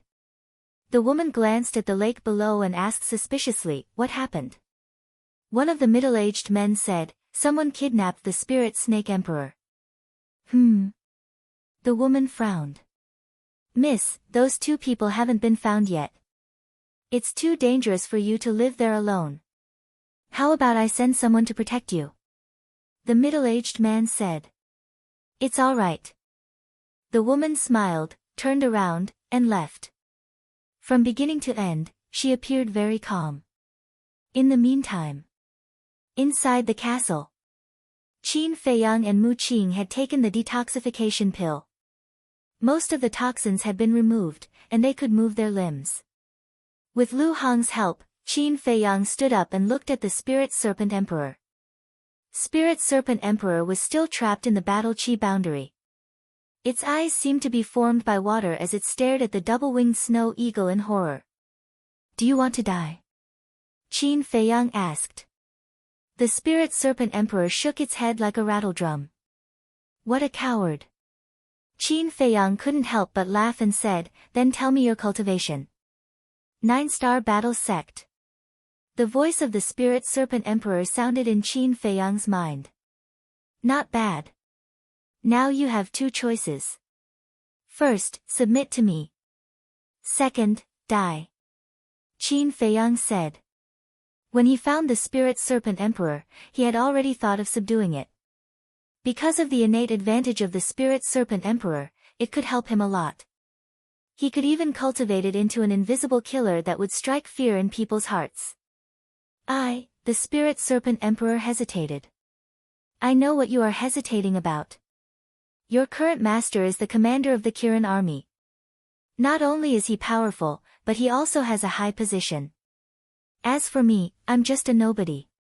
Following me is definitely not as good as following the commander of the Kirin army. But I can tell you that as long as you choose to follow me, I will make you undergo earth-shattering changes. And one day, your strength will even surpass that of the commander of the Kirin army. Qin Feiyang smiled confidently. The Spirit Serpent Emperor looked at him with a hint of mockery in its eyes. Qin Feiyang raised his eyebrows and lost his patience. He said to the double-winged snow eagle, "Just cripple its cultivation." Hee hee. The double-winged snow eagle immediately looked at the Spirit Serpent Emperor with bad intentions. Berserk beasts also had Qi. Therefore, as long as the Spirit Serpent Emperor's Qi was crippled, Qin Feiyang could use the slave seal to easily control it. Of course. Even if he didn't cripple the Spirit Serpent Emperor's cultivation, he could still forcibly control it. After all, he was now a 9-star battle sect. However, there was a certain risk in controlling a creature of the same level, so it was best to completely eliminate the risk. After the double-winged snow eagle crippled the Spirit Serpent Emperor's cultivation, Qin Feiyang formed a seal with both hands. A slave seal quickly swept into the Spirit Serpent Emperor's head. In just a short while, the slave seal and the Spirit Serpent Emperor's soul merged together. The Spirit Serpent Emperor immediately felt that there was an additional shackle on its soul. "What did you do to me?" It stared at Qin Feiyang in shock and anger. Qin Feiyang ignored it and said to Fatso, "Give it the Spirit Sea pill." "Okay." Fatso ran to the front of the Spirit Serpent Emperor and laughed, "Boss has already controlled your soul. If you dare to betray Boss, no matter where you run to, Boss can directly erase your soul with just a thought." "What?" The Spirit Serpent Emperor's expression changed. "Take it." Fatso took out a Spirit Sea pill and threw it over. The Spirit Serpent Emperor swallowed it in one gulp and looked at Qin Feiyang with fear. At the same time, the double-winged snow eagle also retracted its battle chi. The Spirit Serpent Emperor landed on the ground and sized up the ancient castle. Suddenly, its gaze locked onto Wolf King, its heart filled with bewilderment. At this moment, Mu Qing, who was at the side, frowned. "After the double-winged snow eagle caused such a ruckus, the governor's mansion is now on full alert. How are we going to kidnap that young lady?" Qin Feiyang remained silent. Fatso suddenly said, "Why do I think that young lady isn't very afraid?" Everyone looked at him suspiciously. "Didn't you hear? Just now, someone said that they would send someone to protect her, but she refused. This means that she's not worried at all. Could it be that she's very strong?" After Fatso finished speaking, he couldn't help but look at the Spirit Serpent Emperor. Qin Feiyang and the others also turned their heads to look at the Spirit Serpent Emperor. The Spirit Serpent Emperor shrunk its neck and said, "Miss is only a war emperor." "What? A mere war emperor dares to be so conceited? It can't be that she didn't sense Old Eagle's aura before, right?" Wolf King was shocked. "Is that possible?" Everyone in the governor's mansion was shocked by this emperor's aura, let alone her. The double-winged snow eagle rolled its eyes. "Then why is that?" Wolf King was suspicious and puzzled. The Spirit Serpent Emperor said, "She might be having a secret rendezvous with that man again." "Rendezvous?" Qin Feiyang and the others were stunned. "Who is it?" Fatso asked curiously. "It's a man called Wanqiu. He goes to look for Miss every now and then. I've seen him a few times." The Spirit Serpent Emperor said. "Wanqiu?" Qin Feiyang and the others looked at each other. "What's going on? He actually got together with the daughter of the Kirin army's commander? This guy is quite capable." Qin Feiyang asked, "Does the commander know about this?" "Yes. But the commander doesn't allow them to be together. Because the commander investigated Wanqiu and found out that he doesn't have a good character." The Spirit Serpent Emperor said.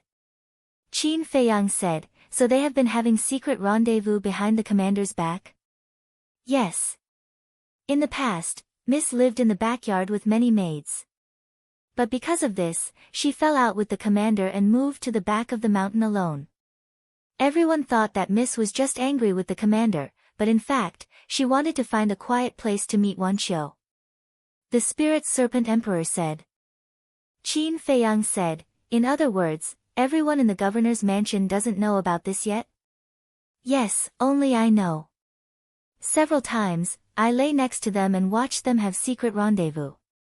There was a hint of vulgarity in the Spirit Serpent Emperor's tone. Ah! Qin Feiyang and the others were stunned, and their faces twitched. They couldn't tell that this guy was a peeping Tom. However, it was quite capable. If it were anyone else, they wouldn't be able to do it. Fatso asked, then why didn't you tell the commander about this? I don't want to be a busybody. The Spirit Serpent Emperor said indifferently. Wan Qiu, I really don't know why that woman would fall for Wan Qiu. Qin Feiyang shook his head. He knew Wan Qiu too well. Not only was his character bad, but he was also a shameless villain. Mu Qing smiled and said, actually, this is good news. Yes. We don't need to take any more risks. As long as we catch Wan Qiu, this lady will naturally come to us. Qin Feiyang nodded. Fatso said, there are people guarding outside now, how are we going to leave the commander's mansion? Don't worry. When they can't find us in the mansion, they will naturally leave. Qin Feiyang smiled faintly. At this moment. The Spirit Serpent Emperor sized up Wolf King, then looked at Qin Feiyang and asked carefully, are you Qin Feiyang? You can't recognize me? Everyone was stunned, then looked at Wolf King in unison. This guy was indeed the best way to identify Qin Feiyang's identity. Yes. Qin Feiyang nodded. It's true. The Spirit Serpent Emperor was stunned and said in disbelief, you actually dare to come back. Qin Feiyang said, in my dictionary, there is no such word as dare. Then are you back this time to take revenge? The Spirit Serpent Emperor asked. Do you think I can do it with my strength? Qin Feiyang asked. Definitely not. The Spirit Serpent Emperor shook its head. That's right. Chapter 903. About 1 hour later. The people in the governor's residence searched every corner, but they couldn't find Qin Feiyang. Hence, they expanded their search to the entire inner city. The 5 middle-aged men guarding the lake also secretly went to the back mountain to protect the daughter of the Kirin army's commander under the orders of the red-haired old man. Qin Feiyang wouldn't let go of such a good opportunity.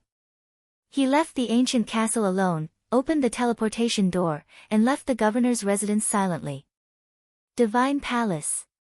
On a small path, a skinny white-clothed young man suddenly appeared in the void. It was Qin Feiyang. Compared to the governor's residence, the Divine Palace was easier to sneak into. First, Qin Feiyang knew the coordinates of every place in the Divine Palace. It was very convenient for him to come and go. Second, there were too many disciples in the Divine Palace. Even if someone saw him, they wouldn't suspect his identity. Beside the small path, there was a small forest. Qin Feiyang looked around and entered the small forest. When he came out, he had changed into a brand new set of white robes. There was a small sword symbol on his chest.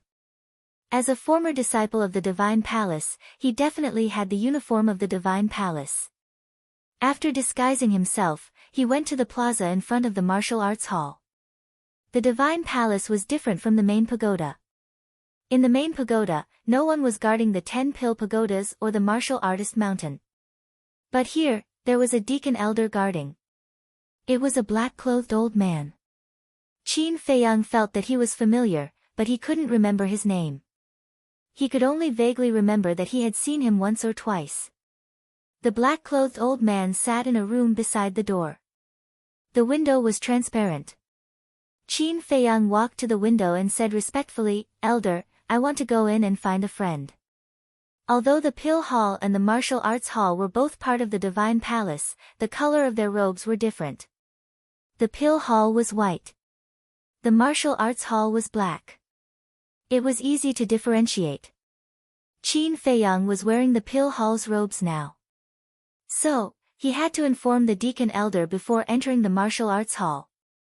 The black-clothed old man looked at Qin Feiyang and asked, "Who are you looking for?" "Tan Wu." Qin Feiyang said casually. The old man in black waved his hand and said, "Go in by yourself. Don't stay for too long." "All right." Qin Feiyang nodded and cupped his hands to express his gratitude before entering the martial arts hall. At this moment, it was already dawn. Most of the martial arts hall's disciples were meditating, so it was hard to see anyone in the corridor. Wan Qiu, Qin Feiyang pondered as he walked. He knew Wan Qiu's original cultivation room.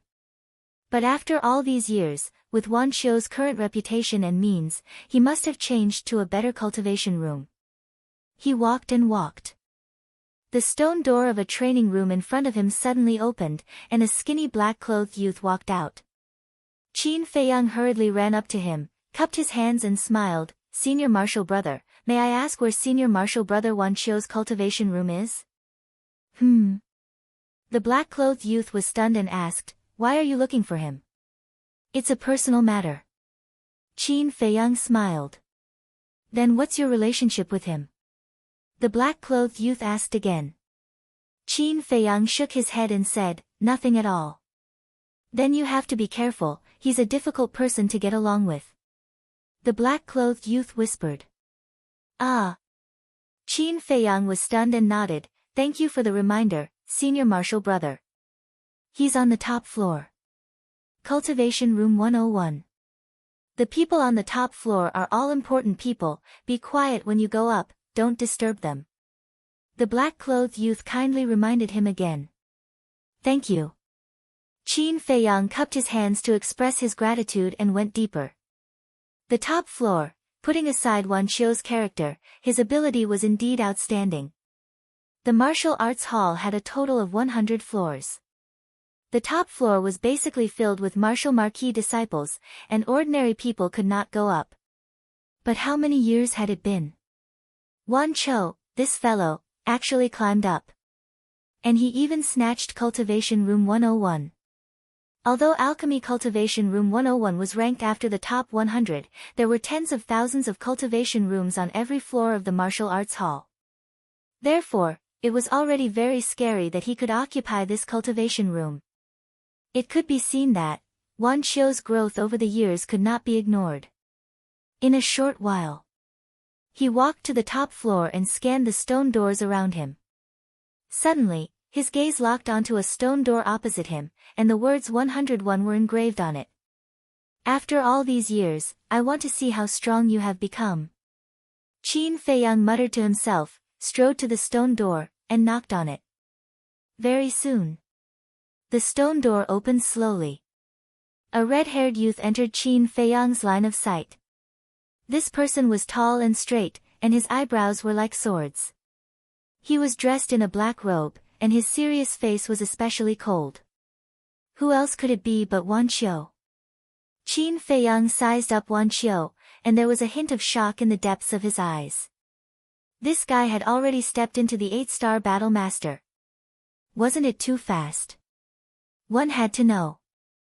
Wan Qiu did not open the door of potential. "Who are you?" At the same time, Wan Qiu was also sizing up Qin Feiyang and asked. Qin Feiyang said calmly, "My name is Li Feng, and I'm here to talk to you about something." "Li Feng?" Wan Qiu frowned and said, "I don't know you. I'm not free." After saying that, he was about to close the stone door. Qin Feiyang said meaningfully, "I'm here to talk to you about the Kirin army commander." "Are you sure you're not free?" Wan Qiu's pupils shrank, and then he retreated to the side. Qin Feiyang walked into the cultivation room. Wan Qiu immediately closed the stone door. "Come in and sit." Following that, he led Qin Feiyang to the lounge. But when he reached the door of the lounge, he suddenly turned around and stretched out his arm like an eagle's claw, grabbing Qin Feiyang's neck. However, this sudden turn of events did not cause Qin Feiyang to panic. His eyes narrowed slightly, and a dangerous signal passed through him. Wan Qiu said in a deep voice, "Tell me, what do you know?" "I know a lot. For example, you guys secretly met somewhere behind the Kirin army commander's back. If I'm not wrong, you just came back from that place not long ago." Qin Feiyang laughed. "How do you know?" Wan Qiu's eyes trembled as he shouted. The hand that grabbed Qin Feiyang also increased in strength, and the look in his eyes was rather sinister. "Because I was also at the commander's residence at that time." Qin Feiyang grinned, raised his arm, grabbed Wan Qiu's fingers, and slowly pried them open one by one. "What? This strength is so strong." Wan Qiu's expression changed, and he said in shock and anger, "Who exactly are you?" After preeing Wan Qiu's hand open, Qin Feiyang grabbed Wan Qiu's wrist and grinned, "I'm your old friend. Don't play tricks." Wan Qiu shouted angrily. But before his voice faded, he felt a flash in front of his eyes, and in the next moment, he appeared in an unfamiliar place. "This is..." Wan Qiu looked around in surprise. This was of course the castle. But Wan Qiu had never been here before, so he did not know. However, Wolf King, Black Dragon Snake, Pangolin, Lu Hong, Fatso, he recognized them. Looking at those familiar figures, he felt like he was struck by lightning, and his body and mind trembled. How could it be them? In that case, he suddenly looked at Qin Feiyang, and his eyes were filled with deep disbelief. Qin Feiyang said playfully, "Are you surprised? When did you come back?" Wan Qiu was shocked and angry. "In the morning," Qin Feiyang said. Wan Qiu panicked. Suddenly, he noticed Spirit Snake Emperor, and his pupils constricted. "So it was you who kidnapped Spirit Snake Emperor in the commander's residence?" Qin Feiyang said, "This was just an accident. I entered the commander's residence to kidnap your little girlfriend." "You dare!" Wan Qiu's expression changed, and he shouted angrily. "It seems that you care about her. But I believe that you only care about her identity and status." Qin Feiyang said. Wan Qiu suddenly looked as if his tail had been stepped on, and his face was full of gloominess. "It seems that I'm right. You want to use her family background to achieve your ambition. Don't misunderstand, I'm not mocking you. On the contrary, I admire you. When you first entered the temple, you curried favor with Lin Dian and the other marquis' sons, and later on, you curried favor with the princes. And how long has it been, and you actually got together with the daughter of the commander of the Kirin army? I really have to admit that I did underestimate you in the past." Qin Feiyang smiled faintly. Wan Qiu's face darkened, and said, "Then why are you looking for me now? What do you think?" Qin Feiyang smiled mockingly. Wolf King, Fatso, and the others also looked at him with evil intentions. Wan Qiu's face could not help but turn pale. At this time, Mu Qing raised her eyebrows, and said, "Don't waste time, hurry up and act." "Act?" Wan Qiu looked at them in surprise. Qin Feiyang glanced at Wan Qiu, then looked at Fatso and Wolf King, and said, "Watch him." The man and the beast nodded. Qin Feiyang left the castle with Mu Qing, and immediately opened the portal and walked in. Black Dragon Pool. The two appeared out of thin air, but there was no trace of Yiglao. Qin Feiyang said, "This plan, we still need Yiglao's help." "What do you want to do?" Mu Qing asked. "It's definitely impossible to get the commander of the Kirin army to sincerely help us. The only way is to control his life." Qin Feiyang said. "I see." Mu Qing suddenly understood, took out the image crystal, and was about to send a message to Yiglao. "How's the investigation going?" But at this time, Yiglao rushed out of the jungle below the mountain stream, landed in front of the two, and asked. "Not good," Mu Qing said in a low voice. Yiglao's eyes darkened slightly, and said, "I just heard you say that you want to ask the commander of the Kirin army for help?" "Yes. Because only he can freely enter the prison of God." Qin Feiyang nodded, and then took Wan Qiu out of the castle. Have you found out whether Lu Xingqian is in the prison of God? Yiglao asked. There's no need to find out, the commander of the Kirin army must know. Qin Feiyang looked at Wan Qiu and said with a faint smile, call your little girlfriend here. Lu Xingqian, prison of God, the commander of the Kirin army. Wan Qiu was not stupid. Hearing the conversation between Qin Feiyang and the other two, he could roughly guess. Chapter 904. Do you want to die? Qin Feiyang raised the corner of his mouth and said with a smile, if you don't do as I say, you will die right now. Wan Qiu's eyes trembled. If it were someone else, he might have looked down on them.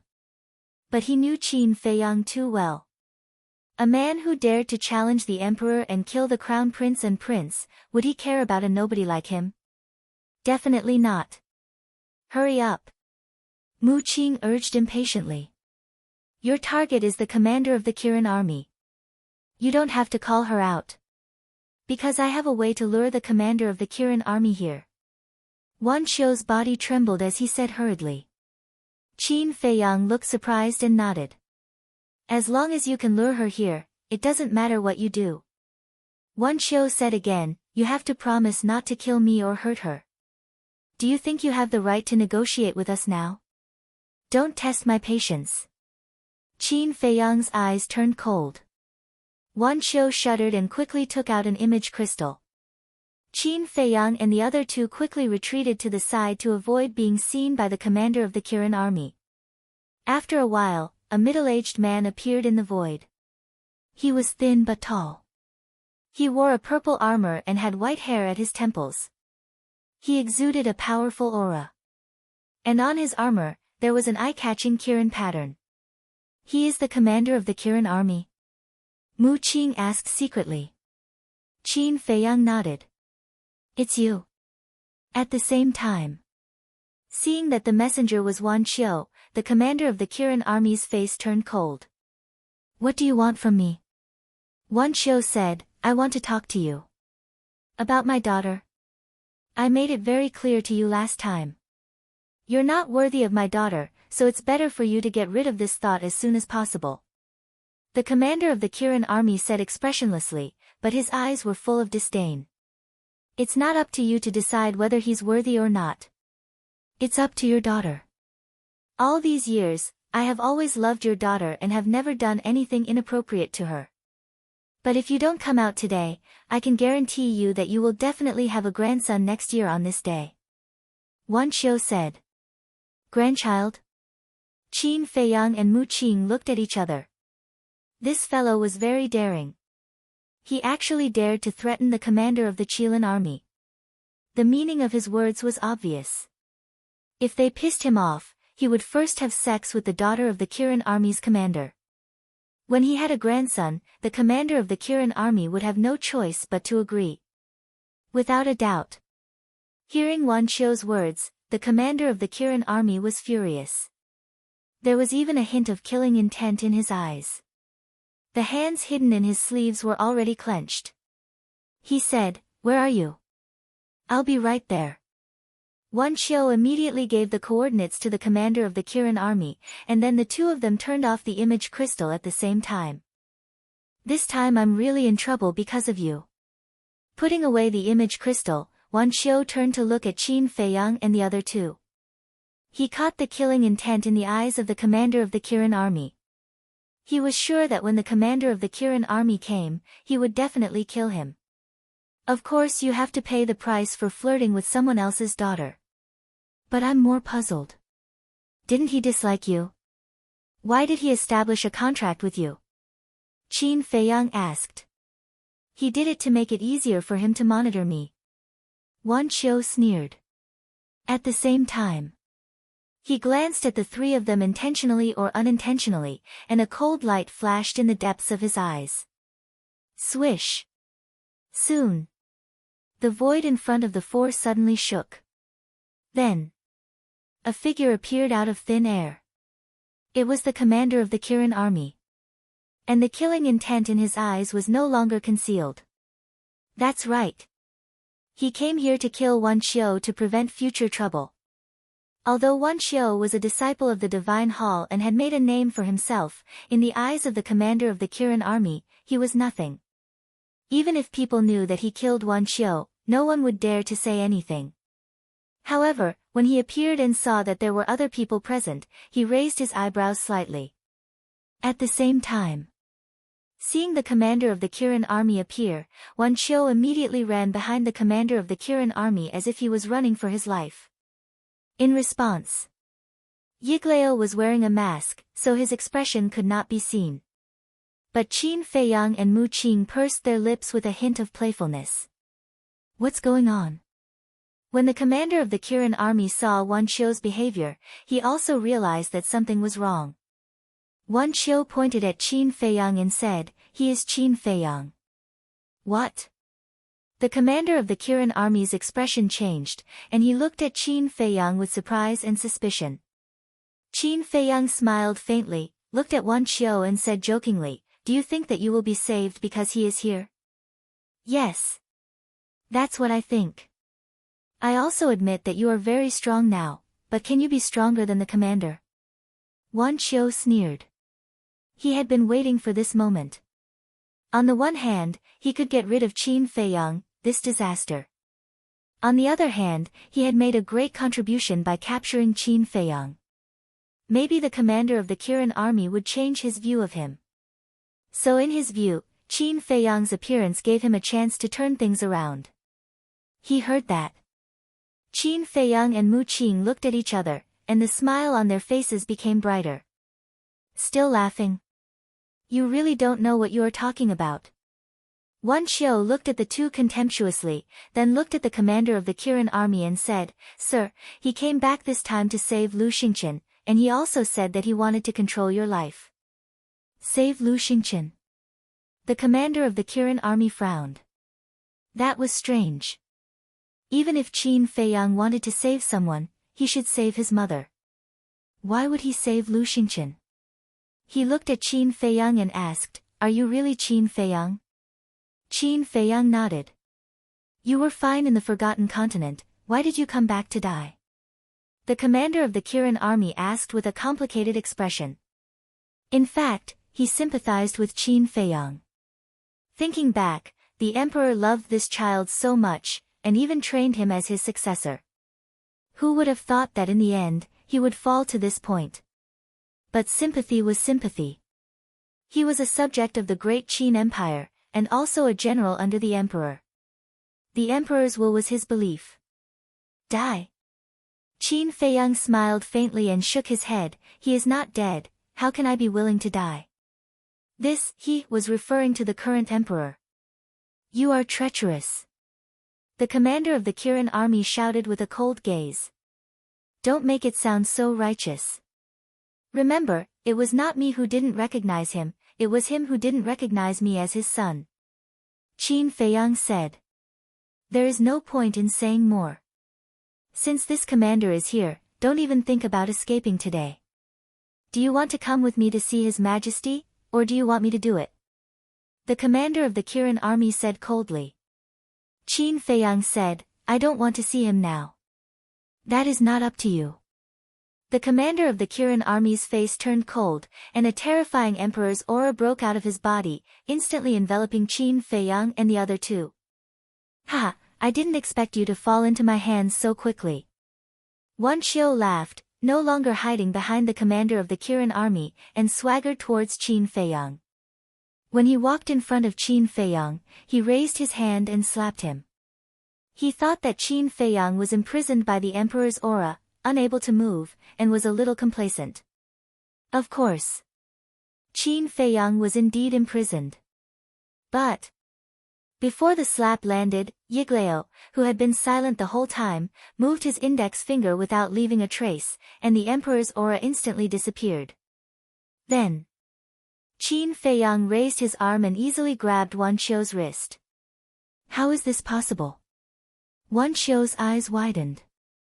"No wonder the commander doesn't like you. A clown like you, even if you are given endless resources, it will be difficult for you to become a great person."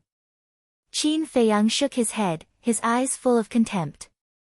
Wan Xiu's face turned pale. At the same time, the commander of the Kirin army looked at Qin Feiyang in disbelief. He could see through Qin Feiyang's cultivation at a glance. 9-Star War Sect. To be able to break through to the 9-Star War Sect in just a few years, his talent could be said to be the #1 person in the world. But now, it had nothing to do with talent. Even if it was a 9-Star War Saint, his emperor's aura could easily imprison him, but why couldn't it imprison Qin Feiyang? Could it be that there was a war emperor hidden here whose cultivation was even stronger than his? With that thought, he hurriedly looked at Mu Qing and Yiglao seriously. Mu Qing was fine. His cultivation was even weaker than Qin Feiyang's. But when he looked at Yiglao, he was shocked to find that he couldn't see through Yiglao's cultivation. There was no aura on his body, just like an ordinary person. At that moment, the commander of the Kirin army realized that something was wrong and immediately retreated, his face solemn. "Sir, save me." Seeing this, Wan Qiu was anxious. Even the commander of the war emperor was so panicked. One could imagine how strong the old man was. He can't even protect himself, how can he save you? Qin Feiyang shook his head with a smile, looked at Yiglao and said, "Please help me cripple the cultivation of the Kirin army commander." Cripple his cultivation? The commander of the Kirin army's face turned pale. Wan Qiu's eyes widened in anger, seriously wondering if there was something wrong with his ears. Yiglao didn't make a move, looked at Qin Feiyang and asked, "Will crippling his cultivation help our plan?" "Yes." Qin Feiyang nodded. "Good." Oldie didn't hesitate any longer. His aged hand shot out explosively, and a formless pressure instantly pounced towards the commander of the Qilin army with the force of an avalanche. This pressure, the commander of the Kirin army trembled both physically and mentally. He often interacted with the Imperial Preceptor, so he was quite familiar with the Imperial Preceptor's aura and pressure. At this moment, the old man's pressure was comparable to the Imperial Preceptor's. In other words, this old man was a false god. How was it possible that Qin Feiyang had a false god with him? He looked at Qin Feiyang in shock and made a prompt decision to take out a portal. However, before the teleportation portal could be opened, Old Yi's aura surged and trapped him in the void. Then, Yiglao pointed his index finger in the air, and a divine light burst out from his fingertip, illuminating the sky and earth. Whoosh! Accompanied by an ear-piercing sound, a divine light pierced through the sky and instantly pierced through the energy reserve of the commander of the Kirin army. Ah! That heart-wrenching pain made the commander of the Kirin army let out a painful howl. "Commander, you..." Wan Qiu saw this scene and was scared out of his wits. Crippling the commander of the Kirin army with a wave of his hand, wasn't this strength too terrifying? The commander of the Kirin army glanced at Wan Qiu with disgust, then stared at Yiglao and said, "As a false god, your status in the Forgotten Continent must be high, why are you helping Qin Feiyang?" False god. Wan Qiu's body shook violently. It was a false god. No wonder Qin Feiyang dared to come back, he had found such a powerful backer. He also finally understood why Qin Feiyang had been smiling. Because he was confident. Not to mention the commander of the Kirin army, even if the Imperial Preceptor and the Emperor came in person, they probably wouldn't be able to stop Qin Feiyang. Now that he thought about his previous actions and thoughts, even he felt that he was an ignorant and foolish clown. He was desperate. Right now, even Qin Feiyang could easily kill him, not to mention that there was also a false god. Facing the commander of the Kirin army's questioning, Yiglao was silent for a moment, then said indifferently, "I helped him because we have the same goal." "What is your goal?" "I don't believe that you only want to save Lu Xingqian," the commander of the Kirin army said. Although Lu Xingqian was talented, he was only a disciple of the temple. Was there a need to make such a big fuss? Even a false god was here. Therefore, he suspected that Qin Feiyang had other motives for bringing people back. But Yiglao didn't answer him, and fell silent again. Qin Feiyang also let go of Wan Qiu's wrist, and his hands began to form seals. A slave seal quickly formed, then turned into a ray of light, and disappeared into the head of the commander of the Kirin army. Ah! The slave seal tore open the sea of consciousness, and rushed toward the soul of the commander. He felt that his head was about to explode, and the pain was unbearable, and his face was distorted. However, this pain quickly disappeared. But the commander of the Kirin army didn't feel relieved, and his face was gloomy. This was because he could clearly sense that his spiritual sea was different from before. However, he couldn't pinpoint exactly what was different about it. "What did you do to me?"